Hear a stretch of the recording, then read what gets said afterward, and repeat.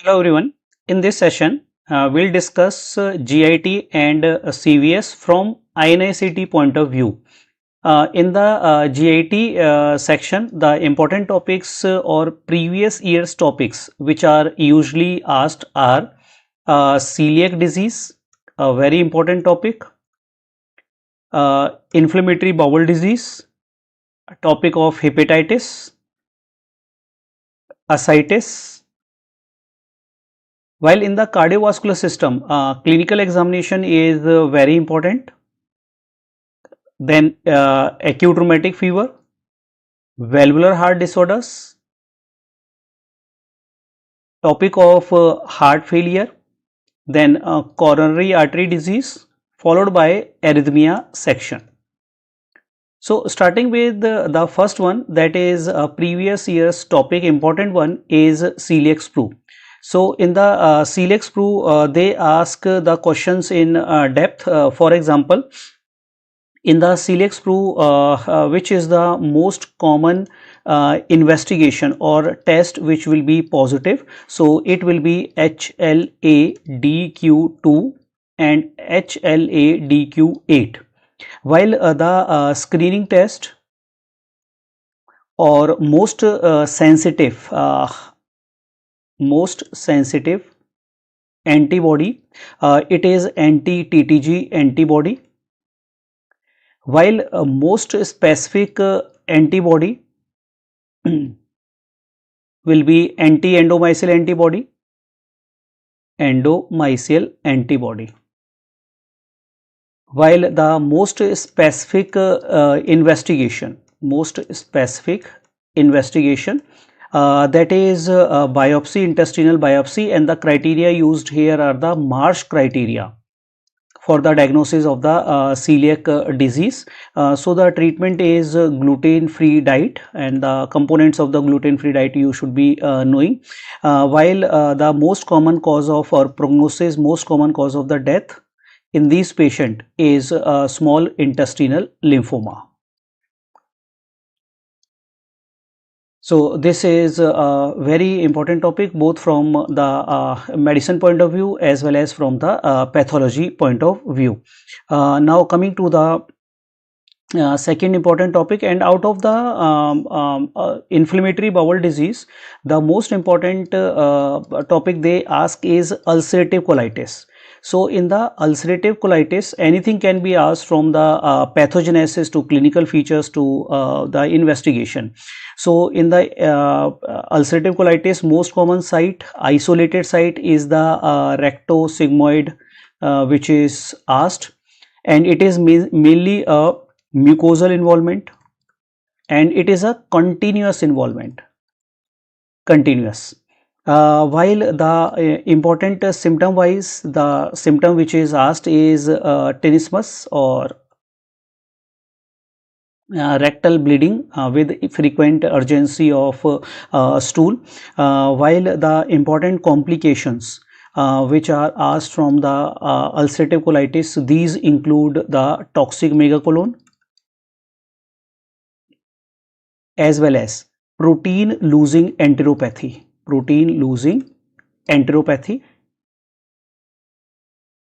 while extra intestinal manifestations. So in the extra intestinal specific manifestations, these are primary sclerosing cholangitis as well as pyoderma gangrenosum, which is asked. While the antibody which is present here is the p-ANCA antibody. While in the treatment point of view, so the treatment is usually ASA agents and steroids, while in the refractory cases, TNF alpha antibody or cyclosporin can be asked, as well as the new agent. For example, new agent like vedolizumab, usually for the refractory conditions. While in cases of the Crohn's disease, the almost the similar picture will be there, but it will be a skip lesions and transmural involvement which will be asked here. Now in the topic of the liver, that is hepatitis topic is very important, and including the topic of the jaundice in the hepatitis. So if we look at the hepatitis, the most important hepatitis is the hepatitis B, and in the hepatitis B both the serologies are important as well as the management is important. So if we look at the serology, so the most important serology is the HBs antigen positivity scenario. Along with that, if IgM anti-HBC is present, that will be a case of a acute infection, while along with that IgG anti-HBC is present, that will be a chronic infection of hepatitis C. While if HBs antigen is negative, along with that IgM anti-HBC is present, most likely it will be a case of a window period. Window period will be the answer, one of the favorite question of the examiner. And along with that, if IgG anti-HBC is present, that will be a case of past infection. And post-vaccination, so the post-vaccine status will be anti-HBs only, that will be only present here. While the other type of the question is on the management, especially of a chronic infection. So in the chronic infection, if HBV DNA status is asked less than 2000, then simple observation will be done, and if it is more than 2000, then if the liver biopsy is indicative of moderate to severe inflammation, then antiviral will be needed, antiviral, and usually the antiviral of choice is tenofovir as a monotherapy. So remember, it is a monotherapy which is indicated, monotherapy. Now the other important serology is hepatitis D, co-infection and superinfection, superinfection. So the common antibody here will be IgM anti-HDV, that will be common present here, but in the co-infection it will be IgM anti-HBC and IgG anti-HBC for superinfection. Superinfection has got more mortality risk as compared with the co-infection. Then the topic of the ascites. So in the topic of the ascites, most important is the SAAG that they will ask. So serum albumin minus ascitic albumin. So if this is more than 1.1, then we will look at ascites, total proteins. So know this point. See the question, total proteins are more important, and in grams per deciliter, if this total protein is less than 2.5, that will go more in favor of cirrhosis or maybe spontaneous bacterial peritonitis. And if if the ascites total protein is more than 2.5, then it is a post-sinusoidal causes of portal hypertension, post-sinusoidal causes. Example, CHF, constrictive pericarditis, Budd-Chiari syndrome. While if SAEG is less than 1.1, then it could be because of low ascites, high ascites albumin, which is due to inflammatory peritoneal diseases. So inflammatory peritoneal disorders like TB or tuberculosis or cancer, acute pancreatitis. And the second cause of this ratio going low is a decrease in serum albumin, which is usually due to nephrotic syndrome.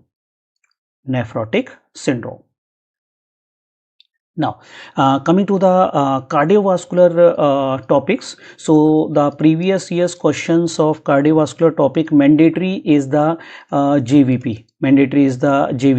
And different forms of the JVP you should be knowing, and these waves, why they are produced, these are the very important types of the question which will be asked. and you will be asked where is in the cardiac cycle, which wave is present during which cardiac cycle, and most important is the A wave pathology that should be known to you. And the second important topic is the cardiac murmur. Cardiac murmur are essential.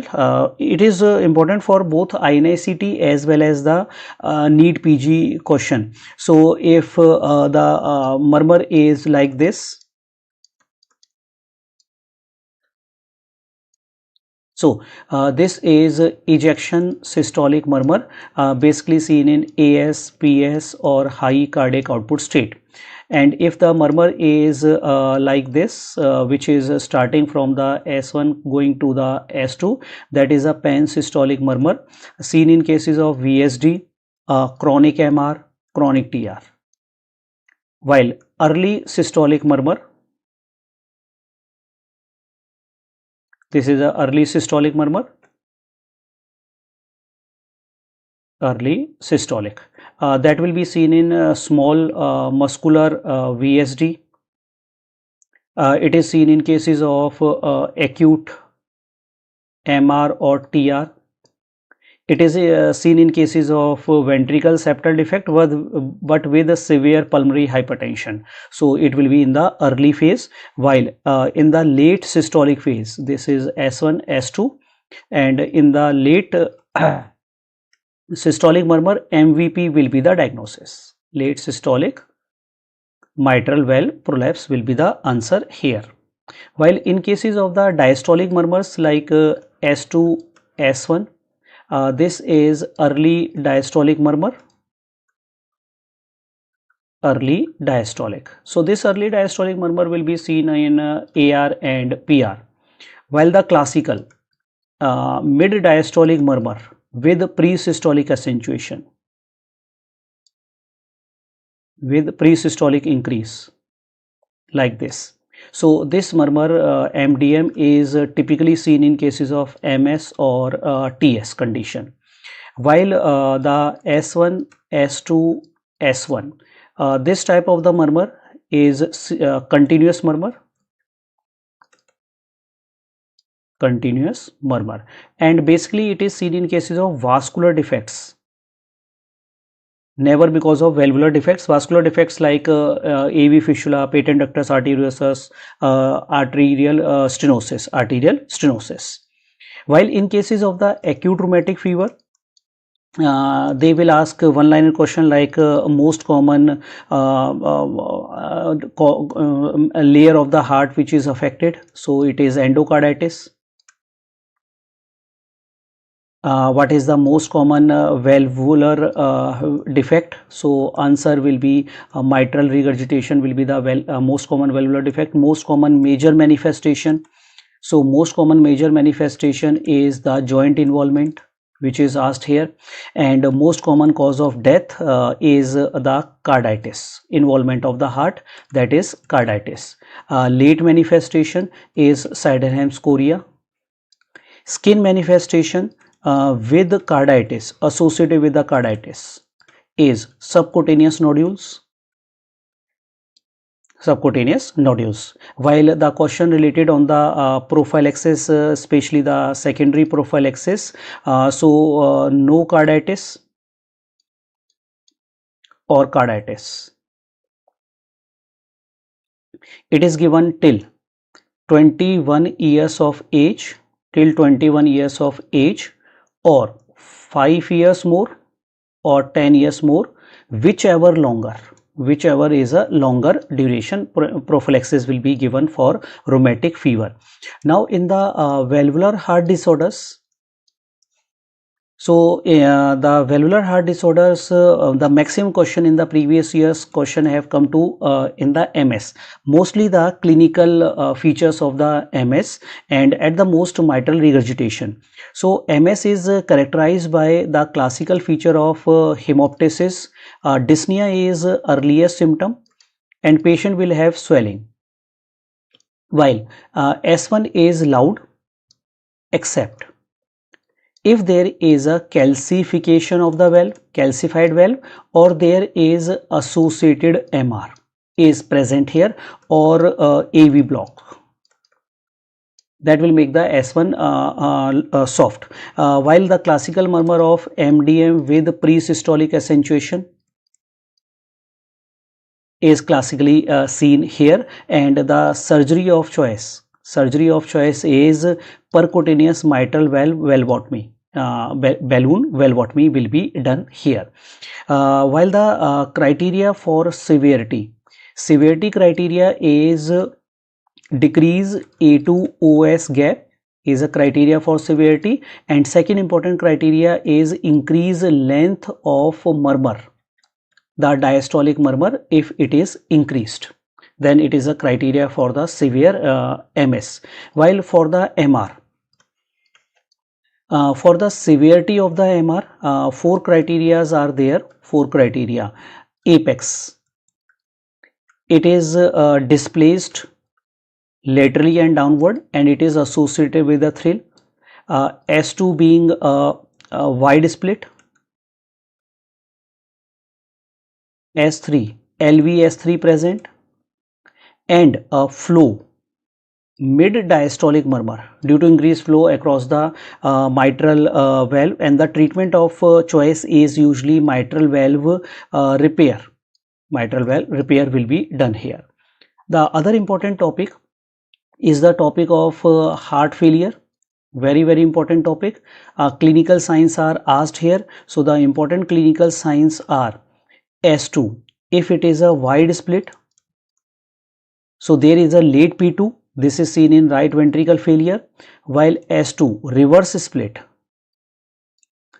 is due to late A2 seen in left ventricle failure, while S3 is indicative of heart failure with reduced ejection fraction. S4 if present is indicative of heart failure with preserved ejection fraction. While in the management, ARNIs are the preferred agent. Now they are preferred over ACE inhibitors. Other agents are beta blockers, MC, that is metoprolol, carvedilol, and bisoprolol. Then SGLT2 inhibitors irrespective of the diabetes status, and anti-aldosterone agents. Anti-aldosterone, and out of which SGLT is also approved for heart failure with preserved ejection fraction. While in the cases of coronary artery disease, most important topic they ask is an NST elevation MI, which is characterized by the ST depression in the ECG and troponin elevation. So the mainstay of the treatment here is conservative treatment, with dual antiplatelet therapy, anti-thrombotic agents, nitrates, and beta blocker.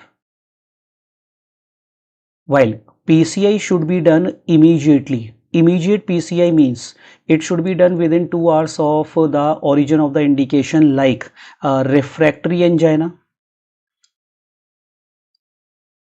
heart failure, ventricle tachyarrhythmias, or patient is hemodynamically unstable, then PCI should be done immediately within 2 hours. While the ST elevation MI, the most important aspect is the PCI, and PCI should be done within 90 minutes of patient arrival. Patient arrival should be done. While thrombolysis should be preferred. Thrombolysis, if delay in PCI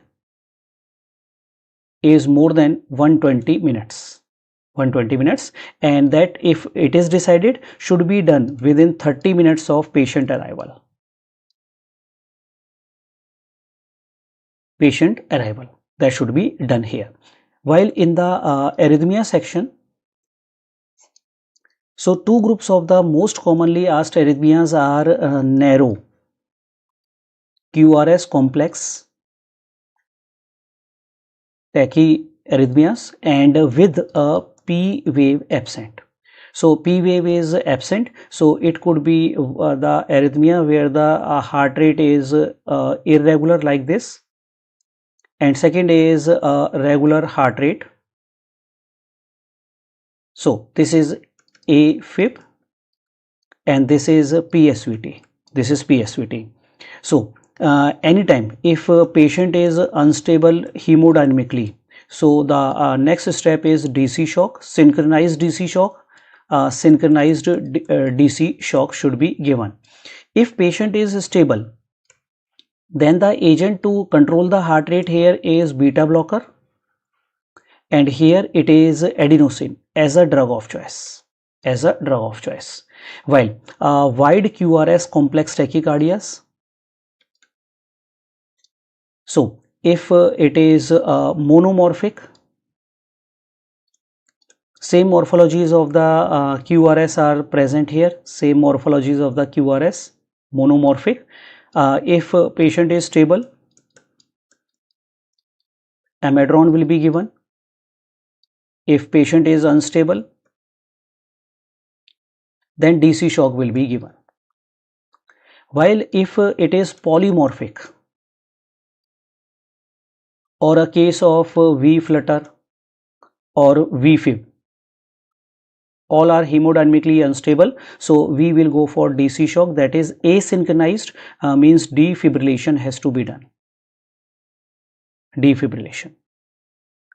So these are the important topics and the questions, expected questions which will be asked in your exams. So wishing you all the very best for your upcoming INICET exam, and revise whatever you have already done in the preparation of INICET. And INICET has a different approach कि PYTs are asked but in more depth year by year.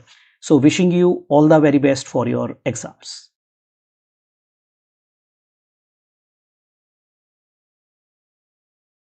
Hello students, welcome to this session on respiratory medicine for INICET.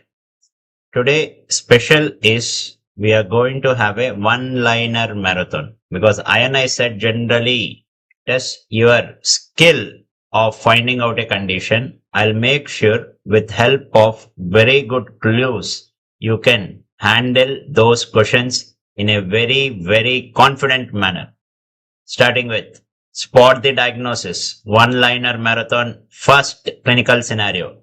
There is a patient with pancreatitis, shortness of breath, and X-ray is showing bilateral diffuse pulmonary infiltrates. We have discussed many times in the class. Whenever there is pancreatitis and bilateral diffuse infiltrates, examiner's favorite diagnosis is ARDS. Another patient with HIV. He has taken IV drugs and there is high PaCO2. What is the diagnosis? High PaCO2, background of IV drug abuse. This is a type 2 respiratory failure, and this is due to CNS depression by narcotics. When you see an young female with raised pulmonary artery pressures and dyspnea, the first thing that you should have in your mind is a possible pulmonary hypertension. Then if it is pulmonary hypertension, see whether she is fitting into group 1, group 2, group 3, group 4. And most importantly, pulmonary hypertension is a cause of isolated reduction in DLCO. Then pneumonias, infections. When there is pneumonia, diarrhea, especially atypical pneumonia and diarrhea, never forget that it is Legionella. Now answer this question. A patient with atypical pneumonia and hemolytic anemia, this patient is nothing but Mycoplasma pneumonia. Coming to revision pearls, when it comes to respiratory failure, you should know what is type 1. It is hypoxemic respiratory failure. The common causes severe pneumonia. Here ARDS is examiner's favorite. Fibrosis, ILD, pulmonary embolism. When it is type 2 respiratory failure, it is hypercapnic respiratory failure. And the mnemonic is COPD, central cause, obstructive cause, peripheral cause, and diaphragmatic cause. In central, it is brainstem injury, narcotic use, obstruction, severe COPD. Peripheral, various neuromuscular disorders causing respiratory muscle weakness, then diaphragmatic injury. Then ARDS diagnostic criteria. When do you suspect it to be ARDS? Patient will be having acute shortness of breath, 1 week duration. Chest X-ray, bilateral diffuse pulmonary infiltrates, and ARDS is a non-cardiogenic pulmonary edema. And the important criteria, it is PaO2 by FiO2 less than 300 mmHg. Let us see the next set of one-liners. There is a patient with cirrhosis and right-sided pleural effusion. You should think of possible hepatic hydrothorax. What is the type of pleural effusion here? Transudate or exudate? It is a systemic cause. Generally, you will have transudate pleural effusion. Then there is a patient with massive left-sided pleural effusion. We have high amylase and normal pH. Whenever it comes to high amylase pleural effusions, what are the causes? One can be pancreatitis. Other can be esophageal rupture. Other can be malignancy. Now, they have specifically given left-sided pleural effusion. So, your possibility of pancreatitis and esophageal rupture is high. But they have also mentioned normal pH.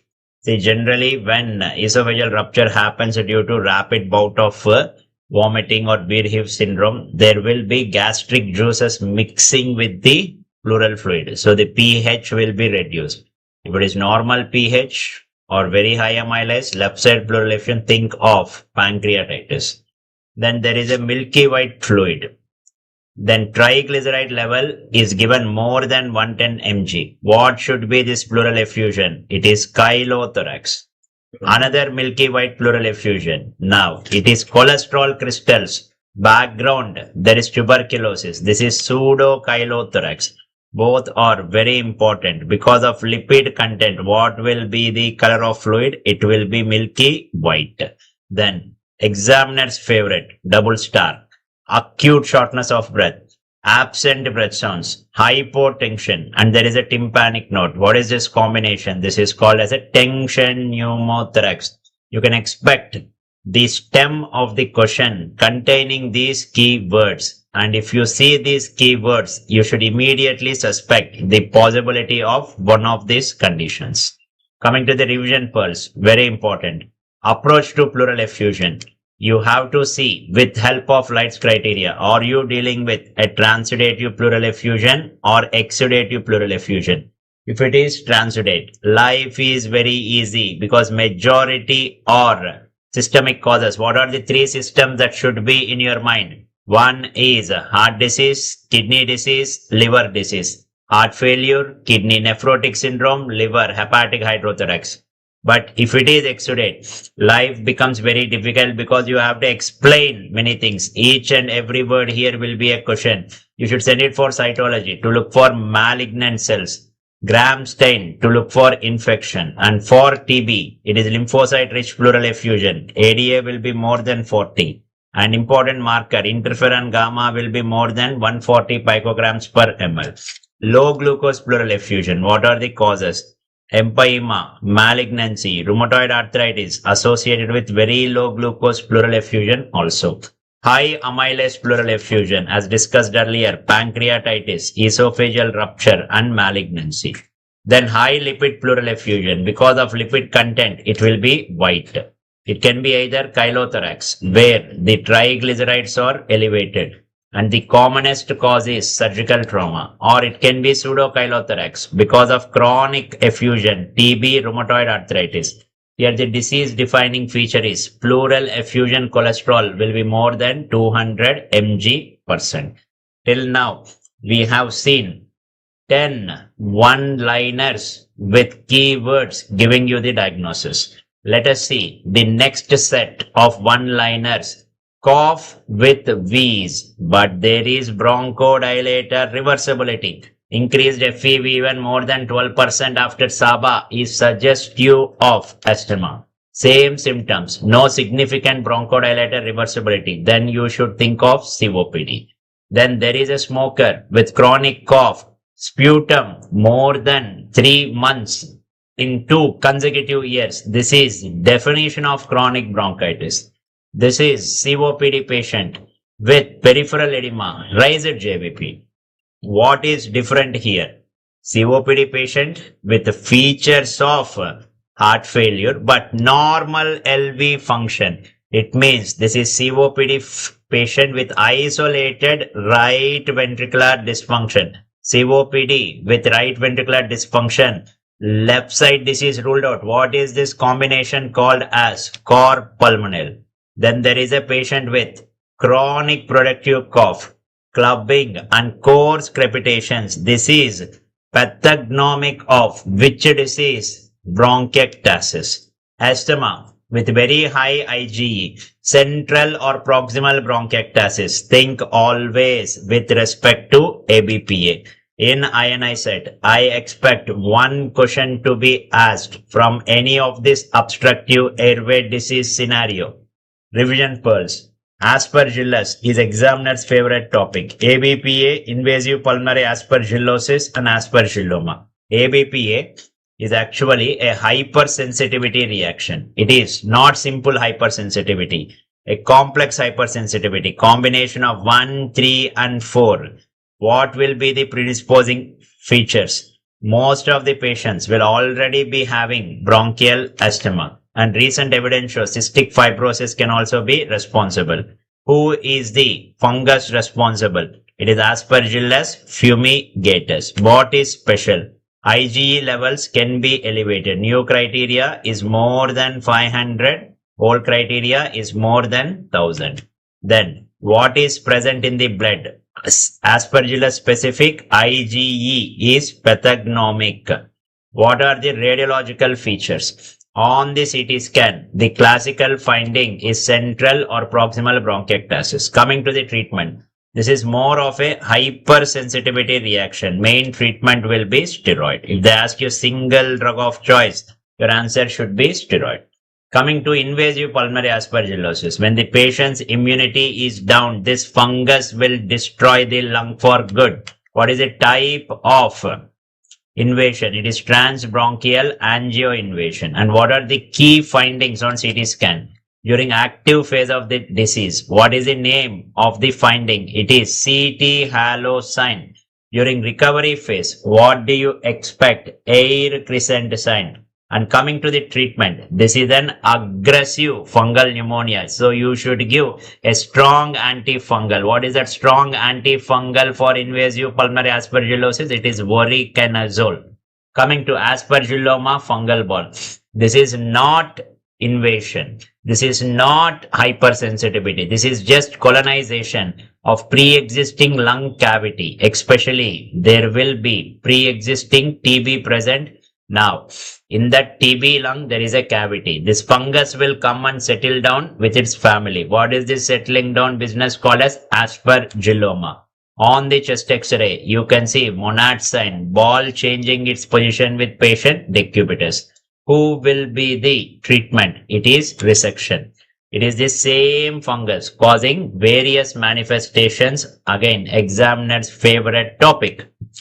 Coming to next set of one-liners, there is a patient with rheumatoid arthritis, RA, with dry cough, fine crepitations.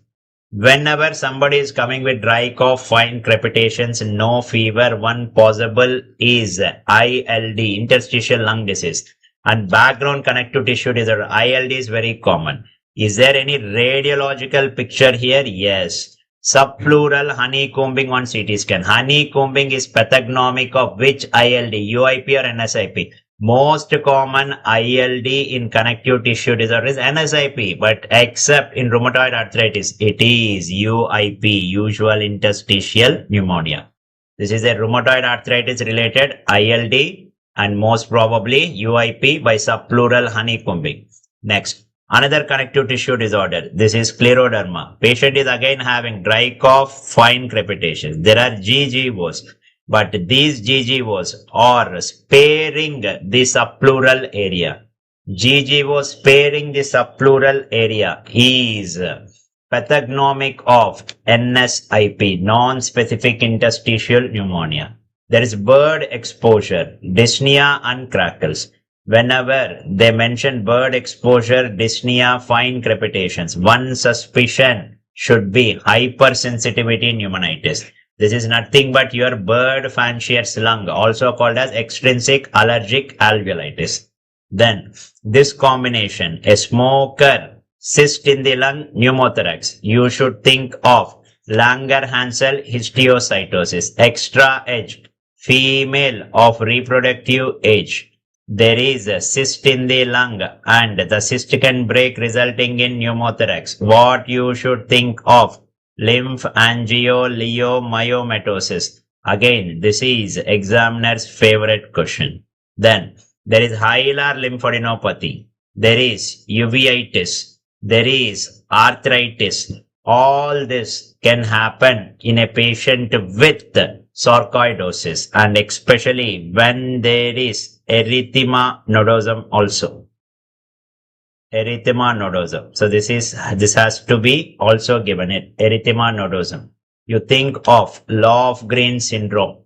These are nothing but various phenotypes of sarcoidosis. So when it is hilar lymphadenopathy, arthritis, erythema nodosum, uveitis in Lofgren syndrome is plus or minus, not mandatory, but hilar lymph node enlargement, arthritis, erythema nodosum, it is Lofgren syndrome. Even if they give you randomly this combination also, you think of sarcoidosis. But if they specifically say hilar lymphadenopathy, arthritis, erythema nodosum, then you can confidently say it is Lofgren syndrome. Let us see revision pearls. ILD, examiner's favorite, the differentiating features of UIP IPF versus NSIP. Clinical presentation. UIP, it is elderly, male predominant, more of chronic symptoms happens in smokers, fine crepitations, clubbing. And in biopsy, you see all bad findings, that is fibroblastic foci. Radiology, the disease is bilateral, lower zone predominant. Good findings called as ground glass opacities are less. More of honeycombing is present with significant traction bronchiectasis. Because all are advanced ILD findings, extensive fibrosis, prognosis will be poor. And the treatment available, pirfenidone, nintedanib. If they ask you what is best treatment, old lungs are gone, get a new one, that is lung transplant. NSIP, this is seen in middle age, female predominant, subacute symptoms, fine crepitations. Here you see very rare fibroblastic foci, and on the CT scan, bilateral lower zone predominant disease, more of ground glass opacities, less of honeycombing, because more of good findings, you expect good prognosis with steroid. Then spot the diagnosis, asbestos exposure with pleural thickening, because asbestos is one exposure that causes pleural cancer. What is that? You have to rule out mesothelioma, rheumatoid arthritis with silica exposure and pulmonary nodules. This is a combination of rheumatoid arthritis with pneumoconiosis. It is Kaplan's syndrome. It was first identified with coal, but recently silica is causing it more common. So Kaplan syndrome can be seen both with coal and silica exposure. This was a patient with severe obesity, daytime hypercapnia, CO2 is high in his body. It means there is some amount of hypoventilation. There is obesity, hypoventilation. You cannot explain this with any other disease. It means this patient is having obesity hypoventilation syndrome, also called as Pickwickian syndrome. Then, examiner's favorite. There is a long-term smoker, hilar mass. Hilum is generally central, so it is a central mass. And patient is presenting with syndrome of inappropriate ADH. Whenever there is syndrome of inappropriate ADH, there can be hyponatremia. The tumor cells are producing excess ADH. I told you all hypos are possible of small cell lung cancer. Same scenario, long-term smoker, central mass, but now there is hypercalcemia. Which lung cancer will cause this? Whenever you say mass, probability of lung cancer is there in the examiner's mind. It is squamous cell lung cancer because the tumor cells can produce parathormone related peptide. And this has been again and again asked. All hypos generally with small. Hypercalcemia is a life-threatening metabolic complication of squamous cell carcinoma.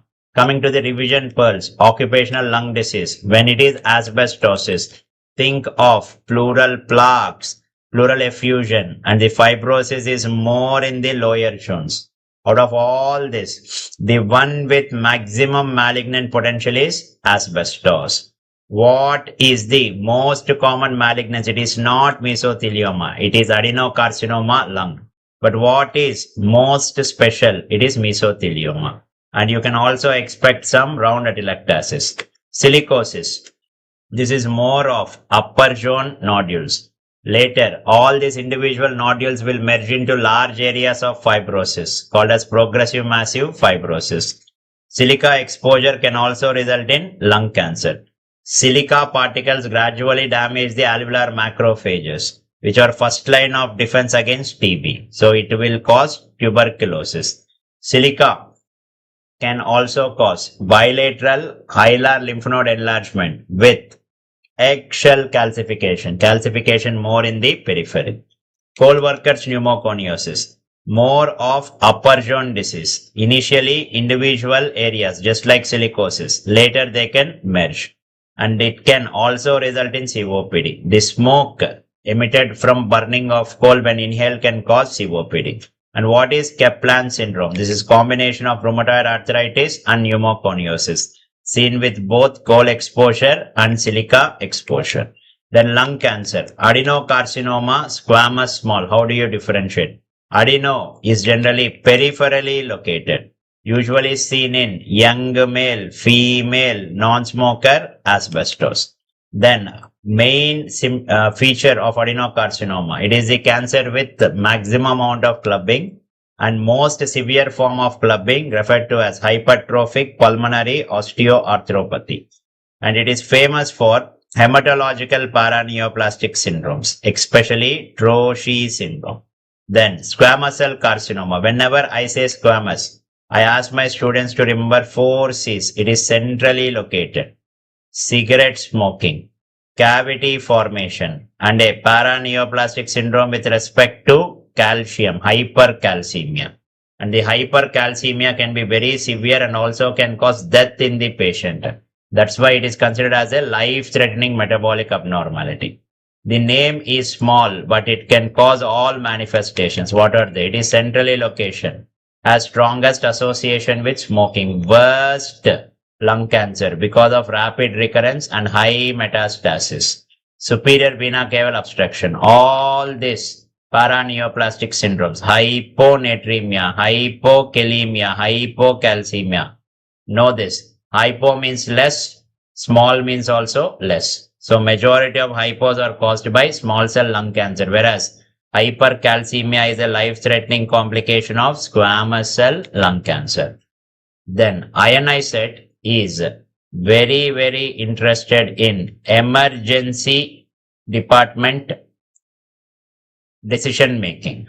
Now, if you have in emergency department a patient with shortness of breath and associated features, he has pleuritic chest pain, hemoptysis, and unilateral swollen lung. He just came into emergency department. What you should think?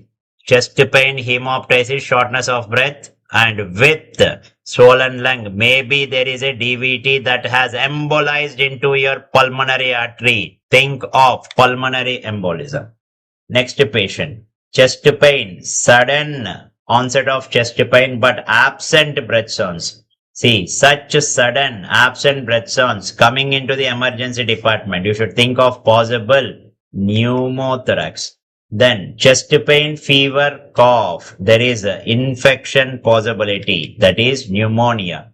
This patient, chest tightness, cough, wheezing, now he has worsened. If it is young and previous history of allergy, most probably it is acute severe exacerbation of asthma. If patient is elderly and smoker, you should think of COPD exacerbation.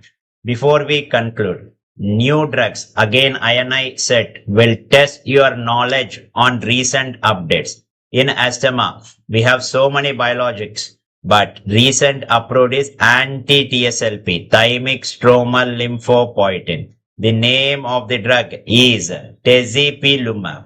Then in COPD, we have a new bronchodilator after ages. This is dual PDE3, PDE4 inhibitor. The name is ensifentrine. Bronchiectasis, there is a new drug approved to reduce the neutrophilic enzyme activity, decrease the inflammatory damage, decrease the worsening and vicious cycle. And what enzyme it is going to inhibit? It is going to inhibit an enzyme called as DPP1. And the name of the drug, brensocatib. ILD, especially in the UIP pattern IPF, you are having a new antifibrotic. It is selective PDE3/4B inhibitor, which is known to decrease the inflammation and fibrosis. The name that you should know is nerandomilast. Then, in lung cancer, immunotherapy, we have anti-PD-1 antibodies, programmed cell death antibodies. In the market, there is nivolumab, pembrolizumab. So what I have done is, in the last 20 to 25 minutes, I tried to make sure you don't miss on those common combinations which are asked in your exam. And also we tried to do some revision pearls, the important topics, the key points that you need to know before your exam. Thank you, students, and all the very best for your upcoming exam. You have done very well till now. You have been focused. You have been persistent. Continue the same. All the best, and God bless you, students. Thank you so much.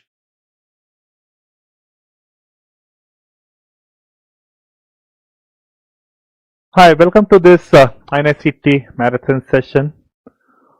Okay, so see, in the general surgery part, certain topics which are very favorite of INICET, I'll be discussing those. Mainly, I'll be telling you the topics. So, trauma is one of the very favorite topic for the INICET. AIMS especially has all these INICETs, they have the best trauma centers in the country. So trauma, first thing, ATLS. There are lots of questions which will follow the same ATLS guidelines. So make sure that you follow that initially when the patient comes, primary survey with adjunct to primary survey. Then secondary survey with adjunct,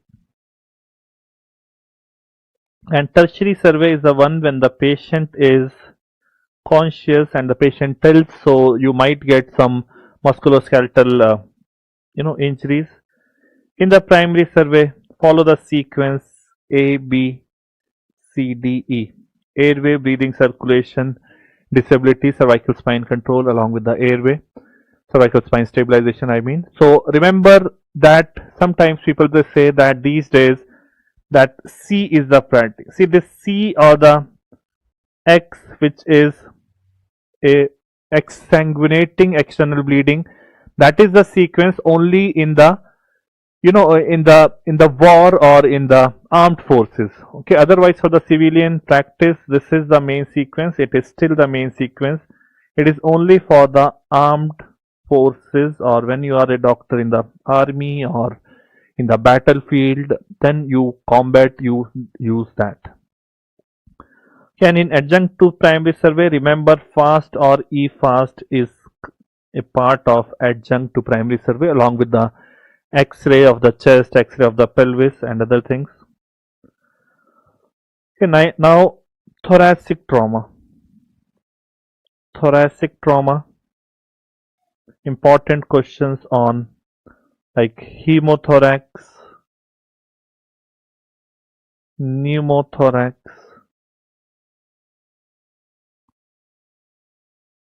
and flail chest. Okay, these are the important topics. Cardiac tamponade. See, cardiac tamponade. One controversy is there in the book. In the Balian Love, it is written that pericardiocentesis has no role in the cardiac tamponade. You take the patient straight away for the OT. See, cardiac tamponade pericardiocentesis is an emergency room procedure. In the emergency room, we do cardiac pericardiocentesis. Ultimately, patient has to go to surgery only. Without surgery, you cannot treat. So surgery is the definitive treatment, but in the emergency room, pericardiocentesis is done, and the AIMS Trauma Center, they are doing this. I have confirmed there.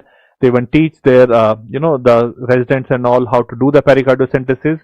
So it's not like there is no role of pericardiocentesis. Definitely, you will try to do the pericardiocentesis. If it is successful, it is well and good. Not successful, then in either case, the patient is going to the OR. So initial pericardiocentesis, definitive treatment is definitely in OT.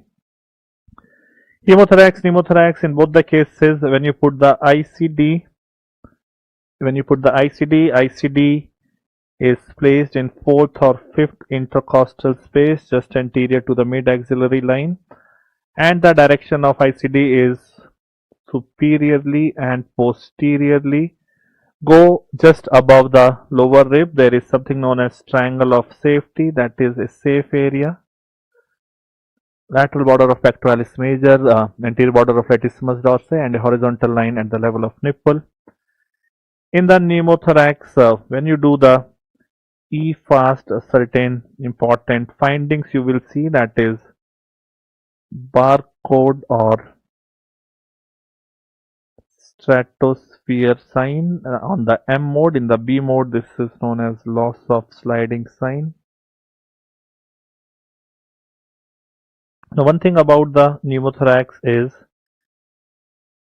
in case of open pneumothorax, the initial treatment is 3-sided occlusive dressing followed by ICD. In case of tension pneumothorax, now how do you know that a pneumothorax is tension? Because it is a type of obstructive shock, you will see hypotension. So when the pneumothorax is having low BP, it means it is tension pneumothorax. First you put a needle and then you put the ICD. Needle is placed in the 4th or 5th intercostal space, same as ICD. In adults, 4th or 5th intercostal space. In children, it is in the 2nd intercostal space, mid-clavicular line. Okay. Flail chest, if there is no respiratory distress, then give oxygen by mask and epidural, thoracic epidural analgesia. Thoracic epidural analgesia. But suppose there is respiratory distress, then you put endotracheal tube and put the patient on intermittent positive pressure ventilation. Put the patient on intermittent positive pressure ventilation. Now the blunt trauma abdomen, investigation of choice. If the patient is hemodynamically unstable, you go for fast. If the patient is hemodynamically stable, the investigation of choice is CCT. But the stable patient, if they ask what is the next investigation, then it is fast here also, because fast is done by the surgeons and you don't have to send the patient anywhere, it is right in front of you. But you try to look in the fast is the free fluid, the minimum fluid should be more than 100 ml. Then only it can be detected on the fast. Now, splenic trauma. If the patient is unstable, you don't have to think twice, just do the surgery, exploratory laparotomy, and take out the spleen, splenectomy.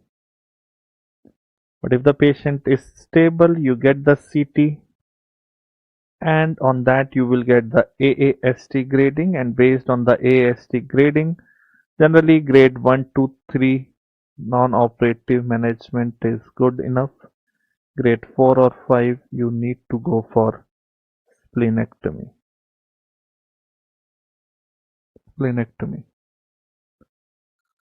Liver trauma, remember, in liver trauma,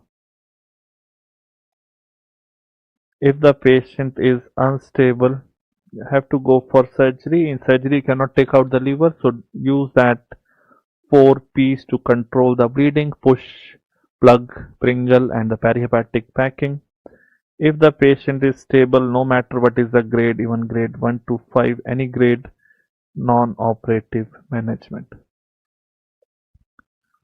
Okay, when the trauma patient comes with hypothermia,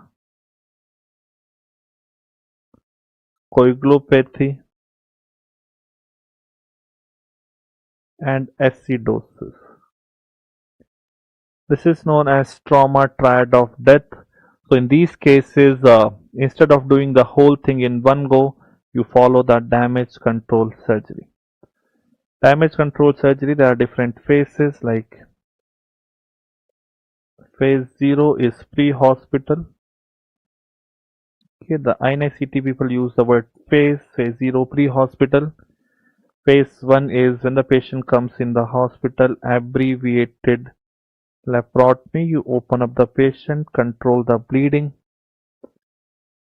limit the contamination. Phase 2, patient goes to the ICU. Phase 3, the definitive surgery. This time you repair whatever you want to repair. Patient has time, and if possible, close the abdominal wall. If it is not possible, then the abdominal wall closure can be done few days later, after 5 to 7 days, when the edema gets settled. In the head trauma, important injuries: EDH because of the middle meningeal artery, biconvex hyperdensity on the CT scan, lucid interval can be seen. Uncal herniation is a red flag sign. Uncal herniation, you will know when there is pupillary dilatation and hemiparesis to the other side. SDH occurs because of the bridging veins. You will see concavo-convex hyperdensity, and if it will be hypodense in case of chronic SDH. Chronic SDH one should suspect in elderly people with a trivial trauma, or if the patient is on anticoagulant therapy. Subarachnoid hemorrhage, the most common reason is trauma followed by Barry aneurysm rupture. Okay, you will see the blood in those spaces, sulci gyri, Sylvian fissures and all. There you will see the blood. Especially if it is because of Barry aneurysm, initial treatment is nimodipine to relieve the vasospasm. Diffuse axonal injury is a common but at the same time very lethal type of injury. The CT appears normal. On the MRI you can see pinpoint bleeding spots in the corpus callosum. Okay, the treatment of diffuse axonal injury is conservative. In the burn topic, certain things which are important, like how to calculate the percentage. Okay, so that is given by rule of 9. Okay, so percentage calculation is by rule of 9. Then the fluid resuscitation rate, so ATLS is followed. Ringer's lactate is a preferred fluid. In adults, 2 into weight into percentage. In children, 3 into weight into percentage, and in electric 1, 4 into weight into percentage. Total amount, whatever comes, half is given in the initial 8 hours, the remaining half is given in the next 16 hours. Okay, then a thyroid. Thyroid, one very important question which they ask in the INICET is complications of thyroidectomy or the thyroid surgeries. So in the complications, important, bleeding. So bleeding can lead to respiratory distress. Initial management is either put endotracheal tube, and if it is not immediately available, you open the wound bedside. Then there is nerve injury. Very favorite question. External laryngeal nerve is more commonly gets injured, leading to loss of pitch or tone to the voice. Not a big deal, but if the patient is a professional singer, then it could be problematic. Recurrent laryngeal nerve, if it is injured on one side, that will lead to hoarseness of voice. And if it is injured bilaterally, the vocal cord will come and close the airway, leading to airway obstruction. If the parathyroid is removed or ischemia, then it leads to hypocalcemia. Hypocalcemia, because of the parathyroid injury or removal, is usually seen from the 2nd to 4th post-op day. You can see the tetany, carpopedal spasm, Bostek sign, Trousseau sign. If you take the patient to the OT, if a patient who is hyperthyroid and without preparation, you take the patient to the OT, then it can lead to thyroid storm or thyrotoxic crisis. The temperature of the patient will be very, very high. So in these cases, in the treatment, you will give beta blocker, propyl thiouracil, and then you can use sodium iodide, potassium iodide. Another important thing in the thyroid is these days they are asking question on Graves' disease, which is an autoimmune disease caused by TSH receptor antibody. Patient will have classical features of thyrotoxicosis with eye signs. On investigation, you will see that TSH will be very, very low. TSH will be low, and the radioactive iodine uptake will be high. Okay, you can get the ultrasound. You can do the TSH receptor antibody, TRAB TSH receptor antibody. FNAC does not have much role. It will not add any additional information. In the Graves' disease, the treatment options are, the first line treatment option is anti-thyroid drugs. The drug of choice is carbimazole, but in case of pregnancy, especially in the first trimester, you give propyl thiouracil. From the second trimester, you can change it back to carbimazole. Radioactive iodine ablation is a very good second line treatment option after the failure of medical management using iodine 131. Although a very good option, but it will make the patient permanently euthyroid, and also it is not an option for the pregnant females and also not a good option for kids. Surgery is one of the least preferred option, but if at all you are going for the surgery, you need to do preparation for surgery, in which you give antithyroid drugs for 6 to 8 weeks, beta blocker for 2 to 3 weeks, and 10 days before the surgery one can give Lugol's iodine also. Now the thyroid malignancies. Papillary thyroid cancer, which is the most common type, the risk is radiation in the childhood. Other risk factors are also there. Remember, on the histology, you will see the orphan NEI nuclei and some MOMA bodies. The most common route of spread is lymphatic. Sometimes the patient comes only with the lymph node enlargement, that is known as lateral aberrant thyroid, and this is the only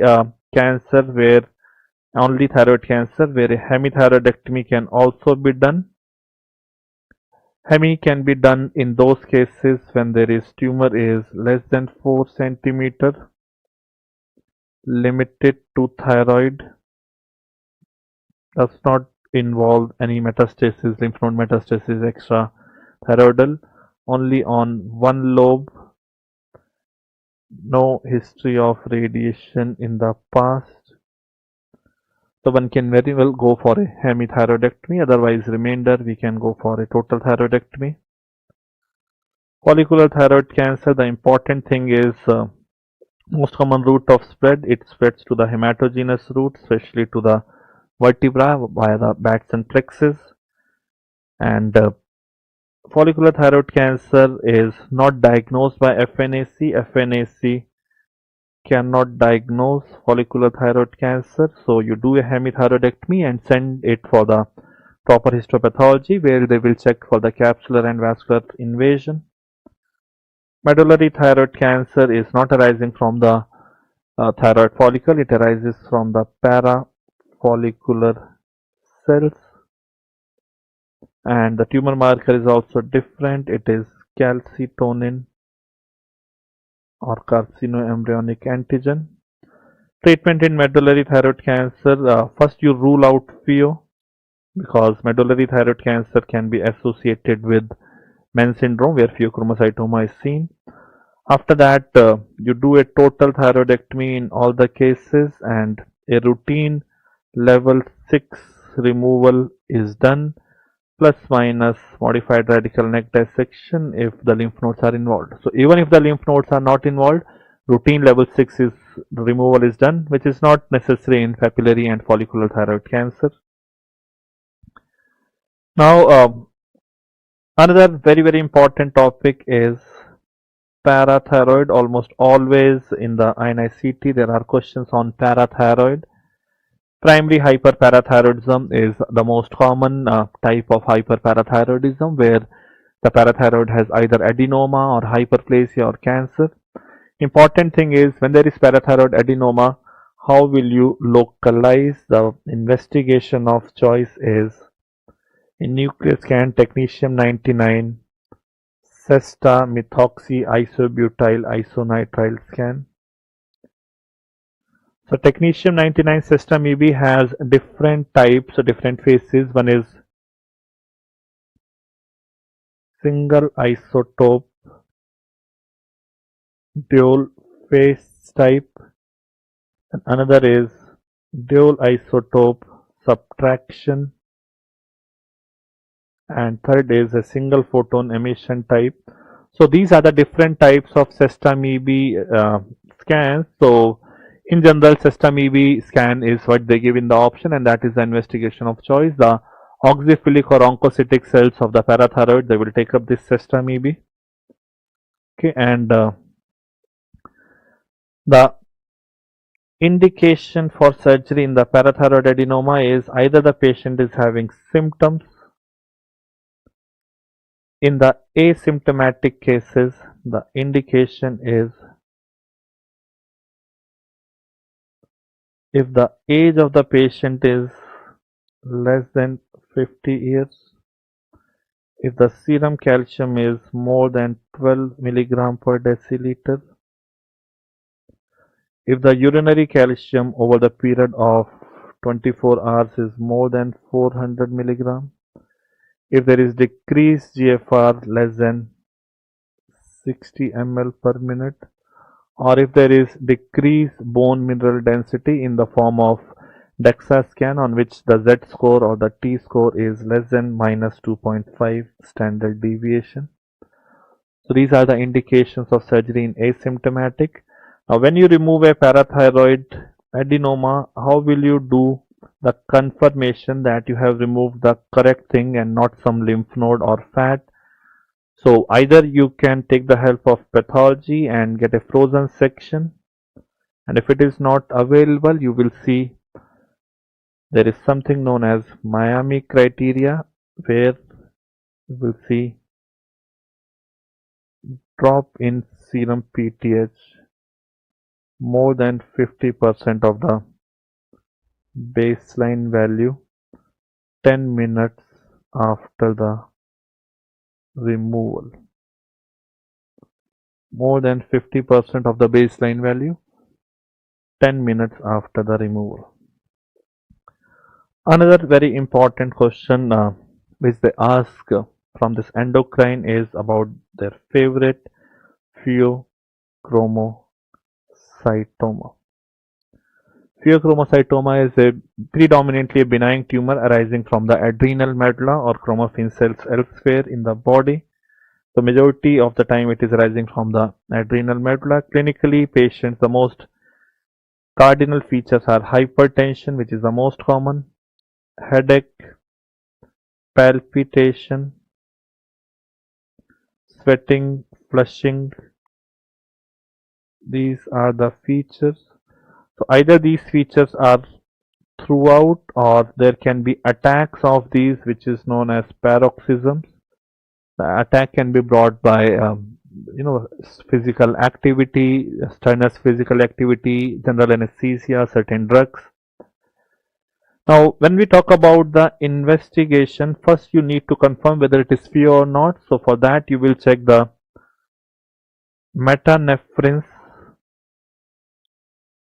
or vinyl mandelic acid. You can check the catecholamines also, but metanephrines VMA is most sensitive. So this you will check in the plasma if the patient is a high risk case, in the urine in majority of the low risk cases. High risk case means either the patient belongs to those syndromes in which pheochromocytoma is frequent, like multiple endocrine neoplasia 2, von Hippel-Lindau, neurofibromatosis 1, or pheochromocytoma and paraganglioma syndrome. Or if there is a family history of pheochromocytoma, or suppose patient himself has got pheochromocytoma in the past, then you use plasma. Otherwise 24-hour collected urine is used in majority of the patient who does not belong to this category. So if it is high, then you know that the patient is having pheo. Now comes the localization, that if it is pheo, whether it is on the right adrenal or left adrenal, or it is extra adrenal. So the initial investigation you will go for is the CECT. Suppose the CECT it is not localized, then you go for MRI. MRI, although it is the investigation of choice, but if the CT can localize, there is no need of MRI. Suppose MRI also fails to localize, not localized, then you go for a nuclear scan, MIBG. Also suppose CT or MRI shows extra adrenal, then also you go for MIBG. So the role of MIBG is either CT or MRI, they fail to localize, or if there is extra adrenal. Now in the treatment, you cannot take the patient directly. First you have to do the preparation. In the preparation you will give the alpha blocker, classically the phenoxybenzamine, 1 to 3 weeks prior to the surgery.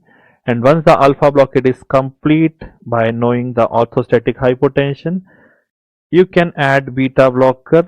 So beta blocker is plus minus. If the patient is having palpitations or tachycardia, then you can add, otherwise it is not required. But alpha blocker is given to the patient, and then you can go for the surgery. In the surgery these days laparoscopic is preferred. You can go for open also.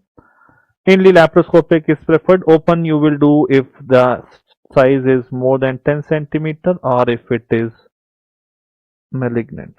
So pheochromocytoma is a very important topic for the exam. Now in the breast topic, the most important thing is the TNM staging. TNM staging is very important. I'm not going to discuss the staging per se, but it is one of the most important staging.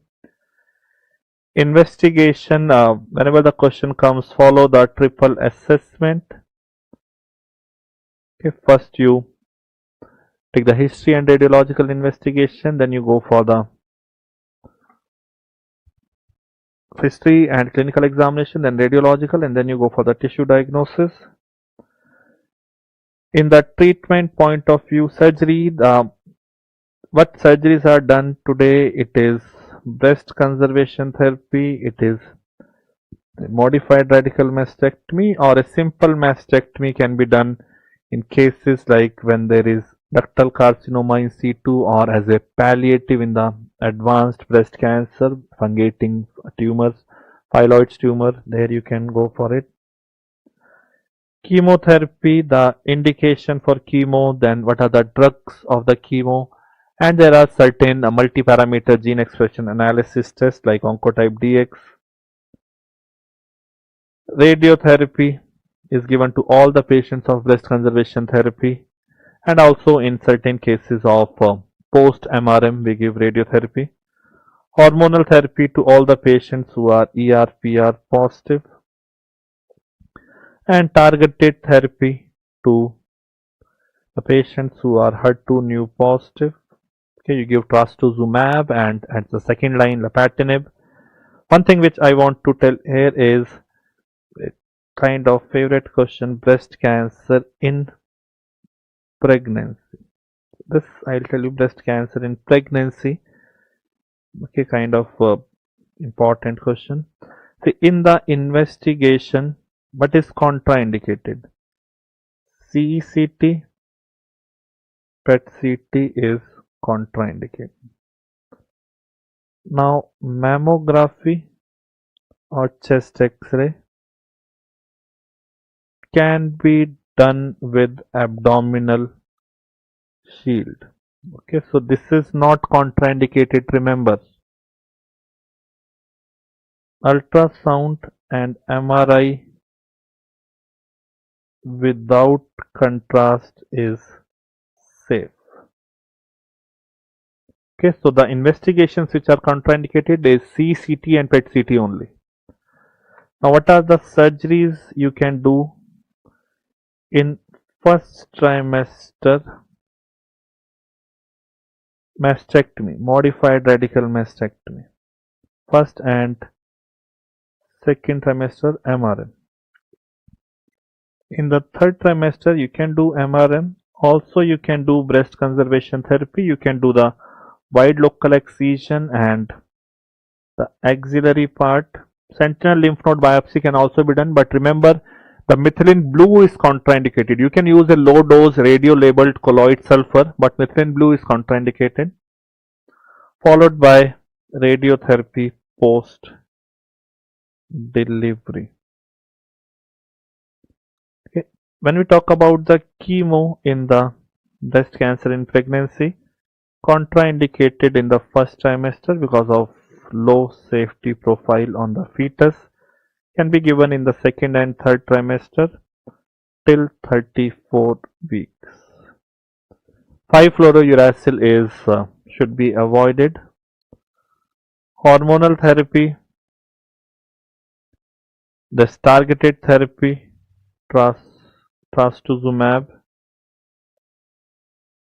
and radiotherapy is contraindicated in all trimesters.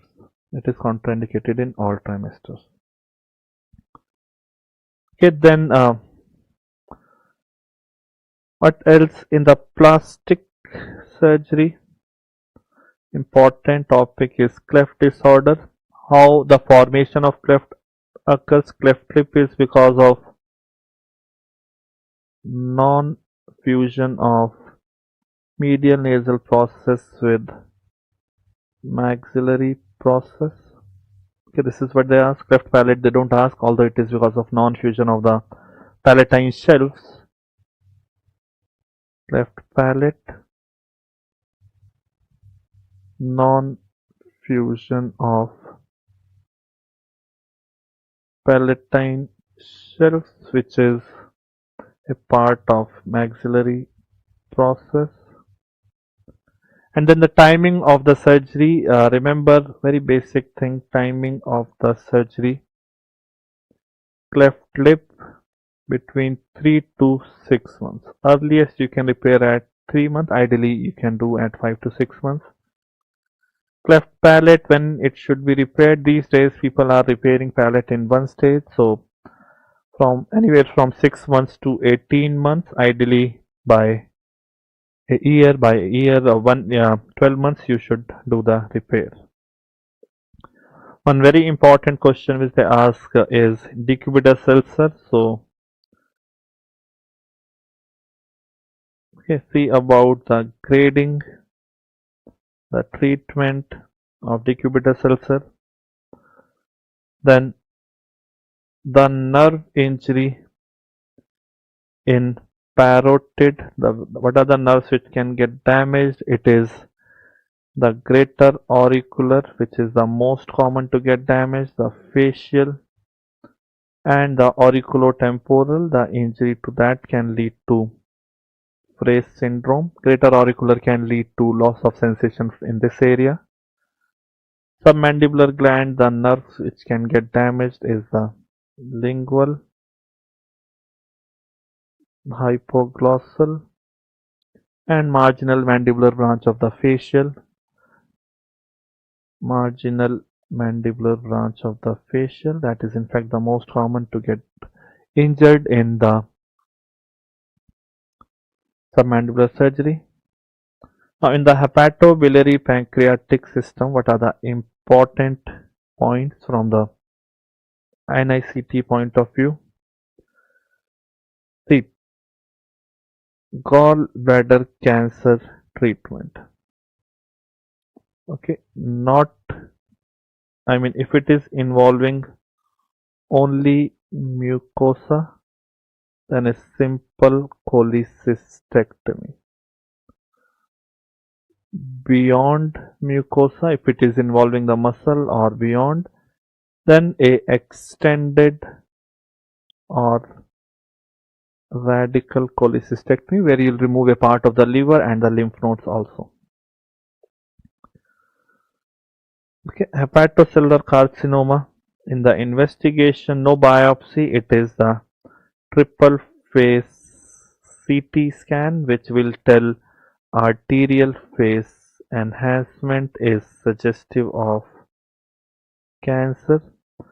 HCC, single HCC, non-cirrhotic liver resection is the first line treatment, provided you get a adequate future liver remnant. If it is cirrhotic liver, the first line treatment is liver transplant. Okay, portal vein embolization is used to increase the FLR, but that will take approximately 4 weeks. Another thing which can increase the FLR much quickly is associating liver partition and portal vein ligation for stage hepatectomy.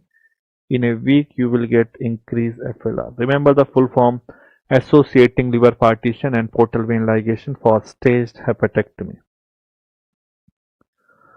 Then, when the gallstone compresses the CBD or the common hepatic duct, leading to jaundice or fistula, with that is known as Mersey syndrome. Subtotal cholecystectomies are done. Gallstone compresses the duodenum, lead to cholecystoenteric fistula with the first part of duodenum. So once the stone reaches in the intestine, in the distal part of the ileum, it gets stuck, leading to intestinal obstruction known as gallstone ileus, where you will see Rigler's triad, where there is stone in the intestine, multiple dilated bowel loops, and air in the biliary tree, pneumobilia. Remember, the initial treatment is relieve the obstruction, followed by cholecystectomy and repair of the duodenum later on when the patient is much better. Then choledochal cyst is an important topic. There is Todani classification. The most common type is type 1, which is fusiform. The least common is type 2, which is saccular dilatation. And the maximum risk of cancer is seen in type 1 and type 4. 2 and 3 carries very minimal risk of the cancer. So, but in choledochal cyst, you have to do the surgery no matter patient is having symptoms or no symptoms. Now,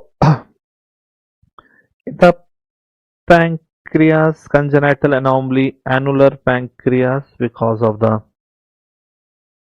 abnormal rotation of ventral pancreatic bud. Remember, do not divide the ring, just bypass that area by doing duodenostomy. Then carcinoma head of pancreas, that, or you can say the periampullary cancer. The treatment is pancreaticoduodenectomy, also known as Whipple surgery, pancreaticoduodenectomy or Whipple's. After resection, the order of repair is first you do a pancreaticojejunostomy, then you do a hepaticojejunostomy, followed by gastrojejunostomy. Okay, then when we talk about the cystic neoplasm, it is mucinous cystic neoplasm, which is the most common type in the perimenopausal age group. Serous cystic neoplasm in the elderly patient, you will see cluster of grape appearance. And there is intraductal papillary mucinous neoplasm, which can arise from the main duct or the side branch. In the main duct, you will see something known as Ohashi triad, where you can see the fish mouth like opening of the main pancreatic duct. You can see the mucin like discharge and dilated main pancreatic duct. Okay, so these are the cystic neoplasm. Neuroendocrine tumors of the pancreas, the most common is non-functional, followed by insulinoma, where you can see the Whipple's triad of insulinoma. Gastrinoma is also a common neuroendocrine tumor. Here there is one thing is important, is that gastrinoma triangle. Okay, so that gastrinoma triangle, you will see the junction of cystic duct and the CBD, one point. Another junction is the second and third part of duodenum, that is another point, and the junction of neck and body of the pancreas. So if you join these three junctions, you will get this triangle known as gastrinoma triangle, also known as Passaro triangle. Okay, so with this, we finish this marathon session, and I wish you all the very best for the INICET exam. You have studied well, and I'm very sure you'll get nice marks. Surgery is usually easy in the INICET, so I wish you all the very best for the exam. Thank you.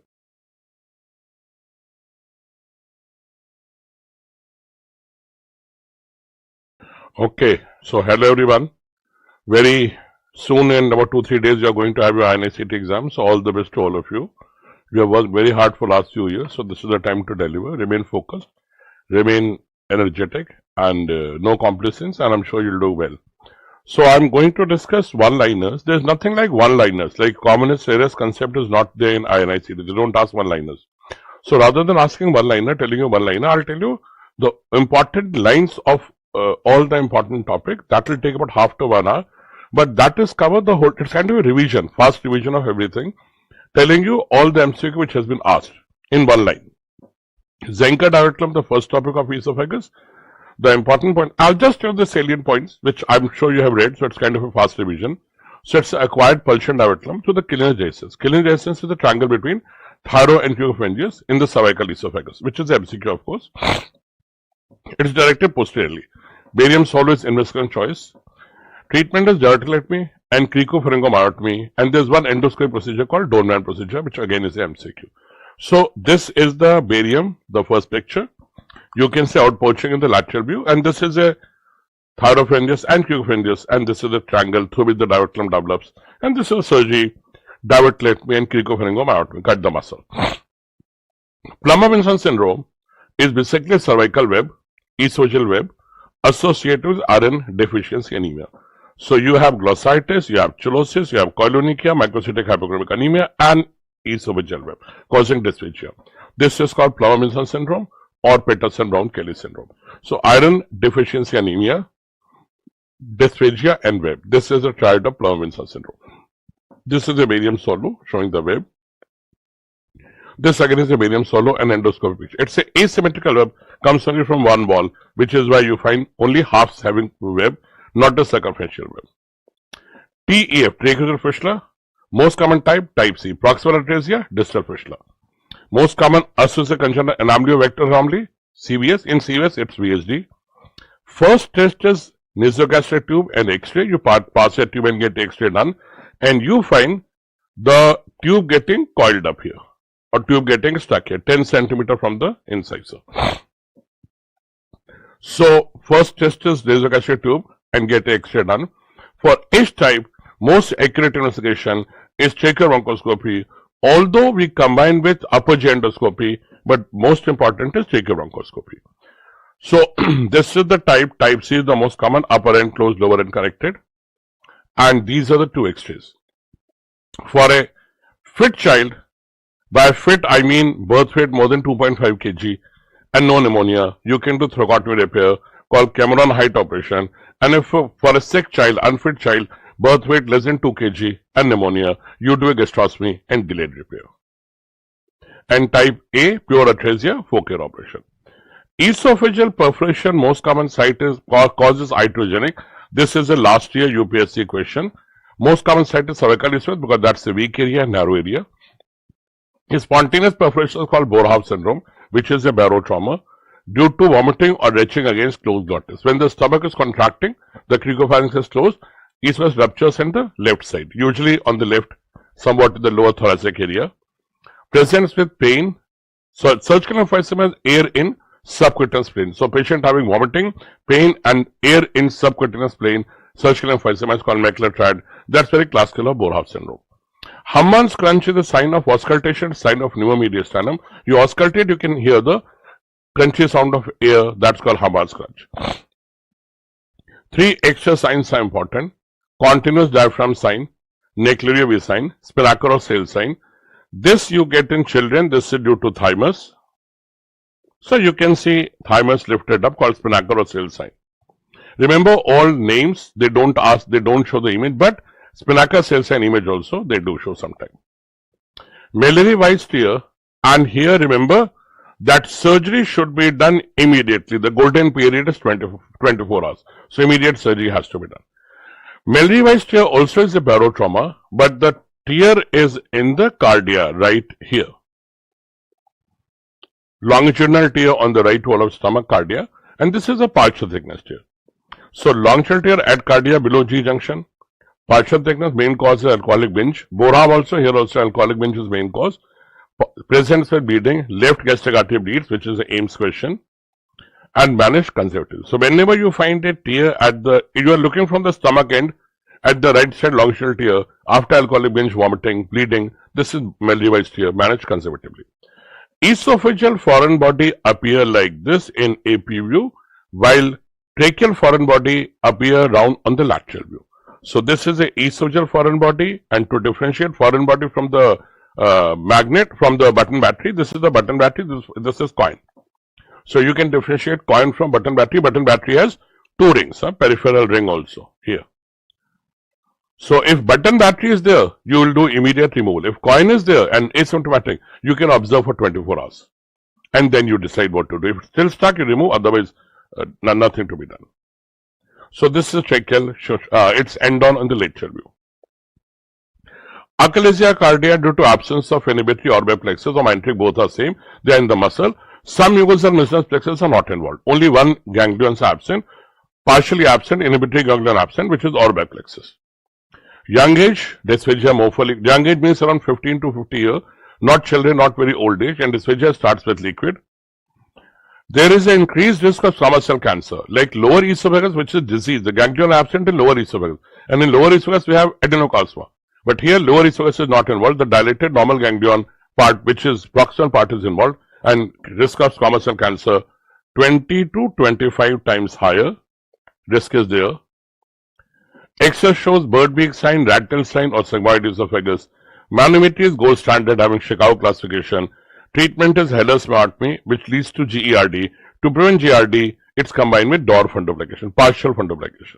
New treatment POEM, which stands for peroral endoscopic myotomy.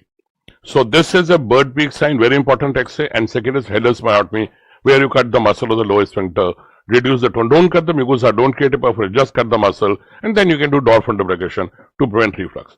So rat tail sign, bird beak sign, sigmoid esophagus, all three are signs of achalasia. Rat tail you do get in cancer also, but in cancer, the rat tail are irregular and serrated. In achalasia, it's smooth. This is another very important X-ray which shows corkscrew appearance. This is seen in diffuse esophageal spasm. Diaphragmatic hernia congenital.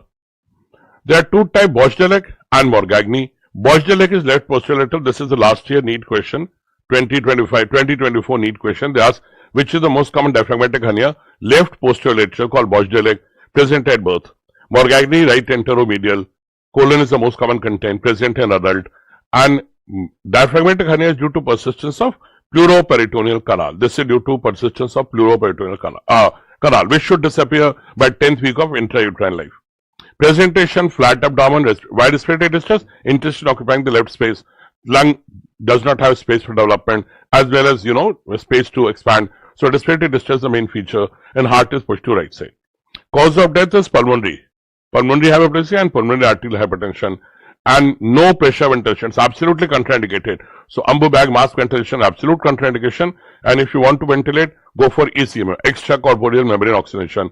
Treatment is repair done through abdomen. Never thoracotomy by abdomen, repair done late. Never do surgery within 48 hours because the lung is immature, prognosis is bad. So let the lung become mature, treat the pulmonary hypertension, and then you treat. Usually we do surgery around 5, 6, 7 days, not within 48 hours. And size of defect doesn't affect the problem. Bigger defect, smaller defect, prognosis not affected. This is an important X-ray for your exam, where you see intestine occupying the left space and heart is pushed to right side. This is congenital diaphragmatic hernia. This is a photo of Nissen's fundoplication that we do for GRD, 360-degree complete wrap, posterior wrap. Partial wrap are toupee, which is posterior, DOR, which is anterior. These are partial wrap. Complete is Nissen's, which is posterior, 360-degree wrap. Esophageal cancer, commonest site is middle one-third squamous cell cancer, all over the world, including India. This is the most common site. In white males, lower, and in GERD patient, lower esophagus is most common, which is adenocarcinoma. Strongest association for squamous cell is tylosis, for adeno it's Barrett's, and screening is done by chromoendoscopy, where we use methylene blue for adeno and luteol's iodine for squamous. First investigation or best is endoscopy and biopsy. To know the staging, PET-CT. If PET is not there, we can simply order CCT. By staging, I mean TNM, all three. By adding PET, we increase the accuracy of metastasis. For TNN, loco-regional stage endoscopic ultrasound high frequency probe, and only for metastasis, we order 18 FDG PET scan, which has a half-life of 110 minutes. So only for metastasis, you can order PET scan. Combined with CT, it will increase the accuracy of metastasis, but it will not help you in TNN, depth and node. PET will not help, only metastasis it will tell you better. Now first photo is PET scan. This one just PET scan, 18 FDG PET scan. This is CT, and this is a merge picture where you can see brain as such has more uptake of glucose, so brain white is not disease normal, but this particular area here showing uptake of FDG and tumor, this is cancer. Second photo is endoscopic ultrasound, where we can see the white line is submucosa, we can see each layer, we can know the depth. So you have many questions. First they show this image and ask how it helps in esophageal cancer. The answer is in staging. It tells the depth and node beautifully. Plus if you want to take the biopsy from lymph node, EUS is best. Three photo, first is Candida, white patches. And this comes as a image-based question. These two do not come as image-based, only theoretically. Cytomegaloherpes seen in immunocompromised patient. Cytomegalo has serpiginous ulcer, Herpes has punched out ulcer. So esophageal cancer investigation summary. All anatomical abnormality, diverticulum stricture, Weber ring, hiatus hernia, barium is best. For all motility disorder, manometer is gold standard. All, achalasia, cardiac, all, manometer is gold standard. For achalasia, we can order barium swallow, which gives bird beak sign. Perforation, CECT has become the best. Today, CECT is the best. But to see the leak, you can order contrastary. And for 24 hours pH monitoring, gold standard is GRD gold standard is pH monitoring, which has a DAMS criteria for diagnosis. Stomach, first topic CHPS, congenital hypertrophic stenosis, male more than female, 4:1 ratio, projectile non-bilious vomiting between 2 to 8 weeks, olive-shaped lump in epigastrium with left to right peristalsis.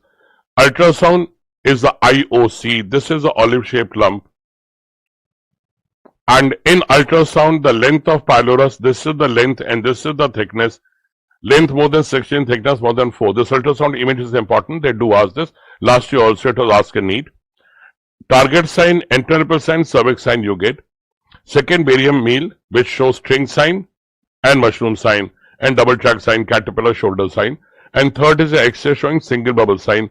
So last year also we have a question at FMGE where they showed this X-ray and asked what electrolyte imbalance you get here. Electrolyte imbalance in gastric obstruction is hypochloremic, hypokalemic, metabolic alkalosis with paradoxical aciduria. Remember, this is a non-surgical emergency, so you never ever go for surgery first, like diaphragmatic hernia congenital. Here also, you correct medical problem first, correct dehydration, acidic imbalance, then go for surgery. So fluid of choice is N/2 saline with potassium and dextrose. Ringer lactate can be given but increases risk of alkalosis. So if adult having gastric outlet obstruction, you don't give ringer, you give saline. If neonate having gastric outlet obstruction, you give N/2 saline. But ringer lactate will increase alkalosis, so saline is best. For small intestine loss, like diarrhea, fistula, ringer is best, ringer lactate. But for gastric loss, saline is best. And in neonate, N/2 saline. Here you add KCl and dextrose also. Surgery, Ramstead pyloromyotomy. Only done when the urine output has become normal, more than 1 ml per kg per hour, means dehydration has been corrected. This is a trichobezoar hair ball in the stomach. They do show this photo, ask what it is. Young female psychiatric patient, they eat hair, so it's trichophagia, obstruction main presentation, treatment is surgery. Rapunzel syndrome, when they extend into the duodenum and jejunum. Acid peptic disease, gastric and duodenal ulcer having different etiology. Gastric ulcer due to decreased mucosal resistance, duodenal ulcer due to more acid production, which is for duodenal ulcer. You stop the acid production by vagotomy, and in gastric you do enterectomy. H. pylori association for gastric ulcer 75%, duodenal ulcer 90%. For both we have to go for any complicated ulcer we have to go for H. pylori eradication. Bleeding artery for gastric is left gastric artery, for duodenal is a gastroduodenal artery. There is a Johnson classification based on the location of the ulcer. So when it is at the incisura lesser curvature type 2, gastric duodenal type 1, incisura, gastric duodenal type 2, prepyloric type 3, at the cardiac lesser curvature next to left gastric artery it bleeds. This is type 4 and NSAID induced type 5. These two are associated with acid hypersecretion, and for these two we do vagotomy. So type 1, 2 and 3 require vagotomy, they have more acid production. Type 4 is next to left gastric artery which bleeds, and type 5 is NSAID induced, which is managed conservatively. These 3 points you remember, these are part of MCQ. Ulcer can perforate, causing peritonitis, or it can bleed as well.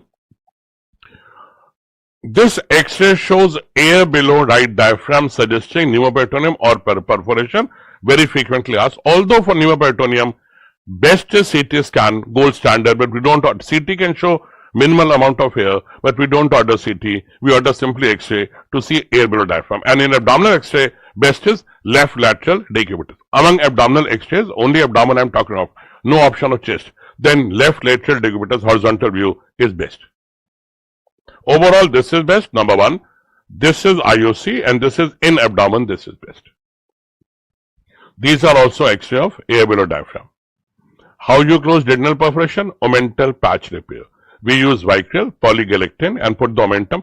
Only Graham's omental. Only duodenum and stomach is closed by omental patch repair. Small intestine, we do primary closure in transverse direction without putting omentum. Upper GI bleed. What is upper GI bleed?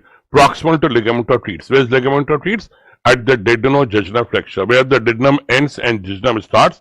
Here we have fourth part duodenum and jejunum. There is a ligament coming from crus or diaphragm called ligament of Treats. Proximal to this is surgical foregut, distal to this is surgical midgut. So it's junction of surgical foregut and midgut, and proximal to ligament of Treats is upper GI bleed. Most common cause of upper GI bleed, peptic ulcer, in which duodenal ulcer more common than gastric ulcer. But most common cause of mortality due to upper GI bleed is esophageal varices. Peptic ulcer are treated by endoscopy and sclerotherapy. Adrenaline is used 1 in 10,000 dilution. And twice you can attempt, only 2 attempts are allowed, 2 attempts are permissible. If it doesn't work, then you have to go for surgery, where you open the duodenum longitudinally and close transversely. So do open the duodenum transversely, longitudinally, close transversely, means make a pyloroplasty of duodenum and ligate the vessel. Bigotomy can be done if the general condition is good.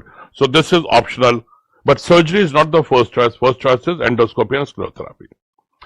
GI cancer, gastric cancer, most common site is today proximal gastric cancer in the western world, but in India interim. And for GE junction cancer, you have a C-word classification, which is MCQ. Minimum number of node removed in any cancer, you have lot many MCQ. For stomach, it should be more than 15. It's better to 16. Esophagus 15, for breast 10, for colon 12, gallbladder 6, and for pancreas, although 12 according to AJCC, but according to International Society of Pancreatology, 15. So American Joint Cancer Committee say 12 for pancreatic cancer, but everywhere people consider 15. So stomach 16, esophagus 15, breast 10, colon 12, gallbladder 6, and pancreas also 12. This is the minimum number of node you have to remove when you operate gastric cancer or any cancer. GIT cancer, most common cancer, colorectal cancer. In colorectal cancer, rectum is most common site, followed by sigmoid, followed by cecum. Most common site of distant metastasis for all GI cancer, it is first lymph node, then liver. First lymph node, then liver. But for just directly hematogenous without lymph node involvement.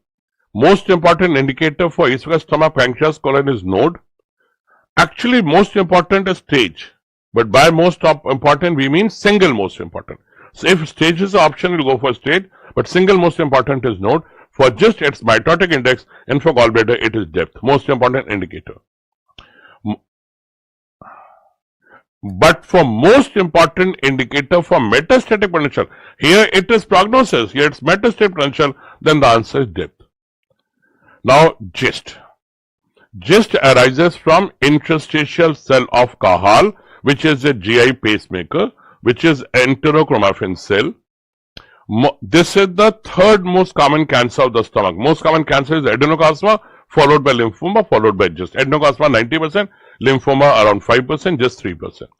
So most common site of GIST, it's coming from muscle layer, not from mucosa, from interstitial cell of Cajal, which is a pacemaker. It's called Cajal. So stomach is the most common site, followed by ileum and GIT. Most are positive for CD117. If the tumor is coming from stomach, CD117 positive. Spindle cell are there and coming from muscle, presenting with hematomesis. This is GIST. So most are positive for CD117, some are positive for DOJ1, and 70% for CD34. Hematomesis is the main presentation. It has a tendency for direct bloodborne secondary to liver and direct invasion to peritoneum and pancreas and omentum. Node are usually negative. Unlike adenocarcinoma, which first goes to liver, then bloodborne, here directly bloodborne to liver. Node are not involved. Most are positive for CKIT, and spindle cell is the most common type. Malignant potential decided by Fletcher criteria, size and mitotic index. This is the most important indicator for prognosis. This is second most important. Node is not a criteria for prognosis here. Mitotic index more than 5 per 50 high power field, size more than 5, both are suggestive of cancer. IOC CT scan for recurrent GIST PET scan for biopsy, EUS guided biopsy. GIST is found in layer 4. Layer 4 is muscaris propria, layer 2 is muscaris mucosae. It's found in muscle layer. That's layer 4 and 2 in EUS. Treatment of GIST is surgical resection. You have to go for 1 centimeter margin. 1 is recommended margin, but we take for the safety purpose 2 centimeter margin. Nodes are not removed because nodes are not involved. If GIST is c-KIT positive, then it acts through tyrosine kinase. So imatinib is a tyrosine kinase inhibitor, which is the drug for GIST. Neoadjuvant, adjuvant, and for recurrent GIST, we give imatinib. Dose is 400 mg per day. This you have to remember, it's a part of MCQ. For imatinib resistant GIST, sunitinib. Sunitinib is drug of choice. And mitotic index and size are the main indicator for survival. GIST can cause hypothyroidism. That's called consumptive hypothyroidism. So for GIT cancer, summary is best and first investigation for stomach, colon, esophagus is endoscopy and biopsy. For depth and node, endoscopic ultrasound. For TNM staging, PET-CT. PET is better. PET will increase the accuracy of metastasis. PET is only for meds. If PET is not there, go for CCT. And only for metastasis, 18 FDG PET scan, which is a half-life of 110 minutes. Carnate triad is a triad of GIST characterized by GIST, paraganglioma, and pulmonary chondroma. Now, this is a double bubble sign erect view which you get a duodenal atresia. Duodenal atresia is the most common atresia in GIT. And the vomiting is bilious because obstruction is distal to ampulla. So, bilious vomiting immediately after birth within few hours. Down syndrome and polyhydramnios are commonly found here. X-ray double bubble sign, treatment, diamond-shaped duodenal duodenoscopy or called Kimura operation. So, two X-rays, this is a supine X-ray, double bubble sign, S is stomach, D is duodenum. This is a erect X-ray which I showed you earlier. So, first X-ray is single bubble sign in gastric outlet obstruction. Second is a double bubble sign in duodenal obstruction.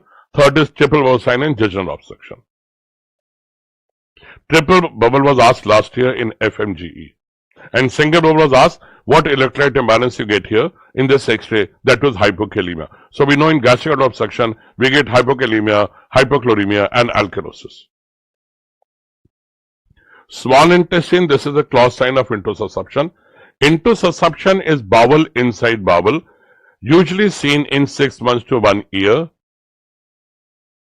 The main lead point is Peyer's patches. Peyer's patches hypertrophy leads to intussusception, adenovirus type 3 infection. Rotavirus vaccine can also cause intussusception, which is MCQ. There are many other causes. Types can be ileal, ileocolic, and colocolic. Ileocolic overall is most common, colocolic in adult. Presents with red currant jelly stool, sausage or banana shaped lump with concavity towards umbilicus, empty right atrial fossa called sign of DAMS, and intermittent pain. This is a sausage or banana shaped lump with concavity towards umbilicus. Investigation, X-ray showing crescent sign, pseudokidney sign. Target sign you have to identify, clause sign you have to identify. These are the two signs that they ask in exam.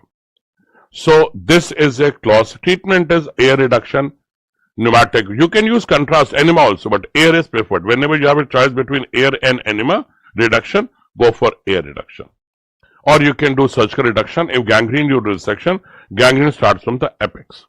This is a clause sign. These two are also clause sign. This is target sign. Target sign in ultrasound. This is the target sign in CT scan. Ultrasound target sign they do ask. Meekles, persistence of proximal end of vitellointestinal duct. If the vitelline duct is persistent, totally patent, then there is fecal discharge from umbilicus. Last year NEET question. So if the whole VID, which is connection of intestine to umbilicus, gets obliterated by 6 weeks of intravenous life, if it is patent, patient has fecal discharge from umbilicus, and if proximal end is persisting, that forms the Meekles. Ectopic tissue found gastric and pancreatic. Bleeding is the main presentation overall, mainly in children. Obstruction in adult, and best is technetium scan. This is the photo. This is Meekles. This is stomach, normal. This is urine in bladder, normal, while this is Meekles. And this is an intraoperative photo. You have to identify Meekles also, outpouching from the intestine. They do, and this is a barium follow through. So they do give photo and ask, based on this photo, they'll say what is true, what is false. So you have to identify Meekles. This is found in distal ileum. Carcinoid, I'll just skip. I mean, there's nothing to explain here. You have to read all the point. Coming from cells of Kulczycki, GIT is the most common site involved. In GIT, most common is midgut. This is actually opposite, like this. Midgut is most common, then hindgut, then, and midgut are argentophoenic cell. Stomach type C is sporadic. This you remember. This is the MCQ in a book. So this I'll leave. And this you can simply, whenever you have a question, when the urinary 5-HIAA high, serum serotonin high, patient having flushing, sweating, diarrhea, etc., and tumor in appendix, this is carcinoid.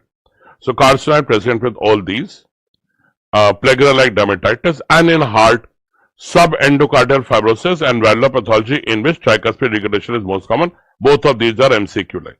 Subendocardial fibrosis and tricuspid regurgitation. This is a new treatment, lutetium 177 dotatate, where lutetium is having high beta emission, dotatate gets attached to receptor, and lutetium destroys the tumor. Intestinal obstruction, most common acute and subaqueous acute, patient not passing flatus feces. What is subacute? Patient passing flatus but not feces. So this most common cause adhesion. For chronic obstruction, cancer. Acute and subacute are usually small bowel obstruction, chronic is large bowel obstruction. And in children, most common is intussusception. Presentation, pain and vomiting in proximal obstruction, distension and obstruction in distal obstruction. Small intestine, pain, vomiting. Investigation, X-ray. For acute, only do X-ray and immediate surgery. Erect can show only diagnosis, but supine can tell you diagnosis. And this is wrong. Please correct it. Erect only shows diagnosis, and supine shows diagnosis and sight both. So subacute ke liye you order CCT. So this is a erect view showing multiple air fluid level, and this is the supine view where this is the large intestine, this is the small intestine, large intestine peripheral having hostra, small intestine central no hostra. And this is the jejunum and this is the ileum, because jejunum has transverse fold called valvulic ornamentus, ileum is featureless. I'll show you another picture. This is jejunum and this is ileum. And by this we know where the obstruction is. This is jejunum having valvulic ornamentus, transverse fold. This is ileum. I'll magnify so that you can appreciate this. This is the jejunum having transverse lines. Valvulic ornament. This is jejunum and this is ileum. This is supine. String of pearl sign, stack of coin sign. This also you can get an obstruction, but not important sign for exam.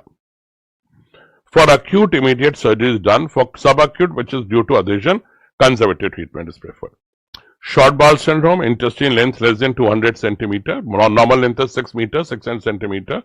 Most common cause medical Crohn's, overall in surgical mesenteric ischemia, where you have removed the bowel. It presents with malabsorption. Hypergastrinemia is a feature which is MCQ, more gastrin produced. Gallstone, cholesterol type due to bile salt deficiency, and renal stone, oxalate type due to hyperoxaluria. This is a question also. Hyperoxaluria, you get an all malabsorption. Treatment, drug of choice, teduglutide, which again is a question, GLP-2 analog, and surgery, Bianchi operation, step and intestinal transplant. Appendix, most common site, retrocecal around 65%, rarest post-ileal only 0.5%. Appendicular artery is a branch of ileocholic artery. It's an end artery, which is why gangrene is so common. But you can have an accessory appendicular artery coming from posterior cecal, which is MCQ. This is called artery of Sheshachalam. Obstructive type is most common type of appendicitis, having more complication. Classical triad is Murphy's triad. Murphy's sign you get in cholecystitis, Murphy's triad in appendicitis. So if you draw a line from umbilicus to ASIS, pain starts here, then shift to McBurney point due to visceral to parietal peritoneum involvement. Visceral peritoneum is umbilicus, parietal is McBurney point. Pain, vomiting, fever is called Murphy's triad. Investigation is ultrasound, where length of appendix more than 6 centimeter with more than 6 millimeters diagnostic, you can get target sign. CCT may show Seeker bar sign or arrowhead sign. Alvarado score you would memorize. This is MCQ asked this year only in INICET May exam. They give you feature and ask you to calculate Alvarado score. So only 2 has 2 point. One is tenderness and second leukocytosis. All of them have 1 point. Migratory pain, anorexia, nausea. This the abbreviation is mantral. MANTRELS. Mantrals. M for migratory pain, A for anorexia, N nausea, vomiting, T tenderness, R rebound tenderness, E elevated temperature, L leukocytosis, L is shift to left, for which now we used to take leukocytosis. So only 10. neutrophilia, sorry. So only tenderness and leukocytosis have 2 points. If the score is more than 7, then this is appendicitis. Approach: any appendicitis, do appendectomy. After 48 hours, patient may develop lump due to omentum. When a lump forms, no appendectomy, manage conservatively, call Osner-Sharon regime, and do interval appendectomy after 6 weeks. If abscess is there, which is diagnosed by CT or ultrasound, go for drainage. Either percutaneous or, this word is important, extraperitoneal drainage. Don't drain in the abdominal cavity, drain outside. And perforated appendix, which is common within 48 hours before the omentum wraps, omentum gives protection. So before 48 hours, common in obstructive type, common in extremes of age in children and old age. Children is short omentum, old age less immunity, and laparotomy. Don't expect air below diaphragm. Perforated appendix does not give rise to air below diaphragm, and treated by laparotomy. The 3 incision, first is gridiron incision, called MacArthur incision, which is a muscle splitting incision. Second is Rutherford-Wilson, muscle cutting incision. 3 muscle you come across. Muscle incision only extended laterally. 3 muscles are external oblique, internal, and transverse abdominis. And this is misprinting. Iliohypogastric nerve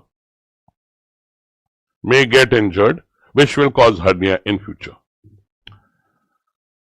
So, and Lance incision is a transverse incision, cosmetically better, and muscle splitting. Only Rutherford-Wilson is muscle cutting.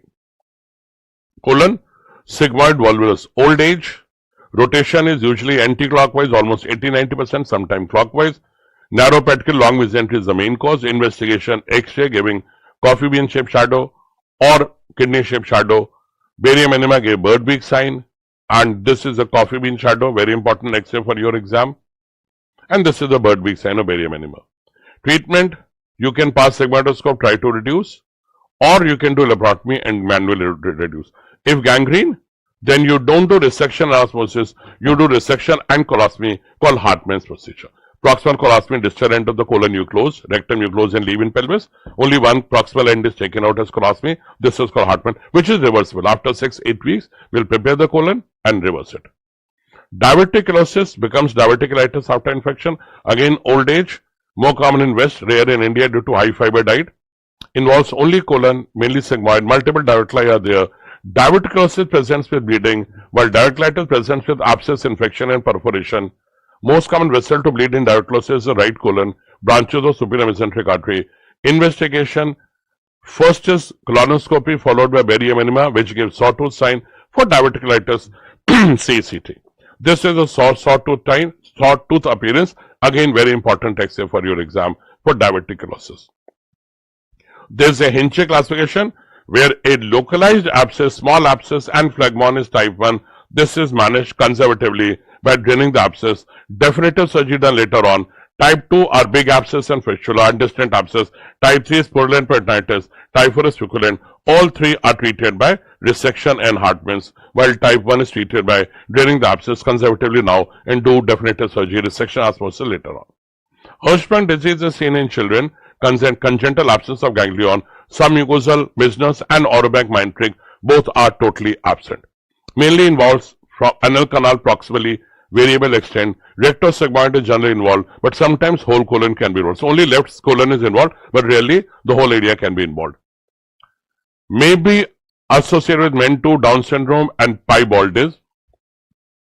Child is not able to pass meconium. 3 most common causes of not passing meconium are Hirschsprung number 1, after birth, Hirschsprung number 1, endorectal malformation number 2, and meconium ileus number 3. Unable to pass meconium. Abdominal distension and vomiting, and no fecal soiling anal verge. This is very important. You don't find fecal soiling at the anal verge. Investigation: first you do rectal biopsy, which is gold standard, where you find absence of 100% absent ganglion. Full thickness biopsy taken, suction biopsy is the method. No ganglion, hypertrophic nerve, and increased acetylcholine stress. These are 3 findings you get. Barium enema will show dilated and collapsed colon. In between there is a transition zone, always a transition zone, a conical zone. And transition zone is abnormal, it doesn't have normal ganglion, so don't do repair from transition zone, only do repair from the normal dilated part. So first you do a colostomy to make the colon normal, send the patient home on colostomy, do surgery after 3 to 6 months, and so that you reduce the risk of enterocolitis and leak. Enterocolitis is the most common cause of death in Hirschsprung. That's another MCQ. The surgeries are Swenson, which is resection osmosis, Duhamel and Soava, two-stage laparotomy and perineal pull-through, Georgeson laparoscopy, transanal endorectal pull-through is only one stage, no laparotomy done. In colon cancer, whenever you have lip pigmentation and polyp, this is Peutz-Jeghers syndrome, having lip pigmentation, polyp, hamartomatous. And brain tumor and polyp, this is Turcot syndrome, which is adenomatous. So Peutz-Jeghers is autosomal dominant gene SJK11, chromosome 19, and limb pigmentation. Brain tumor and polyp, adenomatous, Turcot syndrome. So calcium, selenium, and fiber in diet are protective. Right-sided present with anemia and lump. Left-sided present with chronic obstruction and altered bowel habit. Rectal cancer present with bleeding per rectum. And villous adenoma rectum causes mucus diarrhea, causing hypokalemic alkalosis. Please correct it. Hypokalemic acidosis. This is the misprinting. There is loss of bicarbonate. So not alkalosis, acidosis. Investigation, first do full colonoscopy, followed, screening can be done by virtual colonoscopy, 3D colonoscopy, followed by PET-CT. I already will discuss PET-CT is best for staging, but PET is not there, go for CCT. For metastasis, 18 FDG PET scan having a half-life 110 minutes. Tumor marker, CEA, which is not used for screening because it's very, very non-specific. And for rectal cancer, for depth and node, you can order TRUS or endorectal MRI. This is a apple core appearance of colon cancer and barium enema, which they do ask in exam. Staging TIS is that's confined to mucosa stage 0, asked in this year, May INICET, where the cancer was confined to mucosa and they asked what stage this is. Stage 0 is carcinoma in situ. Stage 1 is only mucosa and some mucosa and muscle, T1 and T2. Stage 2 is T3 and T4. Any node is stage 3, any M is stage 4. Liver secondaries in colon cancer are operable. You can take 1 centimeter margin and excise. All liver secondaries are inoperable, stomach, pancreas, gallbladder, etc. But in colon and carcinoid, neuroendocrine tumor, they are considered operable. Most important indicator, already I told you, stage, which is multiple factors and single most important node, and for metastatic potential, its depth. T stage. Dekho, this is the dentate line. Above dentate line, this mucosa is columnar, which is pain insensitive. In this area, the cancer is adenocarcinoma, which is treated by APR, abdominoperineal resection. Below dentate line, the mucosa is squamous, which is pain sensitive, and below this, we have squamous cell cancer. So, in hemorrhoid, internal and external hemorrhoid are divided by dentate line. This is internal, and internal are always painless. That area is pain insensitive. But fistula in NO, whether it's opening above anorectal ring or below, this is the anorectal, this is high and low type. So hemorrhoid is divided internal external by dentate line. Fistula divided by high and low type by anorectal ring. So cancer here is adeno treated by APR, abdominoperineal resection. Cancer here is squamous. So Nigro regime is the treatment for squamous cell cancer anal canal, which is just chemoradiation, no surgery, chemoradiation, chemotherapy and radiotherapy, just chemoradiation. Anal canal hemorrhoid is submucosal bunch of vessel, primary position 3, 7, 11 o'clock, divided into internal and external by dentate line. Internal presents with painless bleeding and external presents with pain. Perianal hematoma, the pain lasts for 5 days, which is why it's called 5-day painful disease. This is a proctoscopy by which you diagnose hemorrhoid, and this is how they look like in proctoscopy. 3, 7 and somewhat 11, primary position. Grade 1 and 2 treated conservatively, grade 3 and 4 treated by surgery. So in bleeding, you can do sclerotherapy or band ligation. This is the band ligator, barren band, the old one, single band ligator. And this is a new band ligator, multiple. These are the band, green color is band. You can have a trigger here, you can have a button here. So when you press the button like here, there's a button here. When you press, one band get dislodged. So this is a band ligation is only for internal hemorrhoid and mainly for grade 2, rarely grade 3, not for grade 1, not for grade 4. So this is the band, which you apply at the base of hemorrhoid in the internal hemorrhoid, band ligator. Grade 3 and 4 are treated by surgery. You can do hemorrhoidectomy, 3 type, open Milligan-Morgan, closed Ferguson and Samigusel-Parks. Then you have staple hemorrhoidectomy called Dongo operation, where we use circular stapler, minimal invasive proctoscopic hemorrhoidectomy, only for grade 3 and 4, not for grade 1 and 2. And the staple line is above dentate line 2 centimeter, which is why the pain is not the problem. The whole procedure is done painless, and this is the stapler of hemorrhoidectomy, circular stapler. This is the dentate line, the black line, and this is the staple line, the green line, which is above dentate line. So it's painless. New treatment are DGHAL for Doppler guided hemorrhoid artery ligation, laser, diode laser use, and infrared ablation. Shavit is a new procedure for hemorrhoid, transanal suture or hemorrhoidopexy or rectopexy, both were used. Fissure in NO is a linear cut at the anal verge. Most common position 6 o'clock, rarely 12 o'clock. 6 o'clock is most common, this is what they ask.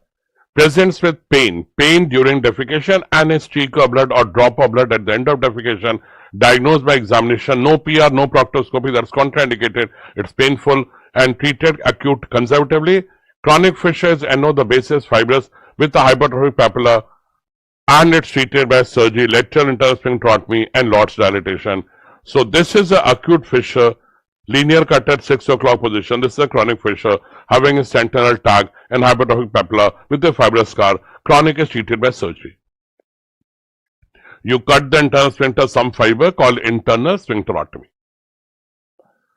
A abscess ruptures and becomes a fistula in NO. This photo is important. This photo they give an exam, ask what it is, or they ask what is the gold standard investigation. Gold standard investigation, MRI fistulogram. And this is the anal verge. By the side of anal verge, when you have an opening, this is fistula in NO. So presents with pus or serous discharge. Low and high type divided by anorectal ring, as I told you already. Most common type is intersphincteric, in between the sphincter. This is a MRI fistulogram. We can order X-ray or truss also, but MRI is best. Low type is treated by fistulotomy, high type is treated by CTON, and the new treatment are, if I do fistulotomy in high type means going above the anorectal ring, then patient can have incontinence. Waft, lift and Celiac are the new treatment. Celiac we use diode laser. Then spontaneous bacterial peritonitis, which is a primary, no perforation. Without perforation, patient develops peritonitis due to severe ascites, mainly cirrhosis. E. coli is the main pathogen and diagnosed by TLC, not by bacteria in the fluid, TLC. TLC more than 500 in ascitic fluid, and neutrophil WBC more than 500, neutrophil more than 250. This is diagnostic. Beta blockers should be stopped before you treat this, and treatment is third generation cephalosporin. Can also be given, but main is third generation. This is what they ask. And we had a question in 2022 NEET. That patient comes with ascites, pain abdomen, guarding, registry, tenderness, and fever, and ascitic fluid has 600 WBC. What is the diagnosis? It is spontaneous bacterial peritonitis, treated by so this is enteric perforation caused by Salmonella typhi. Third week when the perforation happens, distal ileum most commonly involved, presents with peritonitis, and it is treated primary repair, transverse direction, not by omental patch repair, which we do for duodenal perforation. Here we use Vicryl, and typhoid ulcers are longitudinal like this, and tubercular are transverse like this. Typhoid placed over lymphatic, typhoid placed over lymphoid follicle, tubercular over lymphatic. So hernia, indirect hernia comes out from the deep ring, direct hernia comes out from the Hasselbalch triangle. Hasselbalch triangle is bounded by inferior epigastric artery, this, rectus muscle, this, and inguinal ligament, this. So investigation of choice for hernia is ultrasound, but sportsman hernia, which is a sprain of groin muscle, is diagnosed by MRI. Treatment of congenital hernia and hydrocele is herniotomy, and for adult we do herniorrhaphy or hernioplasty. In herniorrhaphy we use tissue, in hernioplasty we use mesh. In India most common mesh is Prolene, which should be lightweight and big pore, which is the AIMS question. Laparoscopic TEP and TAP are also mesh repair, but they are posterior repair. Lichen is anterior repair. This is mesh anterior, while laparoscopy is posterior. So TEP totally extra-abdominal, TAP trans-abdominal, preparatory. This is the triangle of doom, vast difference, testicular artery and peritoneum, having external iliac vein and artery and genital branch of genitofemoral. Triangle of doom bounded by vast difference here, testicular artery here and peritoneum here, and content are external iliac vein and artery and genital branch of genitofemoral. Triangle of pain is this: testicular artery, peritoneum and iliopubic tract. This is triangle of pain. So triangle of pain is testicular artery, peritoneum and iliopubic tract, and the four nerves here are lateral cutaneous nerve of thigh, which is the most commonly injured nerve in lap hernia, which is a 2023 NEET question. Anterior cutaneous nerve, femoral branch of genitofemoral nerve and femoral nerve. These are four nerves that you get here. So this is the marpaternal reference of Fouchard, which is the area you cover in laparoscopic hernia repair, bounded by superiorly conjoined tendon, medially rectus, inferiorly pectineal ligament covering the pubic ramus and laterally psoas. So the boundaries are superior conjoined tendon, inferiorly laterally psoas, medially rectus and inferiorly pubic bone covered by pectineal psoas. This is called marpaternal reference of Fouchard. This is the weak area. This is what you have to strengthen laparoscopic hernia repair. Most common hernia, whether male or female, is indirecting one hernia. Deep ring is a defect in fascia tonsillis, not in a muscle. Femoral hernia is 4 times more common in female, but still most common hernia in female is indirect inguinal hernia. Sac of inguinal hernia are above and lateral, and femoral is below and lateral. So we had a question 23 INICET that a young female having obstruction, there is a swelling below and lateral to pubic tubercle. What is this? That was a femoral hernia. The four nerve injured are open appendix surgery, iliohypogastric nerve, open hernia surgery, ilioinguinal nerve, lap hernia, lateral nerve thigh, and mesh entrapment, iliohypogastric nerve. These are the four nerves that you should remember. In liver, functional anatomy of Cuneo, liver is divided into right and left lobe, not by falciform ligament, by Cantley's line here, which runs from inferior vena cava to medial edge of gallbladder fossa. The segment 1 is caudate, which is posterior, and segment 1 receives supply from both. The right lobe having 5, 6, 7, 8 segment, left having 2, 3, 4. The right takes branches from the artery and blood supply and portal vein right sided only, left sided only, but segment 1 is posterior, caudate lobe takes from both the sides, and it drains into vena cava, not hepatic vein. So this is the Cantley's line, dividing liver into two parts, right and left, and it has middle hepatic vein, and this is the functional anatomy where the 3 hepatic vein, right, middle and left, they divide the vertical line, and portal vein makes the horizontal line. So functional anatomy is divided by, is made by hepatic and portal vein. Starting from 2, go clockwise, 2, 3, 4, 5, 6, 7, 8. 2, 3, 4 are part of left lobe, 5, 6, 7, 8 are part of right lobe. Right lobe takes supply from the right branch of portal and hepatic artery bile duct, left from the left branch, but segment 1 takes supply from both the sides and drains into IVC. All of the segment drains to hepatic vein, segment 1 takes to drains into IVC. Amoebic abscess caused by Entomoeba histolytica. Trophozoite is the invasive form. It has flower-shaped ulcer. Diarrhea you don't get very often. GI symptom you only get in 1/3. The pus is anchovy sauce pus, no WBC, and even the bacteria, even the amoeba is very less here. Amoeba you find in the scraping, not in the pus. Pus doesn't have WBC on amoeba, which is why the technician WBC scan is negative here. While in pyogenic abscess, pus has lots of WBC, so the scan is hot. Here it's cold. And this is a flower-shaped ulcer of amoebic abscess. Treated by metrogyl and 50 mg TDS for 7 to 10 days. But when you intervene, when it's about to rupture or size more than 5 cm, or it's in the left lobe when it ruptures into pericardium, cardiac tamponade, or it's not responding to medical treatment, or impending rupture or immunocompromise. Ultrasound CT guided aspiration can be done. Hydrated disease caused by Echinococcus granulosus. Dog is definitive host, sheep is the intermediate host, man is the accidental host, and okay. So these two photo water lily sign and cartwheel appearance, you have to identify features of hydatid.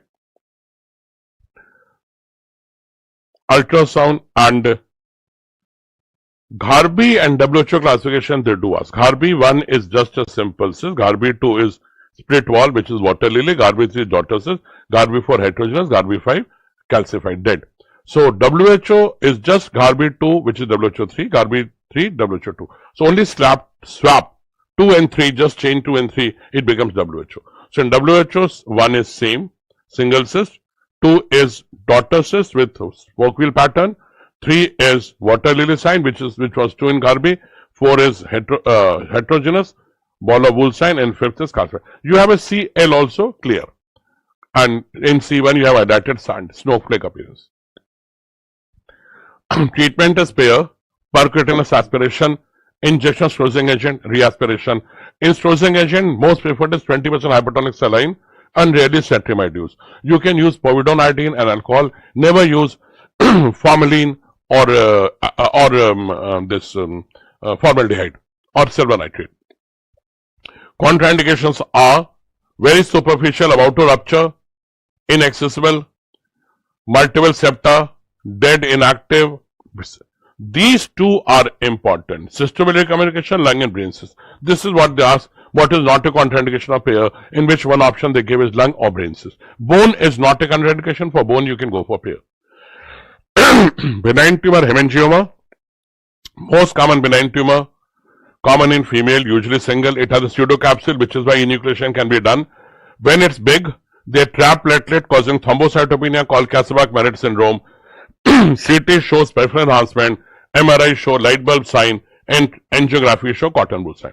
So this is the peripheral enhancement in CT scan. First the DICA and MRI, peripheral, then they move like this from periphery to center, which is why centripetal flow, and this is a light bulb sign.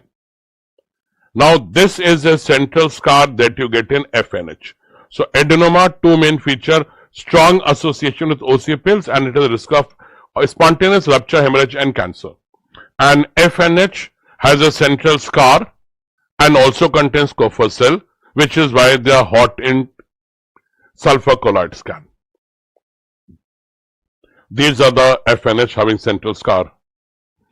HCC, most common cancer of liver is metastasis, but most common primary is hepatocellular cancer. 5 risk factors are cirrhosis, chronic viral hepatitis, hemochromatosis, thalassemia, and chronic active hepatitis. Remember all of the Wilson disease, Aspergillus syndrome, aflatoxin, orotic aciduria, aflatoxin, and alpha-1 antitrypsin deficiency, primary biliary cirrhosis. They are risk, but the risk is low. These are the high risk. PVC associated with angiosarcoma, which is MCQ. Clinical feature are basically in paranephrotic syndrome, hypoglycemia is most common, biochemically most common is hypercholesterolemia. CT scan is IOC, 3D or 4D CT, where you see uptake of contrast in the tumor first, and when the liver becomes white, the tumor has become black. So early uptake and delayed washout, this is the feature. Primary shows early uptake and delayed washout, whiter than the rest of the liver, it's more white, but secondaries are black, they don't show uptake. Tumor marker is AFP, high in 80%. If I ask which tumor of the liver has the maximum association with AFP, in which tumor the AFP is maximally high, the answer is hepatoblastoma, tumor of children. Hepatoblastoma is AFP high in more than 90%, in HCC it's high in more than 80%. Treatment is surgery. Now this is a criteria where you can do transplant in HCC called Mazzaferro or Milan criteria, single tumor less than 5 cm, multiple tumor not more than 3 cm, not more than 3, and no major vessel invasion. If these criteria are met, you can do transplant. Fibrolamellar cancer is only 5%, HCC is 90%. All the risk factor of liver cancer, HCC, are not riskier. So cirrhosis, viral hepatitis, alcoholic, they are not riskier. Number 2, AFP is not the marker, neurotensin is the marker, which is MCQ. Number 3, node spread is more common. Number 4, prognosis is better than HCC. Now gallbladder has a shape like this. If it has a shape like this, This is called Phrygian cap, which was asked in INICET 2 years back. So this is a Phrygian cap here, which is not a pathology, it's just a shape like this. Phrygian cap. Now, this triangle here from liver, common hepatic and cystic duct, this is called hepatocystic triangle or cystohepatic triangle, where hepatic artery, cystic artery is a content. And if you take the triangle from the cystic artery, common hepatic and cystic duct, this is called Callot triangle. Original Callot triangle was this, but now Callot triangle is considered this as well as hepatocystic triangle. This is important because this is where you do dissection in cholecystectomy. If this is the liver, there is a cystic plate between gallbladder and liver. There is a hilar plate at the hilum, and there is an umbilical plate which has falciform ligament. There is no portal plate. So that was the MCQ. Which of the following is not a plate system of liver? There is a cystic plate, there is a hilar plate, and there is a umbilical plate, but there is no portal plate. Now, ultrasound of gallbladder will show wall, will show anechoic lumen bile and an echogenic shadow of the stone, but this should have acoustic shadow, then you call it stone. If there is no acoustic shadow, then you call it polyp. Like these are acoustic shadow stone, but this is a polyp, no acoustic shadow, and second one is stone, you can see the acoustic shadow. The invest and chronic osteitis has a west triad, west for wall, W for wall, E for echogenic shadow, and S for acoustic shadow. HIDA scan is most sensitive for acute cholecystitis, where you don't see visualization of gallbladder, non-visualization of gallbladder. Normally, gallbladder is visualized within 20 minutes, but it's not visualized, then this is cholecystitis. For acute calcholecystitis or acalculus, IOC is ultrasound. This is IOC, not most accurate. For cholelithiasis, it's most accurate. For cholecystitis, it's IOC. Most sensitive is HIDA scan, but we don't order HIDA, non-visualization, we order ultrasound. For emphysematous, best is CECT. Emphysematous air and gallbladder, main pathogen Clostridia, which is MCQ, and this is emergency, so you have to do cholecystectomy. Ultrasound gives champagne glass sign for emphysematous, but best is CT. For adenomyomatosis, again MRI best giving pearl necklace sign, but ultrasound does give comet cell sign, tine tail sign, which I'll show you, it's MCQ. Cholecystopathy, which is the motility disorder, is diagnosed by HIDA. Only HIDA scan can diagnose biliary dyskinesia cholecystopathy, motility disorder. This is emphysematous cholecystitis, air in the gallbladder, caused by Clostridia. This is a champagne glass sign on ultrasound. This is comet tail sign adenomyomatosis of gallbladder in ultrasound, but this is not a photo-based question. This is just a theoretical question. Comet tail sign you get where? Adenomyomatosis. This is a various needle, I'm sure all of you can identify. This is to create pneumoperitoneum, to put CO2 in the abdomen. This is frequently asked. 3 angles in laparoscopy between scope and instrument, 30-degree azimuth angle, asked last year in NEET. Between 2 instrument manipulation angle, between the table and the instrument elevation angle. These are the instrument, I and I. This is the instrument and scope, camera. Now 3 complication. Number 1, the gallbladder is here, stone is here. The duodenum gets stuck with this, and there's a fistula. The stone comes into the duodenum through the fistula between the gallbladder and duodenum, and finally goes distally and causes obstruction called gallstone ileus, which is characterized by regular triad. Regular sign is a sign of pneumoperitoneum. Regular triad is the triad of gallstone ileus, where you have a stone in the ileum, dilated bowel, and air in the biliary tree, pneumobilia. Stone in ileum, dilated bowel, suggesting obstruction, and pneumobilia is regular triad. Meniere's syndrome, the stone normally goes in CBD, then causes jaundice. The stone is in the gallbladder, pressing from outside here. It's in the gallbladder with chronic inflammation, pressing from outside, causing jaundice. This is Meniere's syndrome. Patient may develop fistula also between the gallbladder stone and the CBD. Then that's type 2, 3, 4. In type 1, there's no fistula. So Meniere's type 1 is only treated by cholecystectomy. Type 2, 3, 4 treated by cholecystectomy, because CBD is also open now. There's a fistula, so you do Roux-en-Y hepatogenoscopy. And when the stone comes into the duodenum here and goes distally, causes obstruction, that's gallstone ileus. It comes in duodenum, gets stuck here. That's Bowel syndrome. So Bowel syndrome is stone in duodenum, causing gastric outlet obstruction. There's pneumobilia, air in the biliary tree due to the fistula. This also develops due to fistula between gallbladder and duodenum. But Bowel syndrome is very rare, and so this is a gastric outlet obstruction caused by gallstone, which comes in first part duodenum through the fistula. Asymptomatic cholecystectomy. Normally, if you have a question, there's a gallstone asymptomatically found, small gallstone, what you do? Answer is observation. So more than 3 centimeter, immunocompromised, diabetes and pregnancy are not considered indication anymore.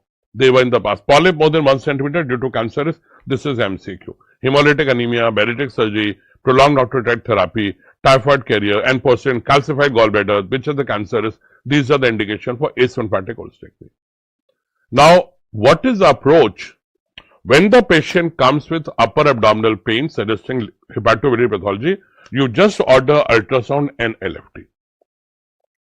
Ultrasound should show gallstone, the CBD should be normal and LFT should be normal, then we consider gallbladder pathology and do cholecystectomy. If CBD is dilated or LFT showing obstructive jaundice, don't operate gallbladder, go for MRCP and rule out CBD pathology. So LFT is normal, ultrasound showing normal CBD. This is gallbladder, planned cholecystectomy, either immediate or interval. In case it's acalculous or emphysematous, then you should do urgent surgery. It's a septic condition and surgery not possible. Go for cholecystostomy. You can put a tube in the gallbladder called cholecystostomy. And dengue, no surgery, neither today nor tomorrow. Dengue also causes cholecystitis and even serositis and fluid in abdomen, which is managed conservatively. So I'll repeat, all gallbladder treated, symptomatic, treated by cholecystectomy, but not as emergency. You can do immediate cholecystectomy or interval. But for emphysematous and acalculous, which is a toxic condition, you should go for immediate. And if patient not fit for surgery, do cholecystostomy, put a tube in gallbladder, ultrasound guided, drain the infected material and go for. Cholecystostomy is rarely done today, but still done. Dengue, no surgery. And if ultrasound showing dilated CBD, so as I said, normal CBD, cholecystectomy, dilated CBD or LFT showing obstructive jaundice, go for MRCP. Don't operate gallbladder unless you have ruled out the possibility of CBD stone. So what is cholestrosis? This photo came in 2022 INICET. This is cholestrosis, deposition of cholesterol esters in the mucosa, and sometimes it's called strawberry gallbladder. Managed conservatively, can form polyp. If they become big, they become polyp. And what is adenomyomatosis? The mucosa dips in the muscle, forming Rokitansky-Ashov sinus, giving commutative sign. Again, managed conservatively. CBD stone, usually they come from gallbladder or they can form primarily. Presents with Charcot striate, pain, fever, jaundice, all intermittent, or when they become septicemia, shock and coma, then they call Renard pentad. So this is MRCP, which is the investigational choice for CBD, normal MRCP, and this is MRCP with CBD stone. No dye is used here. The dye itself, the bile itself acts like a dye.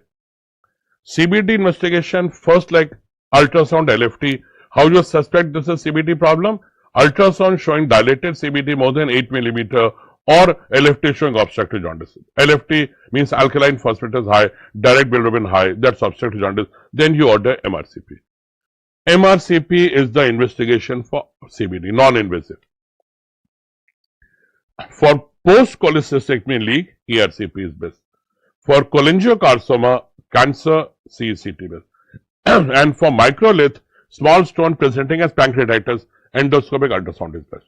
So for microlith, EUS, for cancer, CECT, for leak, ERCP, but all other pathologies of CBD, any pathology of CBD, stone, structure, corticocyst, MRCP. So, like in this patient, if I ask what you will do, where there is a gallstone and CBD stone, you do two procedures. First, you treat CBD by ERCP, then you do cholecystectomy later on. So, a patient of cholecystitis and cholelithiasis is treated by first ERCP and then cholecystectomy. So, you can do ERCP, that's treatment of choice. But if the patient comes in Charcot striate or Renard pentad, which is septicemia, patient will die if you don't do anything, immediately drain the CBD or remove the stone by ERCP. So, decompression of CBD should be done immediately as a semi-emergency, followed by cholecystectomy later on. So as I said, if CBD is dilated more than 8 millimeter or LFT showing obstructive jaundice, don't go for gallbladder surgery. First order MRCP, rule out pathology of CBD. If you find CBD stone, first do ERCP followed by cholecystectomy. Retained CBD stone means stone found after cholecystectomy within 2 years, and recurrent means after 2 years. Within 2 years are usually retained, are usually mixed. They have come from gallbladder and left, while recurrent is a new stone, primary stone, which is a brown stone, brown pigment stone. So recurrent are usually primary CBD stone, they are brown pigment stone, and retained are, they were left at the time of surgery somehow accidentally, and they are usually secondary stone, mixed stone.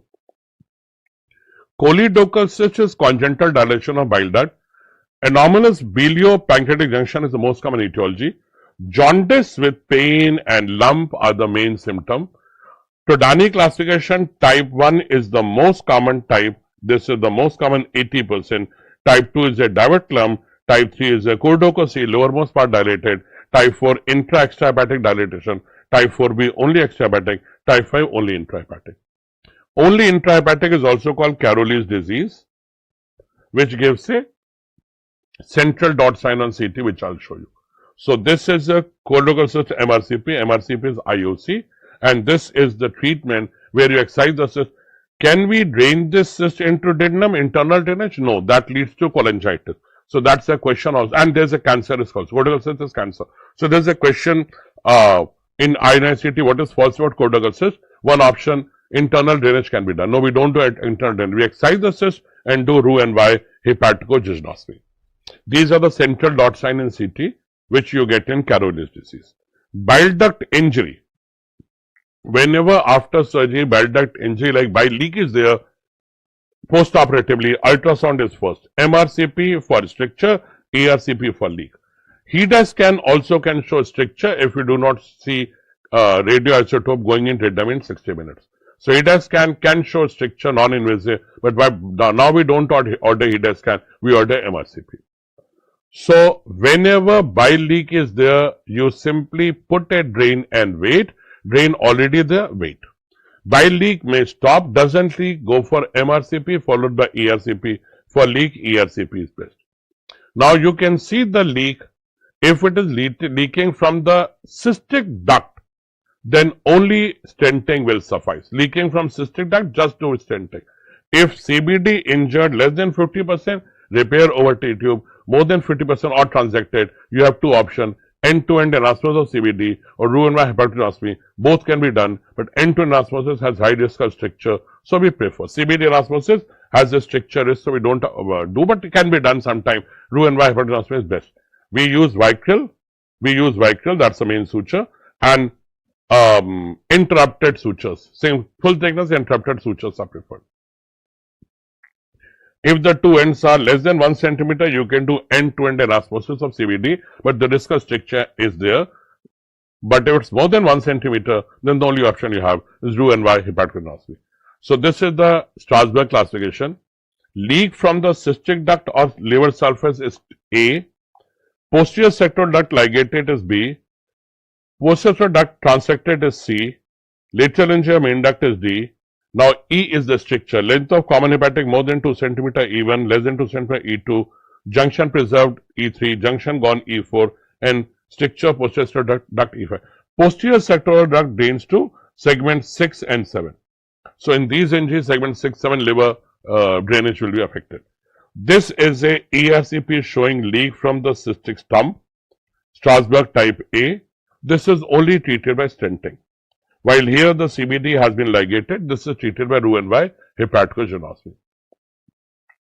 Cholangiocarcinoma and gallbladder cancer. Bismuth classification is used for cholangiocarcinoma, where cancer below junction is type 1, involving junction type 2, right or left hepatic is type 3AB, and intrahepatic bifurcation type 4. Type 2 is the most common type, called Klatskin tumor. Gallbladder cancer, common in female, common in Indian subcontinent, all over the world. This is the part of India, North India, India, Pakistan, along Gangetic belt. This is most common. Worst prognosis among all GI cancer. Fundus is most common site. Usually stones are there. Infiltrating most common type. And Nevin classification is used in the past, not anymore. But this was the question. Nevin is used for which cancer? Gallbladder cancer. Chronic sinuses can also cause gallbladder cancer, which is a 2023 NEET question. Treatment when it's TIS and T1. TIS means carcinoma in situ, T1 is lamina propria, only cholecystectomy. Port site excision does not improve survival. For staging, you can do port site excision, no role. When it's muscle, which is T1B, and serosa T2, then you can do extended cholecystectomy. This is the frequently asked question that gallbladder cancer cholecystectomy done, cancer found, invading muscle, what you do? Extended cholecystectomy, where you remove gallbladder, less omentum, lymph node, and part of liver. T4, when major vessel is invasion or two organ involved, this is inoperable. Chemo, radio has no role. Chemotherapy given adjuvant but not really helpful. Pancreas develops from two bud, ventral bud and dorsal bud. Ventral bud forms the head and uncinate process, dorsal forms the body and tail. Ventral bud duct is Wirsung, dorsal is Santorini. So when both the duct open separately, this is Santorini, the blue one, this is Wirsung, the red one. This is called pancreas divisum. They don't fuse. And the problem is in the Santorini, this becomes small. So pancreas divisum is a condition where ducts are not fused and only minor duct papillotomy is required because that's the duct involved. The obstruction only in minor duct, dorsal duct, which we treat. Annular pancreas, remember 3 line, the ventral bud malrotates. What is ventral bud? Forming head and uncinate process. That malrotates. Number 2, non-bilious vomiting. Obstruction is above ampulla vata and treated by diagnostics. So annular pancreas. Again, you get double wall sign and second part did no obstruction. Acute pancreatitis, most common cause gallstone. The signs are great Turner sign, discussion in flank, Cullen sign, periumbilical and Fox sign around inguinal ligament. Diagnosis is made by number 1 clinical, number 2 amylase or lipase high, number 3 ultrasound or CT. All 3 should be there. Amylase or lipase should be more than 3 times normal. Lipase is more specific than amylase.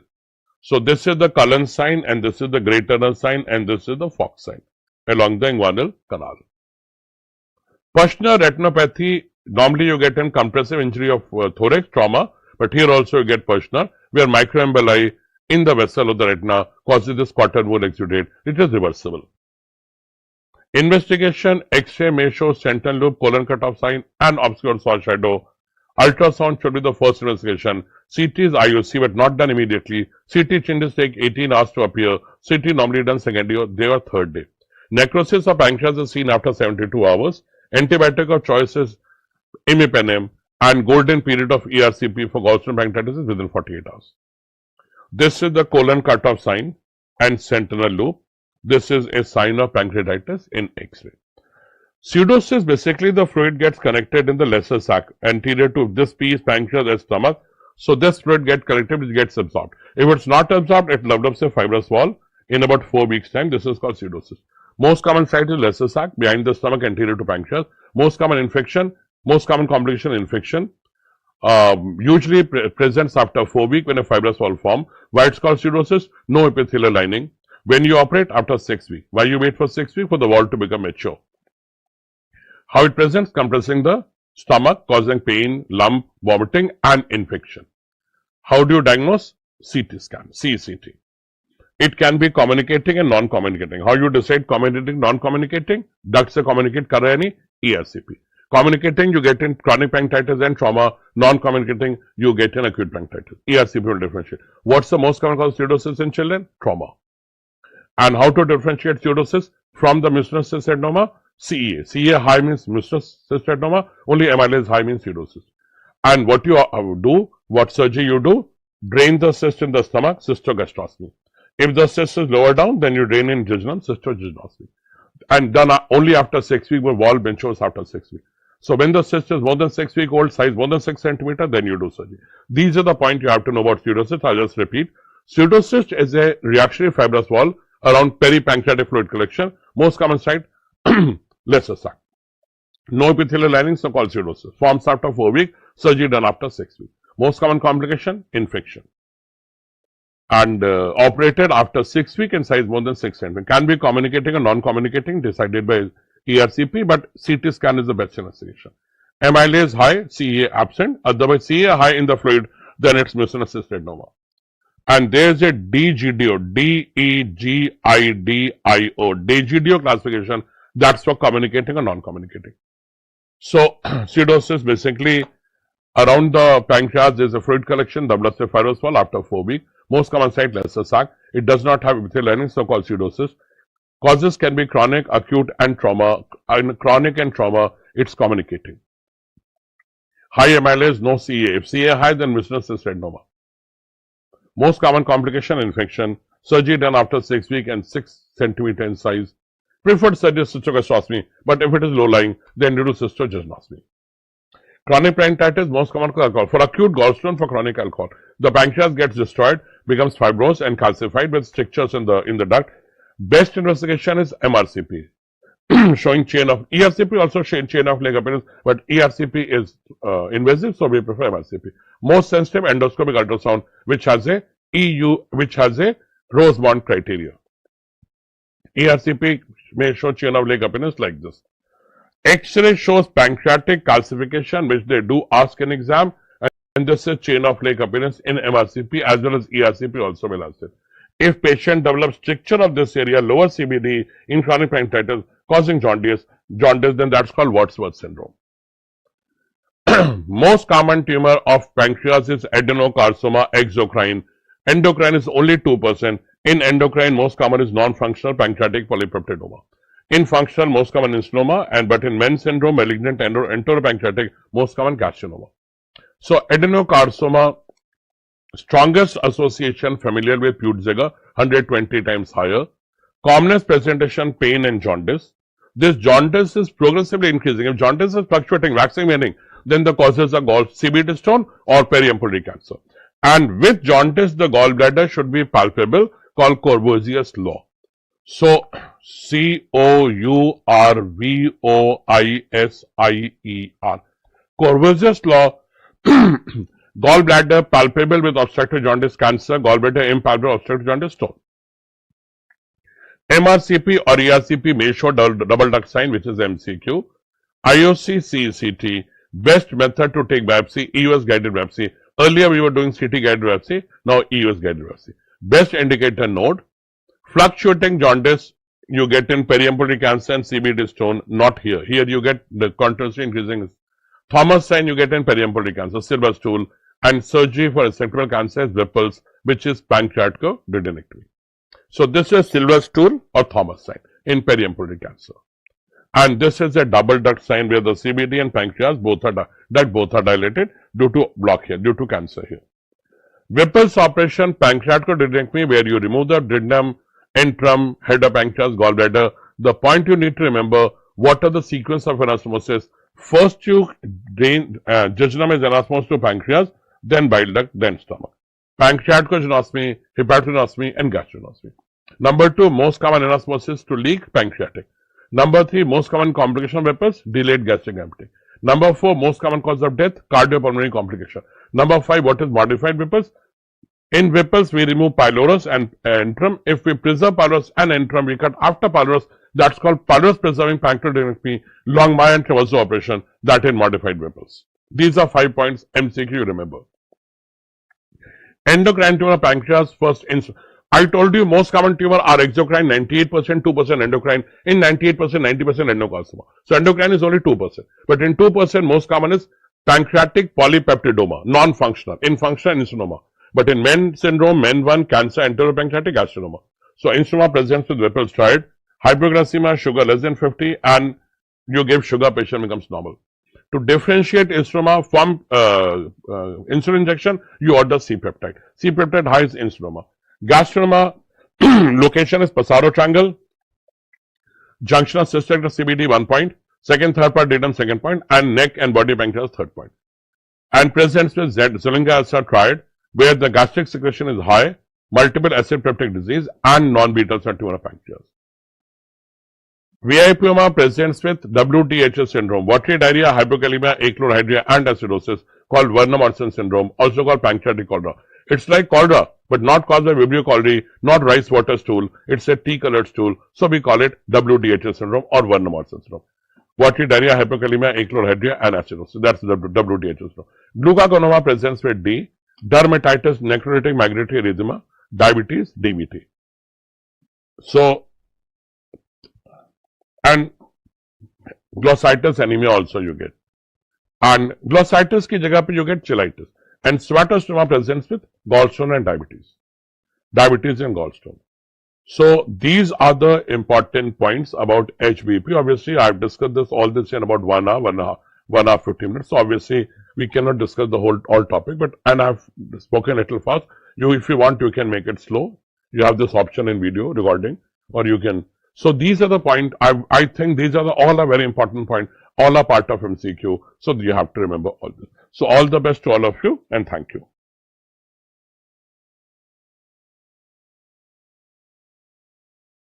Yes, so very warm welcome to INICET marathon session of physiology. So myself, Dr. Kamal, I would be taking now your marathon session of physiology. These are extremely quick, short revision of the most important topics, right? So let's quickly start with general physiology, right? So most of you are well versed with all these topics and we have done them in class multiple times. So just try to recap the important concepts once more. So first is the body fluid measurement. They can definitely ask you the indicators used.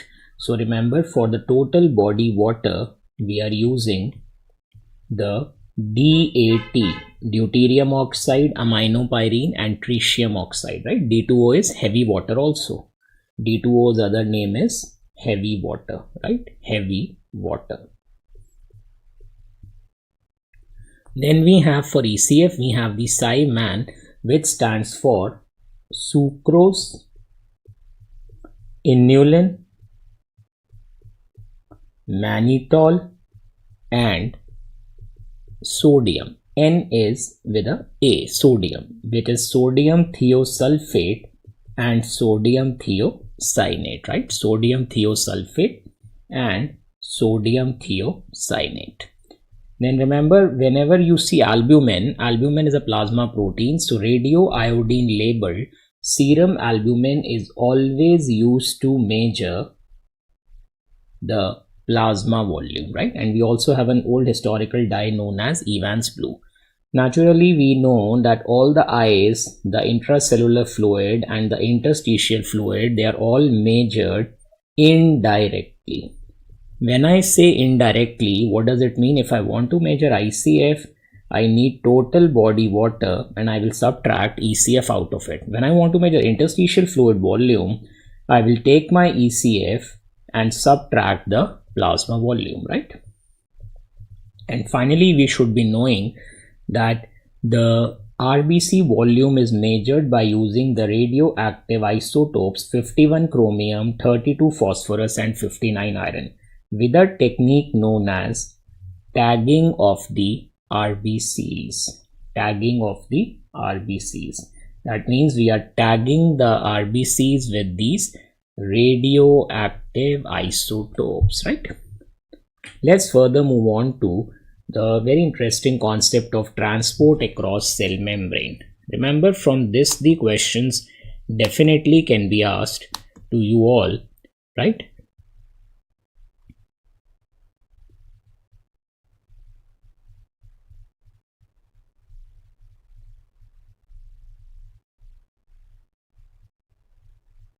So what we need to know here is that, there are two types of, diffusion, as we commonly call, or the passive transports include simple diffusion, facilitated, non-ionic and osmosis.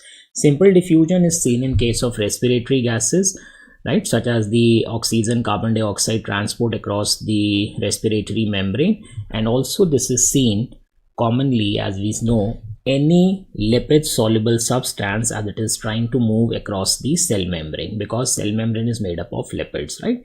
Always remember, simple diffusion does not require carrier proteins. So if I ask you this picture which is showing carrier proteins, remember the conformation of carrier protein is changing, right? So as it is picking up the molecules, the carrier proteins are in the falling conformation, then they flip-flop like this, they change their conformation, and also known as ping-pong conformational change of the carriers. And this ping-pong or flip-flop, as we call it, the change in carrier conformation, then remember it is pushing the molecule to the other side, right? So carrier ones can be saturated. That is why when you see a T max, then it is none other than facilitated, right? Carrier mediated. Simple is always linear. It is never going to get saturated, right? So till the molecules are there, the concentration gradient is being maintained, simple will keep on moving. Facilitated examples we very well know. The common ones, glucose transporters, AA is amino acid transporters, and urea transporters. Urea transporters. Remember the important ones which we do in kidney: UTA1, A3 in intermedullary collecting duct, UTB in RBC, right?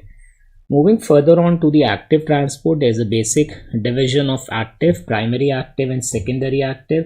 As you know, primary active is written as first degree, which utilizes the energy directly. That means I am breaking down the ATP there and then. The key examples: sodium potassium ATPase, hydrogen potassium ATPase, hydrogen ATPase. These both are commonly seen in my parietal cells in the stomach, and very important one, eye cells, intercalated cells in the collecting duct. Sarca is sarcoendoplasmic reticulum calcium ATPase, which is present in the muscles, help in muscle relaxation. Secondary active can be a co-transport, also famously known as import. When the sodium and the solutes are moving in same direction, it could be my sodium with glucose, amino acids, phosphates. Sodium with glucose in the PCT, the main one is SGLT2. In thick ascending limb, sodium potassium 2 chloride, DCT sodium chloride, NCC, and in intestine, sodium glucose co-transport. Here the main one is SGLT1. Right? In distal ileum, we have the sodium bile salt co-transporter. Thyroid is very important. We have NIS. Remember the unusual locations of NIS, as I always tell you in class.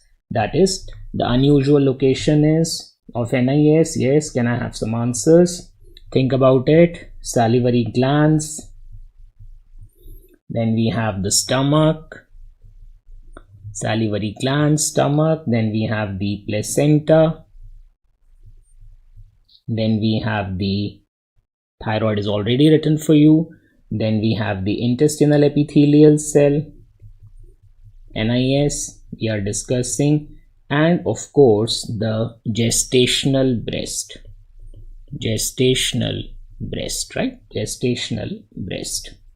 The two important antiporters examples are sodium hydrogen exchanger, sodium hydrogen exchanger in the PCT, and also remember 3-sodium calcium exchanger. This is famously known as NHE, and this is my NCX, right? Sodium calcium exchanger.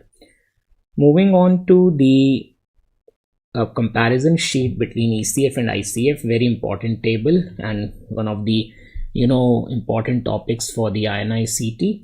Osmolarity or osmolality is the only thing which is, remember, same in both the compartments, 290, 290. That is why normally there is no shift of fluid. Most osmotically active ion, sodium, right? And most osmotically active ion in the ICF, potassium. Then major cation, sodium, major cation, potassium. Major anion, chloride, much more than bicarbonate. Miscellaneous phosphates including hydrogen phosphate, dihydrogen phosphate. pH is the thing which is, remember, higher in the ECF. pH is more in the ECF. And major buffer and most important buffer are the same, which is your bicarbonates in the ECF, but in ICF the answer is different. Phosphates are most abundant, but proteins are most important. Protein concentration is also much more in ICF, right? Then feedback systems is one of the favorite topics of the INI examiners. So remember, negative feedback, most of the feedbacks are negative in nature, and as we very well know, They are also known as, because they maintain homeostasis, stabilizing in nature. The key word is reversal of the initiating stimulus. If something is increasing, I will decrease it and bring it back to normal. If something is decreasing, I will increase it and bring it back to normal. Suppose T3, T4 are more in amount, then I would inhibit the hypothalamus and pituitary to normalize. If T3 and T4 are less, then I will stimulate the hypothalamus and pituitary to normalize, right? Positive feedback means enhancement of the initiating stimulus, which leads to amplification of the response. So enhancement resulting in amplification, destabilizing in nature. Very few examples. Let me take you to the mnemonic of the examples of the positive feedback. And before we do that, one interesting thing about negative feedback. What is the meaning of gain of negative feedback? Gain, remember, is a mathematical concept. It means correction upon error. Always remember that gain is mathematical concept. That means higher the gain, more is the efficiency, lesser is the error. Higher gain, more is the efficiency of the feedback system, more is the efficiency of the feedback system, and lesser will be the error, right? So higher the gain, that means lesser the errors, more is the efficiency of the system. There is only one control system which has infinite gain. 100% important question. Role of kidneys in the control of ECF volume, right? Renal body fluid mechanism. This is the only one where there is infinite gain. Remember always infinity, right? Then moving on further to the positive feedback examples. Positive feedback examples mnemonic is claps. So when I'm clapping, C is my clotting cascade and the calcium induced calcium release. Here please remember, calcium induced calcium release is not seen in skeletal muscle. Kindly remember that, because it simply means ECF calcium causes more release of ICF calcium. LH surge during ovulation, again positive feedback. Then action potential is an opening of voltage gated sodium channels.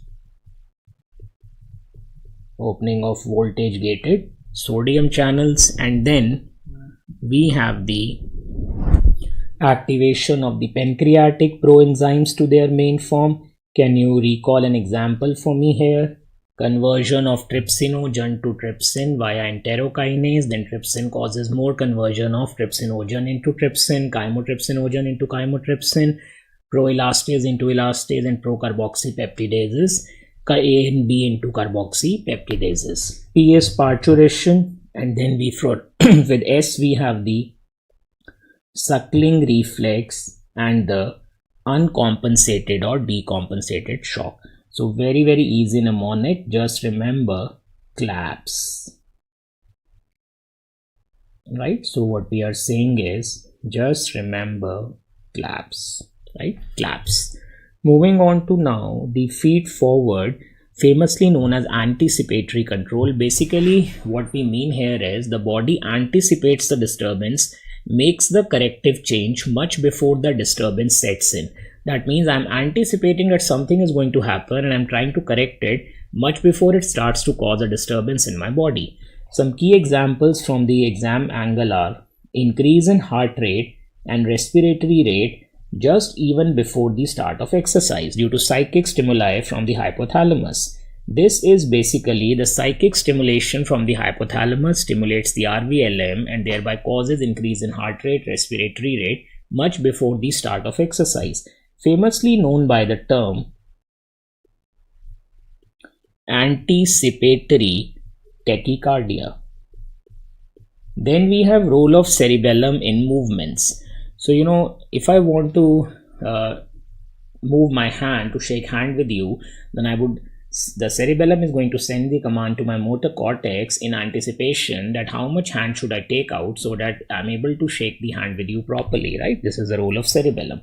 Salivary secretion in anticipation of the food famously known as the cephalic phase, is again an example of anticipation, feet forward. Receptive relaxation of the stomach means the fundus and the upper part of the body of the stomach relaxes much before the entry of the food. And thermoregulation, we remember we have two types of thermoreceptors, the peripheral, which are present on my skin. They will anticipate the temperature outside, and in case the anticipation is going wrong, then what will happen? Suppose, let's say outside weather is very hot, I anticipate, I wear a cool cotton shirt, I move out, either I feel that my body temperature is perfectly matched, right? I do not have any rise in my body temperature. Otherwise, there is extreme amount of heat outside. Suddenly what will happen? My core body temperature rises, information goes to my central thermoreceptors, and immediately I start doing sweating and vasodilation. As soon as the sweating begins in the hot weather or shivering in the cold weather, that means negative feedback has started. Moving on to two important equations, Nernst equation and Goldman-Hodgkin-Katz equation. By this time, most of you are very well versed that Nernst equation is used to calculate the Nernst potential. Always remember that Nernst equation is used to calculate Nernst potential. It tells you about the magnitude. To find out the polarity, as I always tell, please look at the movement of the ions. That means, suppose it is given in the question that in the ECF, any unknown ion X is present in a concentration of 100 milliequivalent per liter. And let's say its valency is +2. And in the ICF, the same ion X +2 is present at a concentration of 10 milliequivalent per liter. It simply tells me that as the X +2 ion, positively charged ion having a valency of 2, will move inside, what kind of charge will start developing inside? Positive. So in such a question, the answer would be plus. And I will find out the magnitude by a simple equation, 61.5 upon Z, where Z always take as the valency of the ion.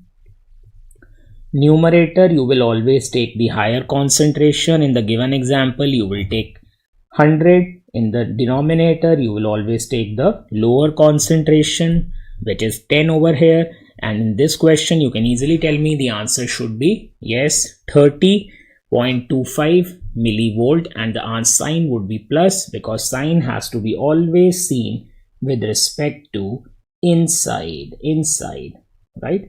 So positive. Suppose I ask you one more question here, that we have another ion Y -2. Then think about the answer.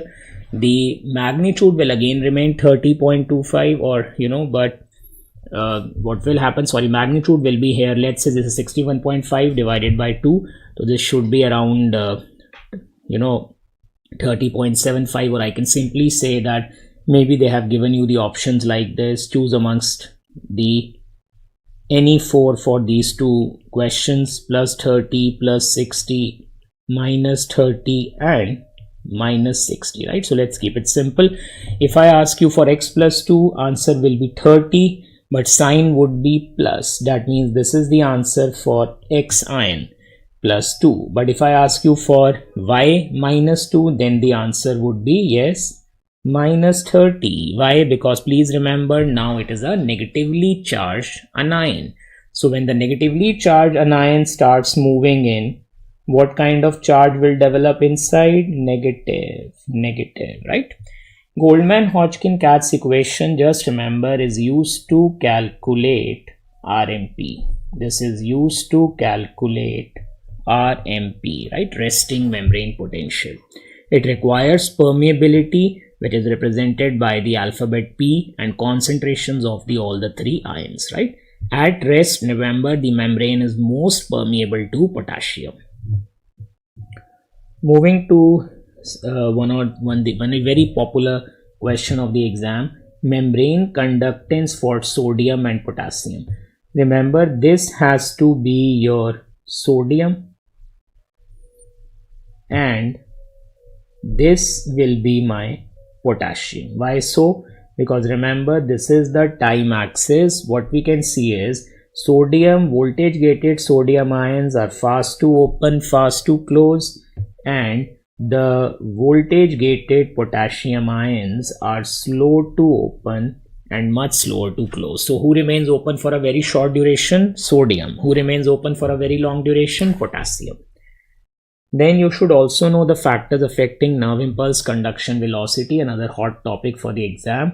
Remember, the key point is a large diameter myelinated nerve fiber has low exoplasmic resistance, high membrane resistance, and low membrane capacitance.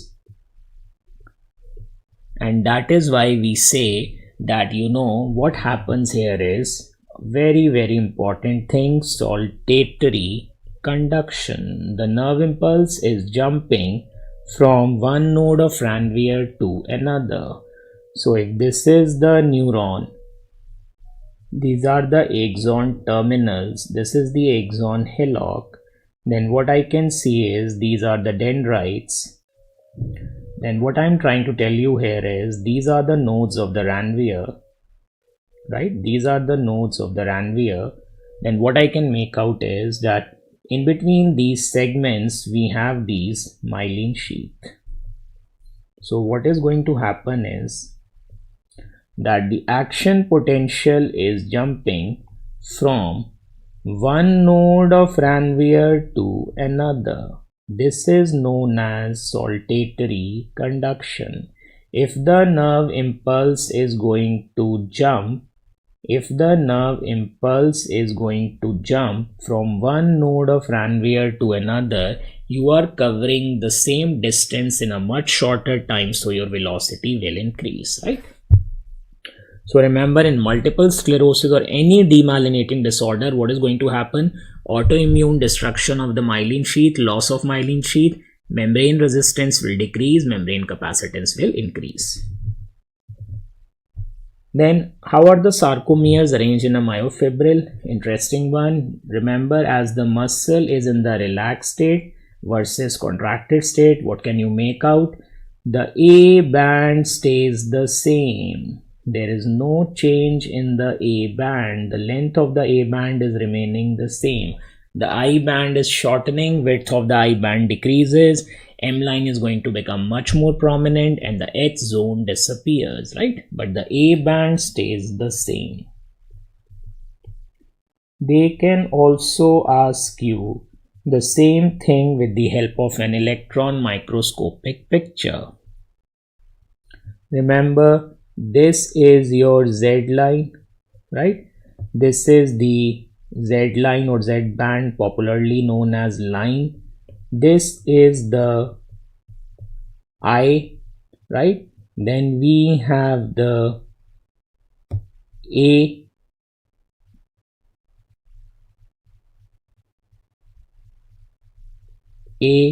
then we have the, this one is the H in the middle of the A, and then we have the line known as M line, right? This is the M band or the M line. Better word is line. Fine.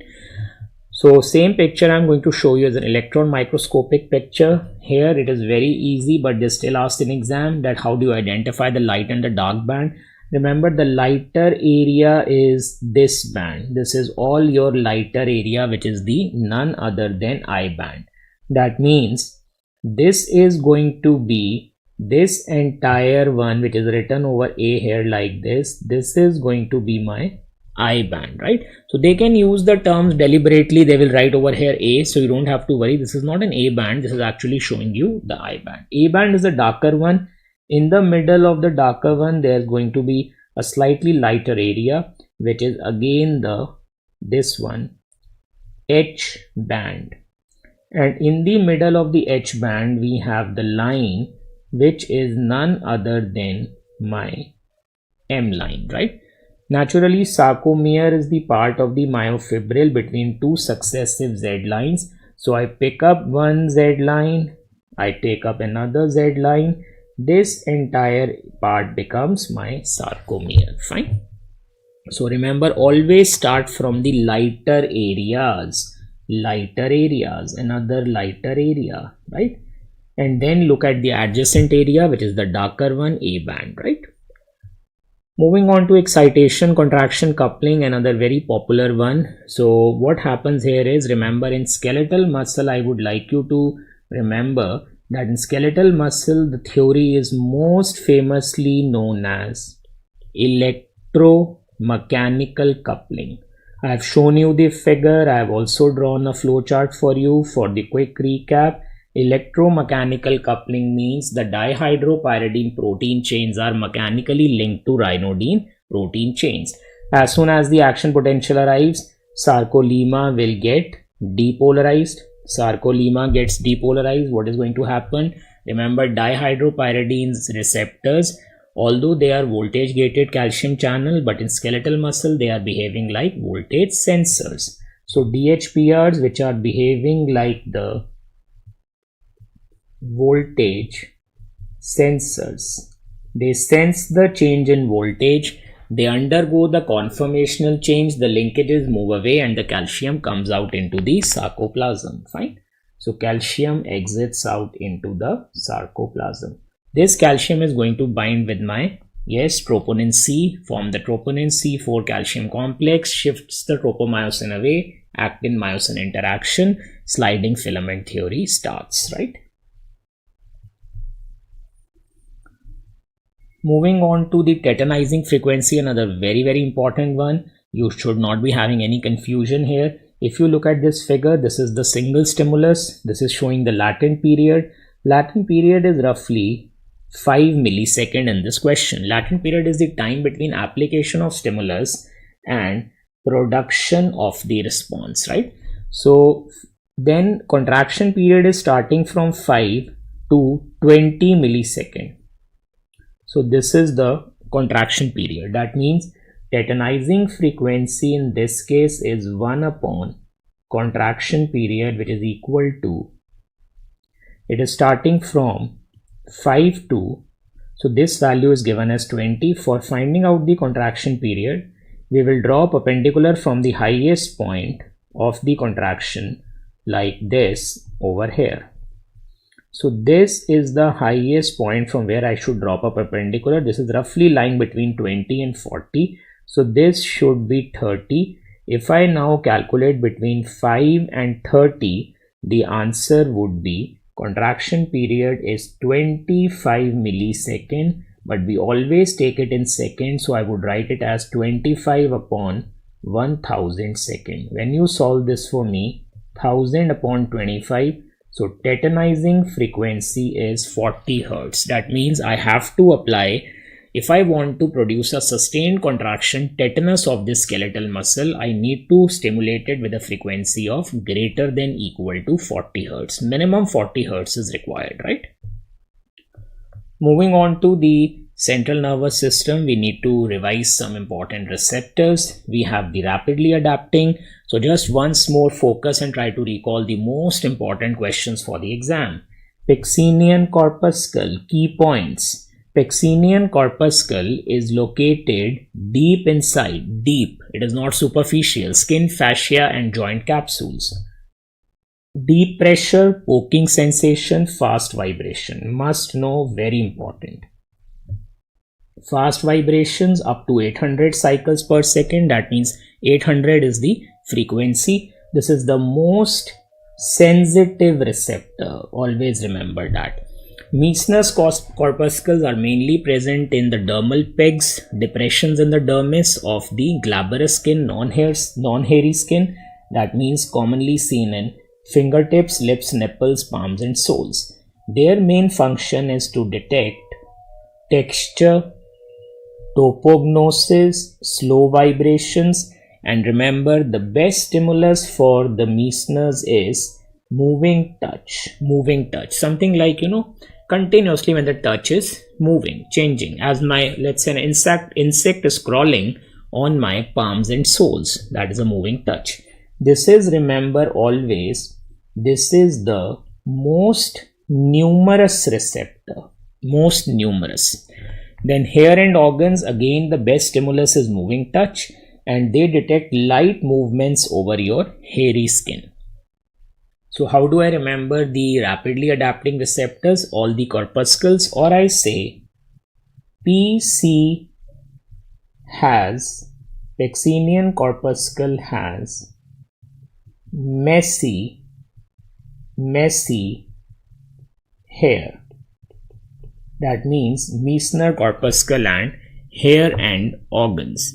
Meissner corpuscles and hair end organs. Then we move to slowly adapting, right?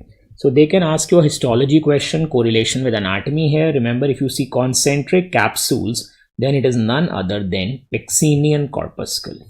Concentric capsules, Pacinian corpuscle.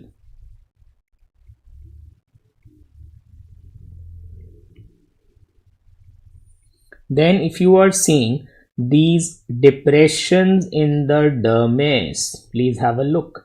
As you can see, these ones, these depressions in the dermis, these are nothing but Meissner's corpuscle. Fine. The same dermal pegs. This is the enlarged view shown here in this figure, right? Slowly adapting or tonic receptors, the most important are my Merkel disc. The Merkel disc, remember, are in both hairy and non-hairy skin, but they are more in hairy skin. They are present in the tip of epidermis, famously known as ego-dome receptor. Remember, the best stimulus is point stimulus, something like tip of this pen, the corners or edges of any object. And very, very important, it is the best answer for 2-point discrimination. The reason is it has the smallest receptive field. So the best answer for 2-point discrimination. Ruffini's endings are for prolonged pressure. Prolonged pressure and best stimulus is stretch on the skin, right? For Braille, remember, yes, although best answer is Merkel, because of 2-point discrimination or smallest receptive field, the best answer, or ideally both are required, Meissner's and Merkel, but the experimental evidence by Kendall's textbook of neurophysiology tells us that better answer is the Merkel disc. C mechanoreceptors, C for crude touch and pressure. Muscle spindle is for muscle length or passive stretch. I think you all can recap 1A and 2. Golgi tendon organ for muscle tension or powerful stretch, and joint capsule receptors are superficially located. Thermoreceptors detect temperature of object placed on the skin. We have the cold and the warm thermoreceptors. Remember, the cold sensation is via A delta and C. The cold thermoreceptors detect between 10 to 40 degrees Celsius, and they are much more numerous and much more sensitive. The warm thermoreceptors are by type C fibers, less sensitive, less numerous, and they are carried by C fibers. Nociceptors are pain. Various types are mechanical, thermal, or chemical, known as stimulated only during inflammation. Right? So if I ask you a question that this is the forearm hand of the person shown. This is a hot cup of tea which is at 80 degrees Celsius. This is going to stimulate thermoreceptors. No. The answer is this is going to stimulate thermal nociceptors because the temperature is very high. Or let's say we have a beaker.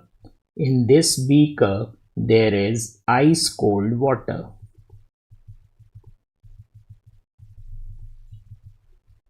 And in this ice cold water, which is at 0 degrees Celsius, you put the hand of the person. Again, it is going to stimulate what? Thermal nociceptors. Thermal. Why? Because remember, 0 degrees Celsius is very, very cold, less than 10, right? So cold thermal nociceptors versus warmth. Moving on to the stretch and inverse stretch reflex, very important discussion. Stretch reflex, as we all know, is also known as DTJ, deep tendon jerk. It's a monosynaptic reflex. What is the stimulus for the stretch reflex? The stimulus is the passive stretch or the change in muscle length, and the muscle spindle is the receptor. the afferent fibers 1A and 2 are stimulated, but they say 1A is stimulated more than 2 because remember, dynamic responses of the spindle are stimulated much more than static responses, because when you are stimulating the spindle, the dynamic responses means rate of change of muscle length, the static response means the slow and sustained change in length. So dynamic responses are much more. The integration center is the ventral horn. As we can make out, the efferent fiber is A alpha, which will stimulate the muscle. There is only one synapse, which is the monosynaptic reflex. Also remember that in this one, we are causing contraction of the muscle. So response is contraction. Falling figure is showing you the knee jerk. I'm striking with the hammer. This is a representation of the hammer on the patella. So what we are observing here is that basically I will see contraction of the quadriceps resulting in extension of my lower limb, right? Moving on to inverse stretch reflex, it is the opposite of the, famously known as stretch reflex. Here I would be seeing something known as autogenic inhibition. The muscle is trying to inhibit its own self. Let's look at autogenic inhibition. First of all, the stimulus is powerful stretch or increase in muscle tension. The receptor is GTO, Golgi tendon organ. Afferent fiber is 1B. And remember, the first it synapses on an inhibitory interneuron. This is known as inhibitory interneuron. It releases glycine, and this is going to inhibit my A alpha motor neuron, this one. So what is going to be observed? The muscle will it contract? No, the muscle will be inhibited. How many synapses can you see? First synapse and second. So it is famously known as bisynaptic reflex, right? So remember that the purpose of the inverse stretch reflex is to prevent the rupture of the tendon. It is acting like a protective reflex. Autogenic inhibition, why? The muscle is inhibiting its own self. Moving to the cerebellum. So you should be knowing the three parts and their functions. Let's quickly recap. Spinocerebellum, yes, spinocerebellum, motor coordination, right? Vermis is the medial lobe, so it will coordinate the axial muscles. Paravermis will coordinate the distal muscles and limbs. Vermis plus paravermis makes the, spinocerebellum. The lateral lobes are making cerebrocerebellum. These portions, they are for planning and programming of the movements. Planning and programming of the movements.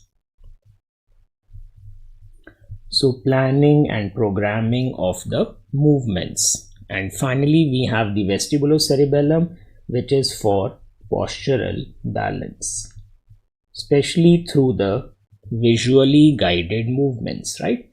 Then we have 4 pairs of deep cerebellar nuclei. I think you will be able to recap for me. As I am moving from lateral to medial, we say we have the 4 pairs, which is doctors eat good food, and that means dentate, emboliform, globose and fastigial, D, E, G, F.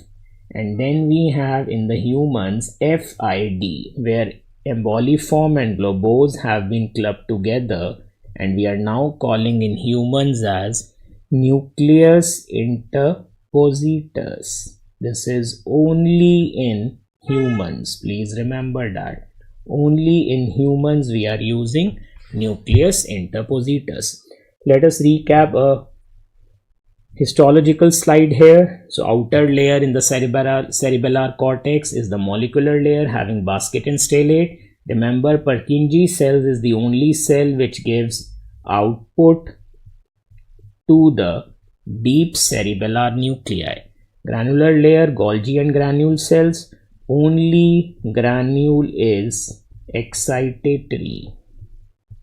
Question can be that I can show you this slide and I can ask you, in the given slide, the Purkinje cells are giving output to which deep cerebellar nuclei or which nuclei? The answer is dentate, emboliform, globose vestigial, or in humans dentate interpositus vestigial, right? So the output of the cerebellum is from the deep cerebellar nuclei. The output of the cerebellar cortex is from the, yes, which cells? Purkinje cells. Moving further on to now the hypothalamus, another very important slide. Hypothalamus has various nuclei. You should be able to recap for me. Lateral hypothalamus is for the hunger, rage, thirst and aggression.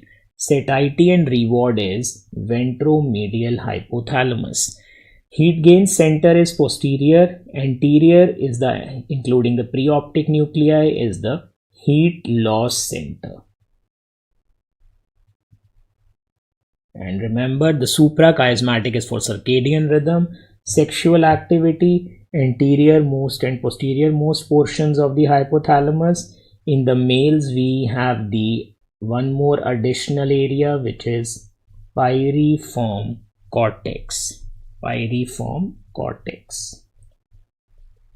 Then we have the neurosecretions. Remember, ADH and oxytocin are two hormones which are synthesized by the nerves, transported by the axons and stored in the posterior pituitary. Supraoptic is the main one for ADH, oxytocin, paraventricular nucleus. Then moving on to the mechanism of fever, another favorite one. The four events in succession are, as soon as you will have the onset of the fever, the pyrogens will immediately increase your set point. So this was my normal set point, 98.4. This is suddenly elevated. As it is suddenly elevated, my core body temperature will try to match the set point which has suddenly raised. So it will increase the heat production by what will do? By doing shivering, increases the heat production. As I increase the heat production, my core body temperature slowly and steadily rises in few hours, and then I am able to match the higher set point. Then suddenly, either during the natural course of the fever, or maybe let's say I have taken antipyretics. So antipyretics or natural course, as we take the medicine, antipyretics, paracetamol, suddenly there is a drop in my set point back to normal, but my core body temperature is still high. So what will I do now? I will now trigger sweating to increase the heat loss. So remember the order. First is the set point rises. I want to match shivering. Then my antipyretics cause the fall in set point, sudden drop. Then how will I match? By doing more sweating and vasodilation. Moving on to the CVS part here, plateau potential and the pacemaker potential. So in the plateau potential,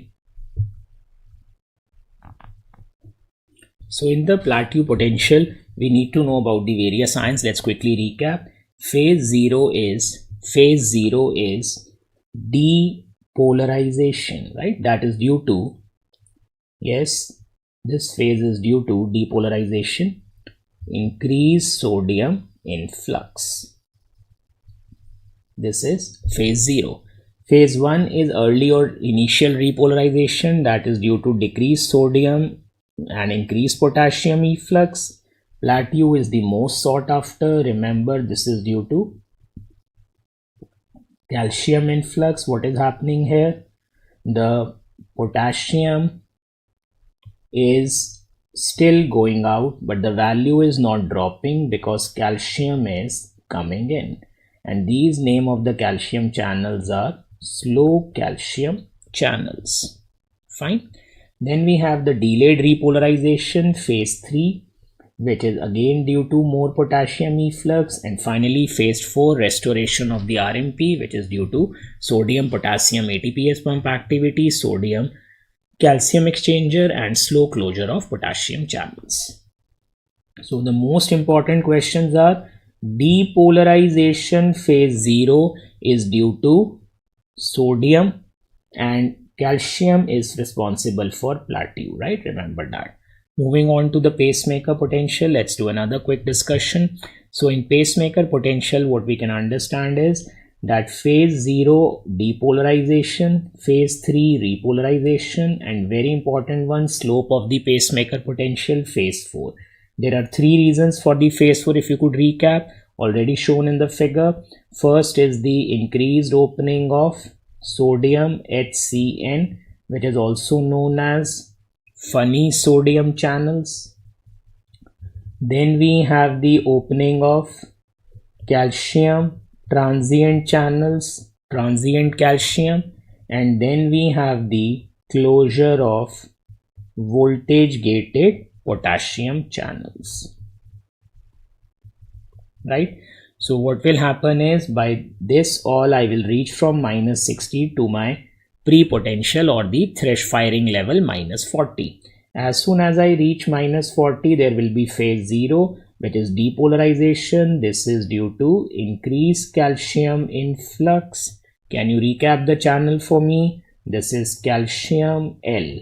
And repolarization, like always, is due to increased potassium efflux. Fine. Let's move on now to hemodynamics. Ohm's law. Yes, Ohm's law is I is equal to V upon R, or remember Q is equal to blood flow is equal to directly proportional to pressure gradient inverse to resistance. Velocity of flow is inverse to total cross sectional area. Poiseuille-Hagen law, very important. R is equal to A theta L upon pi R4. If you put this value of R in the denominator, you get Q is equal to delta P into pi by 8 into 1 by eta into R4 upon L. You have to remember the relationship between resistance and the radius, and naturally the blood flow and the radius, right? Very important numerical based ones. Laminar flow, remember, is a straight line flow. Blood is flowing in layers, silent, parabolic shape. Turbulent, irregular flow, zigzag flow. Random flow, no particular shape, always noisy. Reynolds number has to be more than 3000. Laplace law, T is equal to P into R for a cylindrical structure, and T is equal to P into R upon 2 for a spherical structure, right? Tension is directly proportional to distending pressure into radius. If there is a significant wall thickness, I write it like this. W is wall thickness, and this I will write like this, right? Let's move on now to cardiac cycle. In the cardiac cycle, this is the Wiggers diagram. Remember the basic rule of the thumb: electrical events are followed by mechanical events. So always start with the P wave of the ECG. What is it? Atrial depolarization. Atrial depolarization will be followed by the onset of atrial systole, mechanical event. In the JVP, A wave. QR is the electrical event, which is ventricular depolarization. Remember, this was the starting point. Atrial depolarization. Ventricular depolarization will be immediately followed by closure of mitral valve, which will give me the first heart sound. As soon as the mitral valve closes, aortic valve is already closed. I enter into IVC, isovolumetric contraction, followed by the ejection, giving me the X descent, right? And then we have another electrical event, which is the ventricular repolarization. End of ventricular repolarization will be followed by, which valve will close? Can you recap? This should be closure of aortic valve closes. As the aortic valve closes, I will have the S2, and then we have the onset of, which event? IVR, isovolumetric relaxation. At the end of isovolumetric relaxation, I will have the first rapid filling, which is the S3, followed by, as the blood rushes from the atria to ventricle, we will have the Y descent, right? So very simple thing, just remember electrical events are followed by mechanical responses. Moving on to the Frank-Starling law, they can show you a simple figure. This is the normal cardiac function of the heart. With increase in preload or the end diastolic volume, what is happening? There is more and more contraction of the heart, more and more force of contraction up to a limit. This is normally known as a curvy linear relationship. Now, if at the same end diastolic volume, in comparison to a normal, there is increased cardiac function that can happen due to increase in contractility, such as by giving best example the digitalis or sympathetic nervous stimulation, catecholamines, and now decreased cardiac function can be seen in a patient of post myocardial infarction, right? Left ventricular pressure volume loop is an indirect method to represent cardiac cycle. Most of us are very well versed that 1 to 2 is isovolumetric contraction. At point 1, the mitral valve closes. At point 2, aortic valve opens. This phase 2 to 3 is representing my ejection phase. At point 3, there is S2, aortic valve closes, isovolumetric relaxation. And then in the last, we have the ventricular filling, right? Remember, the width of the loop tells you about the stroke volume. So I can give you in the exam to calculate the ejection fraction. You can easily do so. Ejection fraction is stroke volume upon end diastolic volume into 100, right? And this highest point, if you take and draw a straight line, you take the point 2, you draw another straight line. In between the two, you have the pressure, which is none other than, this is, remember, representing dBp, this is SBP, so this is representing pulse pressure, right? So loop is very, very important. The area under the loop tells you about the work done by the heart. The area under the loop tells you about the work done by the heart, right? Work done by the heart. Fine. Then moving on about the left ventricular pressure volume loops in various valvular diseases. Remember, the first one is showing me a tall and the narrow loop. This is seen in aortic stenosis. That means very high left ventricular pressure, but still I am not able to push in much stroke volume. So in one line, I remember it as tall and narrow loop. Tall and narrow. Then in mitral stenosis, I will have incomplete emptying of the, I will have incomplete filling of the left ventricle. That means I have decrease in left ventricular and diastolic volume resulting in decrease in stroke volume. So less ventricular and diastolic volume, and I have less stroke volume, right? This is incomplete filling. This is remembered in one word. The loop shifts to the left. The loop shifts to the left. So loop is shifting to the left. In AR and MR, there is a very basic thing in aortic regurgitation. The blood is regurgitating continuously from the aorta to the left ventricle. So normally this should represent the straight line isovolumetric relaxation. But even in the IVR phase, the loop is shifted to the right. So we say loop shifts to the right. Because there is more blood volume in the left ventricle, the left ventricular pressure is also more, as there is increase in left ventricular volume. This will cause not only a rightward shift but an upward shift also. Finally, in the mitral regurgitation, so this is a figure of AR. In MR, mitral regurgitation, the blood initially regurgitates back from the left ventricle into the left atria. So initially the blood volume is decreasing and then it is rising. That means In IVR phase, initially the left ventricular volume decreases and then increases. It will never be more than the original volume present in the left ventricle, so there is no upward shift. So we say initially loop shifts to the left. Initially loop shifts to the left, followed by right. And there is never an upward shift, right? So this is a case of mitral regurgitation, right? Mitral regurgitation.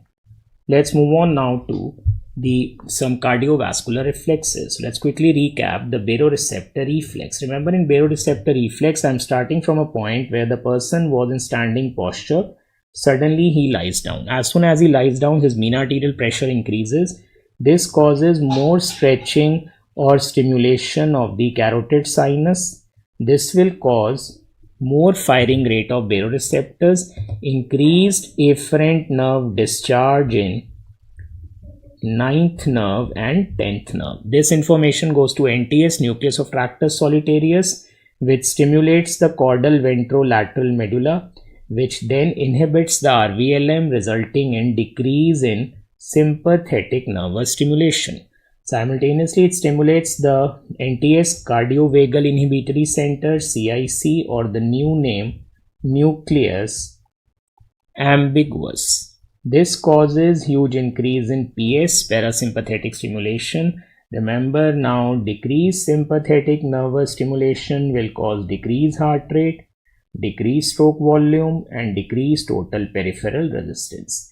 Parasympathetic stimulation decrease will only decrease the heart rate. Increased stimulation of parasympathetic because vagal fibers sparsely innervate ventricles. Stroke volume and heart rate product is known as cardiac output, and if I multiply cardiac output into total peripheral resistance, my mean arterial pressure returns back to normal, right? It has been corrected. So this is a very important reflex, must know. Remember, baroreceptors are most sensitive to pulse pressure because it is an ever-changing pressure, and the threshold mean arterial pressure for stimulating baroreceptors is 50 millimeters mercury, and maximum response is seen as 200. Carotid sinus is the main baroreceptor. It is 5 times more sensitive than aortic sinus.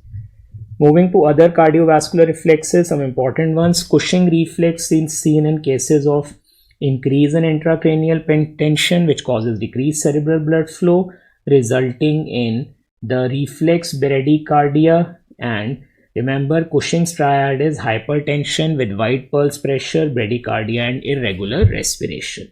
Mary's law simply tells that the heart rate is inverse to blood pressure.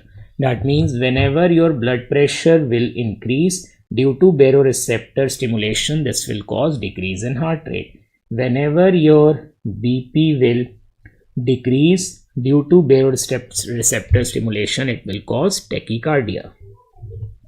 Bainbridge reflex and Basal-Jarisch are multiple times repeat in INICET. Sudden increase in blood volume by infusion of the blood or saline causes increase in heart rate. Receptors involved are atrial stretch receptors and Basal-Jarisch.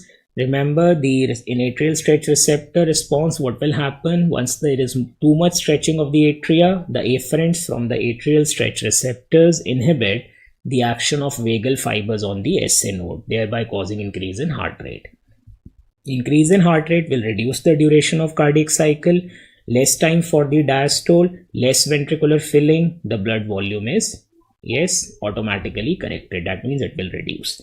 Basal-Jarisch is also known as coronary chemoreflex. Injection of viratridine, serotonin, capsaicin, and phenylbigonides directly into coronary arteries causes the hypotension and bradycardia, also sometimes seen as rapid shallow breathing. But rapid shallow breathing is mainly the feature of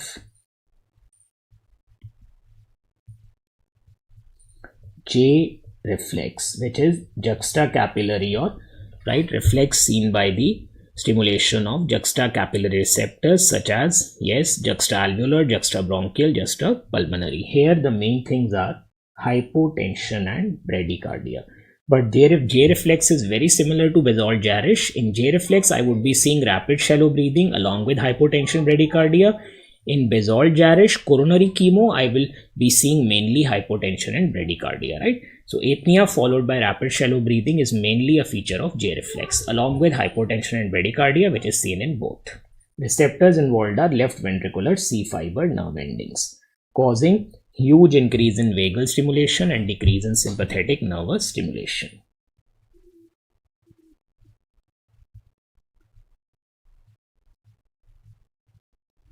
Then moving on to the renal physiology, first important topic, determinants of the GFR. You definitely should be knowing the directions of all the pressure. Hydrostatic pressure in the glomerular capillary is a pushing pressure. It is trying to push the plasma out of the glomerular capillary. Hydrostatic pressure in the Bowman's capsule is an opposing pressure. It is trying to push the fluid back.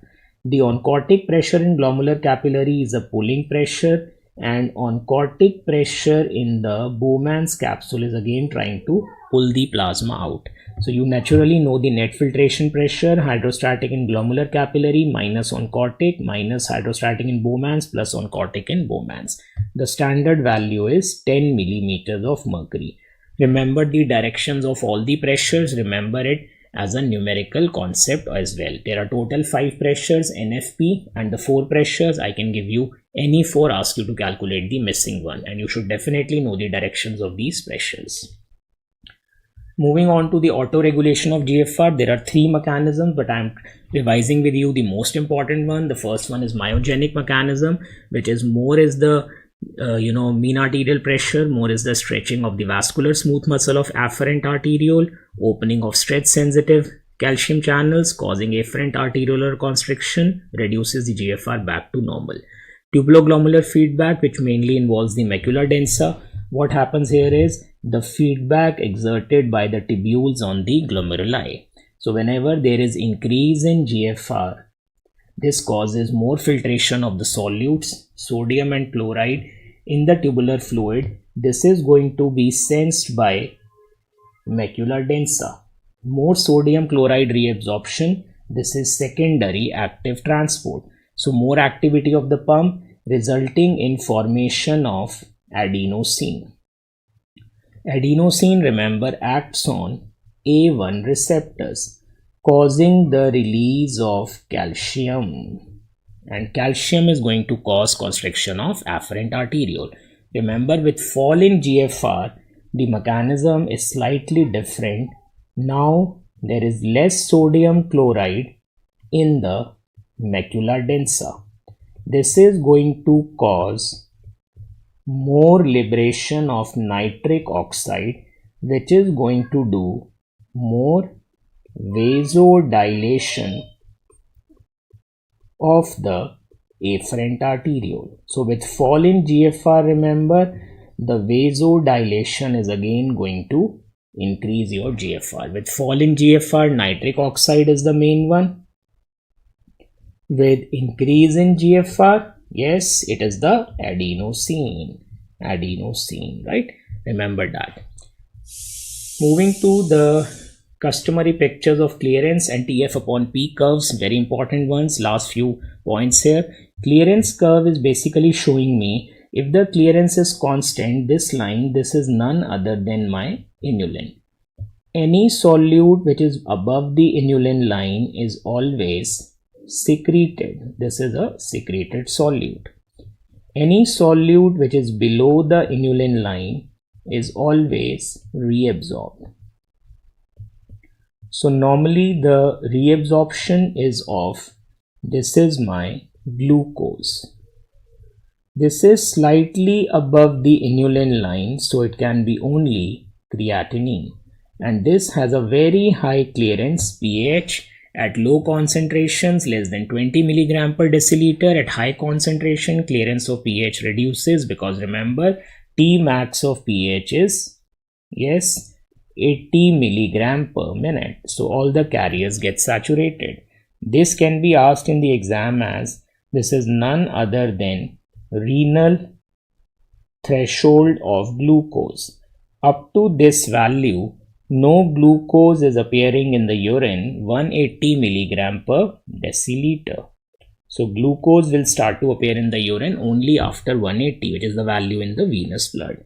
Same clearance graph can be shown in this way.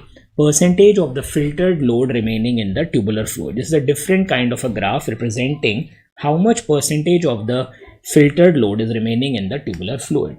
If the filtered load percentage is constant, which is neither reabsorbed nor secreted, which is this one, inulin, right? Now the percentage filtered load is increasing, especially in the proximal tubule, there is more addition. After that, the filtered load is constant. This is PAH, which is secreted in the PCT, proximal tubule. Then A are the solutes which in proximal tubule almost touch the baseline. That means their concentration has become 0. So A can be none other than glucose and the amino acids. And remember, B is still not touching the baseline. It is still a very small amount of the filtered load is still remaining in the urine. So it could be my sodium and the water or any other electrolytes, right? If I ask you which one is bicarbonate, maybe I can make another one like this. So if this is a representation of the bicarbonate, 85% of bicarbonate is reabsorbed in the proximal tubule and then it will touch the baseline after distal tubule. Why? Because remember, remaining 15% is in thick ascending limb and distal tubule. So in the B, it is not touching the baseline. In this one, which is let me call as for the bicarbonate one, this is touching the baseline. That's the very small difference because bicarbonate is 100% reabsorbed. Sodium, water, electrolytes are not 100% reabsorbed. Then we have the tubular fluid upon plasma ratio. This is basically spoken in 3 ways as if the tubular fluid upon plasma ratio is 1, this we say when the something like this straight line nearly of sodium, this straight line, which is the figure for osmolarity as shown, that means both the solutes and water are reabsorbed in the same proportion. Now any solute which is reabsorbed at a much faster rate than water, what is going to happen? Its tubular fluid concentration is going to reduce. So that is why we are being shown here glucose, amino acids, bicarbonate and phosphates. Why is the phosphate at the top? Because remember, 85% of bicarbonate is reabsorbed in the proximal tubule, remaining 15% is excreted. As we go above, we find that we have first for the chloride and the potassium. Remember, chloride initially is reabsorbed at a rate slower than water. So I am reabsorbing, let's say 65% of the water in proximal tubule, but I am reabsorbing only, let's say around 40%. So what will happen? Relative concentration of chloride will be more in the tubular fluid. Initially it is reabsorbed faster, then it is reabsorbed at the same rate as, as water. That is for chloride. Then urea, we all know, is showing me in the proximal tubule it is reabsorption but only 50%, water is again 60 to 70. So urea is also showing a higher concentration in the tubular fluid upon plasma ratio.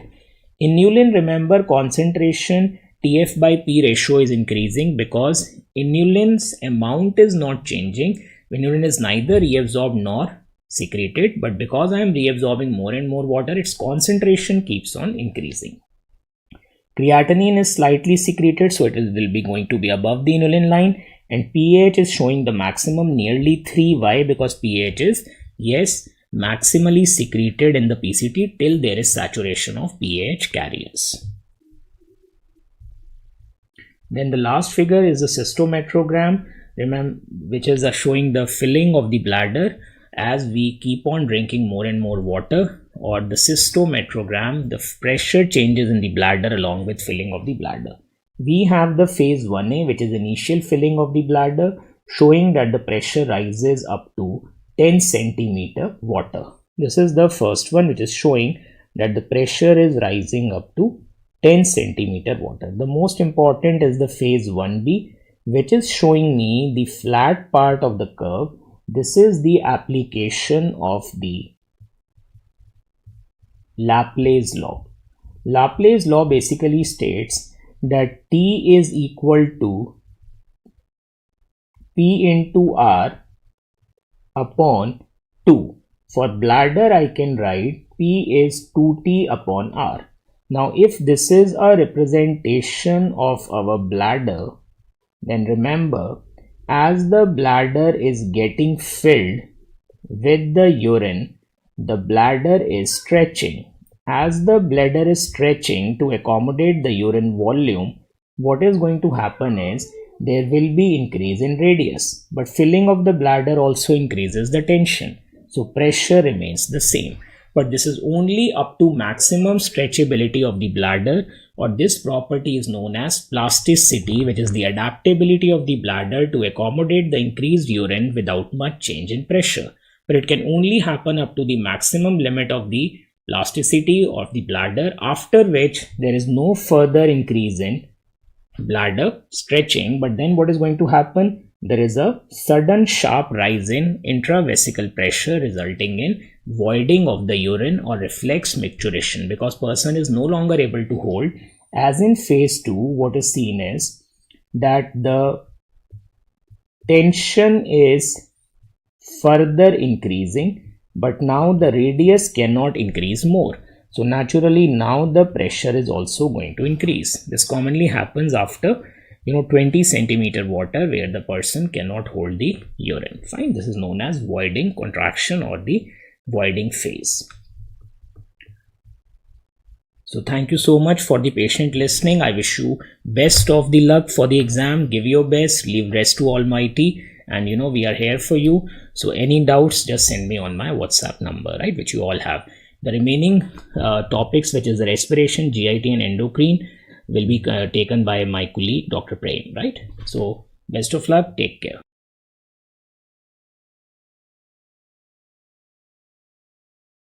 Hello everyone, all my students. Beta, let's start with must-read topic. So in the last few hours, what is the motive of this session? To give you important topics. These topics should not be missed out. Is it clear? They will ask you something on BPPV, benign paroxysmal positional vertigo. Is it clear? This question, high probability they will repeat. Why? This is an important point, how we differentiate benign paroxysmal positional vertigo from vestibular neuritis. Always remember. So here the patient is having vertigo in the morning when she changed the position. So it is going in the favor of BPV. Vestibular neuritis, there will be a typical history of viral infection. Just remember this point. If viral infection is there in the history, we'll go for vestibular neuritis. But here the answer should be here BPV, benign paroxysmal positional vertigo. Without taking any stress, just go through these questions. यह must read topic. ये topic बड़े miss नहीं होने चाहिए. If examiner give you upper respiratory tract infection, viral infection, I will be going for option C, vestibular neuritis. In a fast mode, I am giving you all the important points which are must read. Clear? Sorry, menials. What they will be asking you in menials, they will give you a low high frequency hearing loss, rising cough, fluctuating deafness. These will go in the favor of Meniere's disease. And acoustic neuroma, they will give you either ice cone appearance or they will give you Antony A, Antony B classification. Central Institute, AIMS people are very fond of asking the images. They will ask you this is which positional exercise for BPV. Always remember this is your Apley's maneuver. I'm showing you 4 images from where they will pick one. This is your Apley's maneuver, or they can ask you something on your Daroff, DAROFF, Daroff. This is something 4 position exercise where the patient is sitting, then right lateral, then again sitting back and left lateral. So this is your Daroff exercise. Daroff exercise. Is it clear? 3-4 years back, the MCQ which they have asked you was Foster's exercise. The patient is sitting on the floor with face facing to the ceiling. This is your foster. If they show you something like this, and if the patient is sitting and he is moving sideways movement like this, it is Simon's maneuver. In a very rapid fire, I am giving you all the important must read topic. We have to read at this speed. I hope you are getting my point. So in the last few hours, just brush up all these must read topics. They will ask you something about cochlear implant. I'm just giving you the simple logic, like we will crack in the formula of physics: conductive, hearing aid, sensory, cochlear implant, neural brainstem implant. So what you have to diagnose, you have to just see कि देखना बेटा which is sensory deafness, ototoxicity, yes, congenital hearing loss, high probability sensory, ossicular fixation, no, ossicular fixation is your conductive, that is middle ear involvement, otosclerosis again middle ear. So answer should be, if I go with these options, answer should be 1 and 2. I hope you're getting my point. Otosclerosis can be cochlear otosclerosis. So if they give the option of 1, 2 and 4, this can be a possibility. I hope you're getting this important concept. Cochlear implant, very important. Cochlear implant is kept in, just remember this point, is kept in scala tympani via round window. While if we go with the brainstem implant, it is kept in, where we are keeping in lateral recess of fourth ventricle. We are keeping in the lateral recess of fourth ventricle. Is it clear? Any contraindication of cochlear implant, if I can't keep cochlear implant like mesial aplasia, I will be going for brainstem implant. I will be going for the next level. Is it clear? Crystal clear. Which of the following can cause stridor in infant? So just remember this point. Which are the conditions which can cause difficulty in breathing in an infant? Subglottic stenosis, hemangiomas, laryngomalacia, polyp.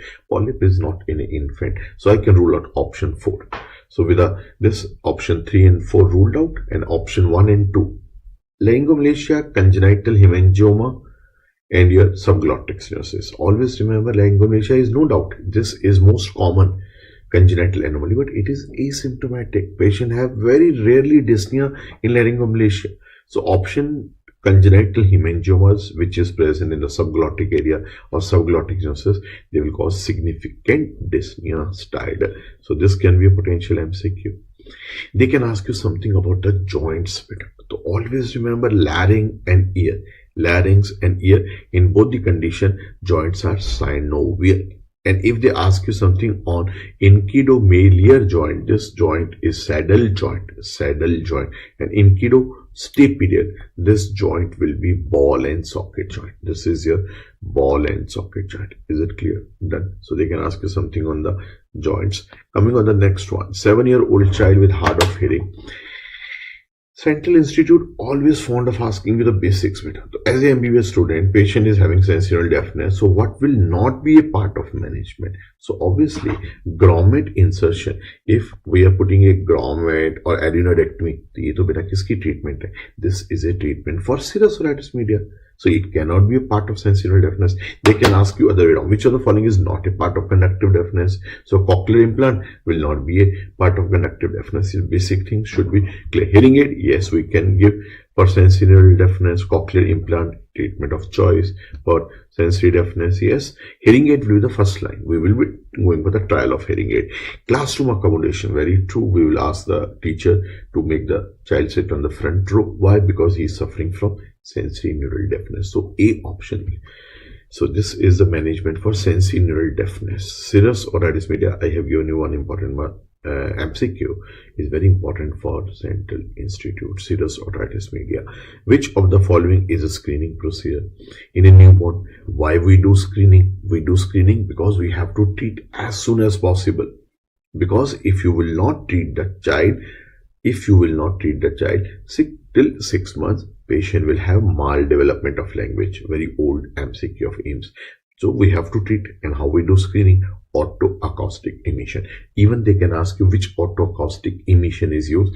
Transient, evoke, autoacoustic emission. So which type? Special transient, evoke. It is a evoke type, and transient, which is used for your screening procedure. But if they ask you high risk baby, go for BERA. In high risk baby, we are using BERA. यहाँ तक कहानी समझ में आ रही है? We are getting all these basic points. बेटा clear?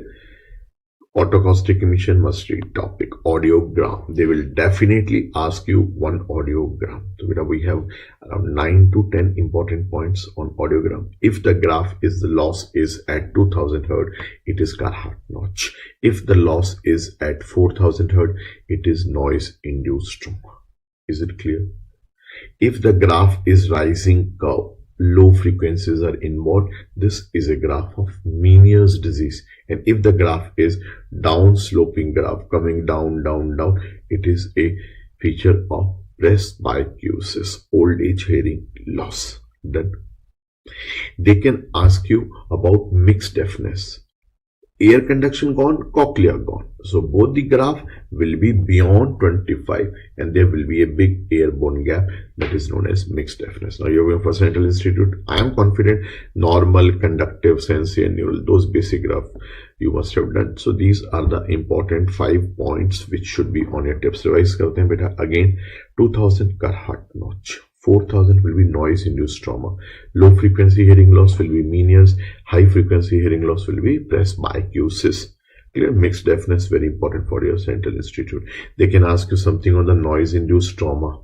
Again, noise induced trauma, just remember WHO guideline is 85 decibel. In any industry, sound should not be more than 85 decibel. In Indian Factory Act, the threshold, this is 90 decibel. Is it clear? So these are the 2 points related with the noise induced trauma. So notch at 4000, Carhart notch. What is the beauty of Carhart notch? It is seen in bone conduction. It is seen in bone conduction. 4000 Hz is known as Boiler's notch. Is it clear? They will ask you the graph of sensory Meniere's and presbycusis. Rising curve, graph moving up. That is your Meniere's, graph coming down. This is your presbycusis. Yahan tak kahani samajh mein aa rahi hai beta? Are you getting all these points? Simple, straightforward concepts. Is it clear? Everyone comfortable? Now coming on the next segment. Patient is having tinnitus, hearing loss with vertigo. Choose the most appropriate diagnosis. They are showing you a graph again going up. Endolymphatic hydro. Here I am giving you 3 important rules for your upcoming examination. Otosclerosis, conductive deafness. Treatment is stepidotomy with, we will put some prosthesis. They can ask you the graph after stapes prosthesis. So always remember, if we operate the patient, airborne gap will not be seen. Post-operative patient of otosclerosis. About Meniere's, it is rising curve. Because it is a rising curve, endolymphatic hydro. We call it as endolymphatic hydro. Treatment is medical treatment here. We will give low salt diet, we'll give steroids, we'll give diuretics. Not responding, we'll go for physiotherapy. So these are the treatment option for Meniere's. Destructive procedure, any option where we are destroying the nerve or inner ear, that will be known as destructive treatment option for Meniere's. Rarely use medical treatment. And one is acoustic pneumomas, that is your CP angle tumor. Treatment is again surgery. This question I want you should revise properly. How to differentiate on the basis of history whether the patient is mild or it is moderate or severe. So this table is very important. 3 years back, 2021-22, they have asked you something like this. Patient was finding frequent difficulty with normal speech. So how much is the hearing loss? It is moderate. So beta, agar aapne is table ko nahi yaad kiya hua, so please, this is a message to all of my students, because you are confident on audiogram how to differentiate, you are master, but how to differentiate mild, moderate, severe on your speech, on the history, on the difficulty level. So this is a very important table for your sensory neural deafness, how to differentiate all the important type of deafness. Pregnant female, progressive hearing loss, painless. 3 P yaad rakho mere sir beta. Progressive, it should be painless, it should be pregnant female. Answer is otosclerosis. So they will show you some surgery and they will ask you which surgery is being done. So what is the treatment for otosclerosis? Everyone know it is stepidotomy. Is it clear? Most common site for otosclerosis always the anterior part of foot plate. That is the most common site. Clear? They can ask you something on Schwartz sign. If red tympanic membrane we never operate. It is a contraindication of surgery. It is a contraindication of surgery. Is it clear? Drug of choice. All these slides I have taken from my workbook, where we are giving ultra concise notes. Sodium fluoride, NaF, it increase osteoblast, decrease osteoclast. Is clear? Here I am writing here November 2025 MCQ. Why? Because this question is coming for the last 2 years in every examination. Clear? Maximum hearing loss. Why they are asking? Because there is a paradox. There is a paradox in this. If there is ossicular damage with intact tympanic membrane, if tympanic membrane is intact, beta, that sound cannot reach the pulmonary. Therefore, patient will have maximum hearing loss around 50 to 60 decibel. Every student listening to me now, just close your eyes and listen one statement. Foot plate completely fixed, complete fixation of foot plate and ossicular damage with intact tympanic membrane. These are the two conditions where patient have maximum hearing loss. I hope you're getting my point. Clear? So intact tympanic membrane around 50 to 60, complete fixation of the foot plate 50 to 60. If it is ossicular damage with tympanic membrane perforation, the deafness come down. It is around 30 to 40 decibel. And if examiner give you partial fixation, it again have 30 to 40 decibel. Is it clear? So these are the important must read topic from your year segment otology. So motive of having these sessions to give you must read points. ये point हमारे miss नहीं होने चाहिए बेटा. Don't take the pressure. अगर आपने नहीं पढ़ा, if you have not read any topic out of these, just revise with us. No worries बेटा. Clear? So at this point, just boost up your confidence and go. Central Institute, I always say common sense matter a lot. Apply the common sense, you will be able to attempt the MCQ. Question number next. 55-year-old patient, change in voice, difficulty in swallowing. Patient was diagnosed. Examiner सब कुछ बता रहा है आपको. Carcinoma patient, CA larynx, beta most important. TNM classification most important. Management most important. In the classroom we have read this topic more than 4 to 5 times, so I am confident you will not miss the MCQ. Which procedure, which is that? Now you tell me, what is the treatment option of CA larynx? Either partial laryngectomy or total, because examiner is giving you surgical management. He is not talking about radiotherapy or CO2 laser. He is saying surgery was done. So which two surgery we are doing? Either we are doing partial laryngectomy or total laryngectomy. Now in which patient we make a permanent opening here? That is a total laryngectomy. We are doing permanent tracheostomy. And on the posterior wall, tell me, we have learned with the help of line diagram. On the antewall, we put tracheostomy tube. On the posterior wall, we put a prosthesis known as tracheoesophageal prosthesis, tracheoesophageal prosthesis. This is your Blom-Singer tracheoesophageal prosthesis. This is your FMGE voice button. You should identify. And this is the latest one. We call it as Pervox, P-R-O-V-O-X, Pervox. Okay. So these all are tracheoesophageal prosthesis. Done. They can ask you something on the papilloma. This is very important slide for Central Institute. Papillomatosis, most common site, anterior commissure. It is on the anterior commissure. Is it clear? Juvenile, senile. Juvenile. Close your eyes, listen this word, because this MCQ is expected. Multiple papillomas. They resolve, they reoccur. Senile, they are single, they never resolve, never reoccur. Treatment of choice, CO2.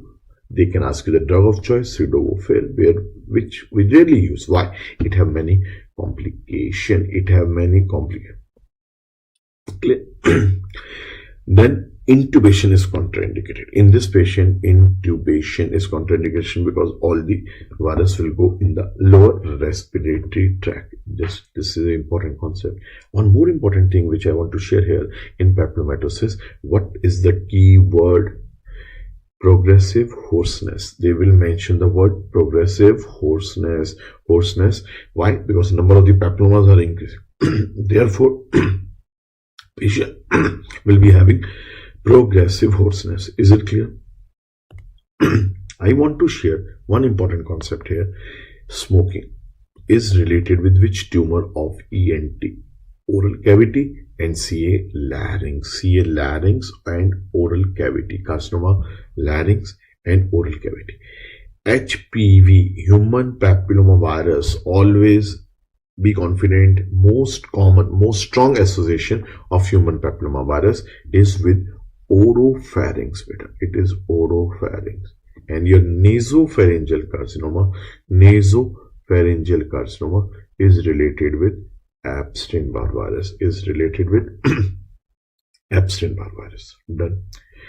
Congenital anomalies of larynx must read for your Central Institute. They will ask you integrated question of ENT with pediatrics. So this is very important. You can see after CA larynx, the most important topic in larynx is congenital anomalies. They will ask you something about laryngomalacia. Most common congenital anomaly, it is omega shape epiglottis falling down. Inspiratory dyspnea is the keyword. Omega shape epiglottis keyword. Treatment is wait and watch. They can ask you something on the congenital webs. But always remember, congenital webs kahan pe hote hain? Congenital webs are at the level of glottic area. Because they are at the level of glottic area, it will have biphasic dyspnea. Glottic biphasic dyspnea with cry abnormal. Newborn will be having hoarseness. And how can we judge hoarseness in a newborn? Cry will be abnormal. Which classification? They can ask you the classification of congenital webs. We use Cohen's classification. Cohen, C-O-H-E-N. Cotton-Mayer classification is used for stenosis. Cotton-Mayer classification is used for stenosis. Is it clear? Hemangiomas. The hemangiomas are again in the subglottic area. It is the posterior part of the subglottic area. Hemangioma, most common vascular tumor of larynx. One MCQ expected. Most common vascular tumor of ear is your glomus tumor. Here it is hemangioma, most common vascular tumor of larynx. Done. Coming in the pharynx segment, they will be asking you either tumor, angiofibroma, mandatory, ek aayega question, and I will be giving you the keyword of angiofibroma, or they will ask you something on the anatomy. They will ask you which nerve is crossing in the piriform fossa, or which structures are crossing at different level. So just remember, between base of skull and superior constrictor, we have sinus of Morgagni, from where all ET tube structures are moving, eustachian tube is moving. Between superior and middle is your one muscle, one nerve, stylopharyngeus nerve, stylopharyngeus muscle, and the nerve supply, that is glossopharyngeal nerve. Stylopharyngeus with ninth nerve. Between middle and inferior is your internal laryngeal nerve, internal branch of supralaryngeal nerve, and below inferior constrictor is your recurrent laryngeal nerve. Again, very important for center, and I'm confident you must be aware of all these important things. Piriform fossa, fishbone, internal laryngeal nerve involved. Patient have loss of sensation in the upper part of the larynx. They are the keyword. Your larynx is surrounded by piriform fossa, post-prequart space. These are the 4 MCQs. Revise with me. Which nerve crossing? Internal branch. Piriform fossa is the most common site for hypopharynx malignancy. Which hypopharynx malignancy have very poor prognosis? Post-prequart malignancy have very poor prognosis, and post-prequart malignancy are common in female suffering from Plummer-Vinson syndrome. They will be asking you all these basic points. Clear? Angiofibroma, the topic, mandatory topic. In the MCQ, epistaxis word, aane. I'm showing you one slide. This slide is from my DVT segment, from where they will pick one MC. Only in male, sphenopalatine foramen. Let's compare this topic with nasopharyngeal carcinoma. This is in young male. Nasopharyngeal carcinoma is bimodal distribution, 20 years, 60 years. This is in sphenopalatine foramen, that is fossa of Rosen-Muller. They can ask you Central Institute overexpression of IGF in angiofibroma. Is a true statement. Endoscopic transnasal removal is the most commonly used non-invasive procedure. If the tumor is small size tumor, we use transpalatal approach. If it is a big size, I will use 2 options, transpalatal plus sublabial. That is known as Saldana approach. They can ask you something on the Holman-Miller sign, posterior wall of the maxillary bending down. In this angiofibroma, no biopsy. This is the favorite question of Central Institute. I am highlighting. They will ask you no biopsy done. Internal maxillary artery is for embolization. We embolize to reduce the size of the tumor. Always remember, any tumor, destructive tumor, if examiner asks you how to assess the bony destruction, it will be CT examination. And if there is a catch in MCQ and they ask you intracranial spread of any tumor or any middle ear tumor or CP angle tumor, will be intracranial spread, soft tissue, will be going for MRI. Done. So these are the important points. Fracture, trauma is very important. They will either ask you vertical fracture, horizontal fracture. If they ask you vertical, it is Chevalier fracture. If they ask you horizontal, that is gingival fracture. Most common facial fracture, nasal bone fracture. Second most common fracture, zygomatic fracture. ये आपको याद होना चाहिए. Is it clear? This is your gingival fracture. This is Chevalier fracture. Leaf-foot fracture 1, 2, 3 should be on your tips. Bleeding spot over the palate is known as Guerin sign. It is facial trauma, Leaf-foot 1 fracture. Is it clear? And one more important MCQ is here: how to differentiate rhinophyma from rhinoscleroma, from rhinospodiosis. These are the important 3 diagnoses. History of taking bath in the ponds. If examiner give you a typical history of pond, that is rhinospodiosis. Commonly seen in southern part of the country. It is caused by rhinosporiosis seaberry. Dapsone is a drug of choice. Treatment of choice is surgery. याद रखना इस बात को. Is it clear? Cautery is mandatory. These are the 3 important diagnoses: rhinophyma, hypertrophy of sebaceous gland; rhinoscleroma, rhinospodiosis, mulberry-like polyp. If it is mulberry-like mucosa, we go for hypertrophic rhinitis. In Central Institute, they can ask you some blocks. Beta, I am showing you few blocks. This is your anterior ethmoidal block, also known as dorsal nerve block, also known as nasociliary block. ये 3 नाम याद रखने. If examiners show you this one, it is supraorbital. It is supraorbital block, supraorbital, or we can call it a supratrochlear. What is infratrochlear? I will explain. I will show you the slide. This is infraorbital, below the orbit, infraorbital. This is your infratrochlear. Where is the infratrochlear? Just everyone keep your finger on the middle canthus, and if you go above middle canthus, this area is infratrochlear. Above is supraorbital or supratrochlear. Below infraorbital. And on the dorsum is anterior ethmoidal block. They ask you these blocks very frequently. अगर आपने नहीं पढ़ा तो just revise with me on this platform. Nasolacrimal duct patency test, if they show you something like this. Is it clear? They will ask you something on the fossa of Rosenmuller, most important topic for upcoming examination. This is torus tuberis. Always remember, behind the bulge is fossa of Rosenmuller.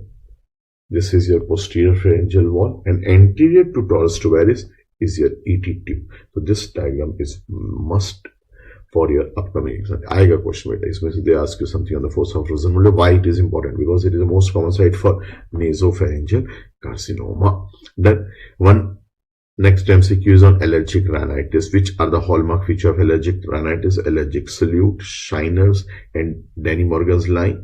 But never go with the omega shape between right and left eyebrows that is seen in acute depression. So this is a important PYQ, very important for your upcoming examination. Clear? So these were the important topic which I feel they will be asking you in the examination. Beta, be confident, use your common sense. We are damn confident. All other students, you have done hard efforts, you have taken dedicated efforts in our classroom, in our live session, and you will definitely rock this examination. Best wishes. Any query, you can inbox me. Thanks a lot for listening. Thanks a lot. Best wishes, beta. Best wishes. Just go with a peace of mind and attempt the paper.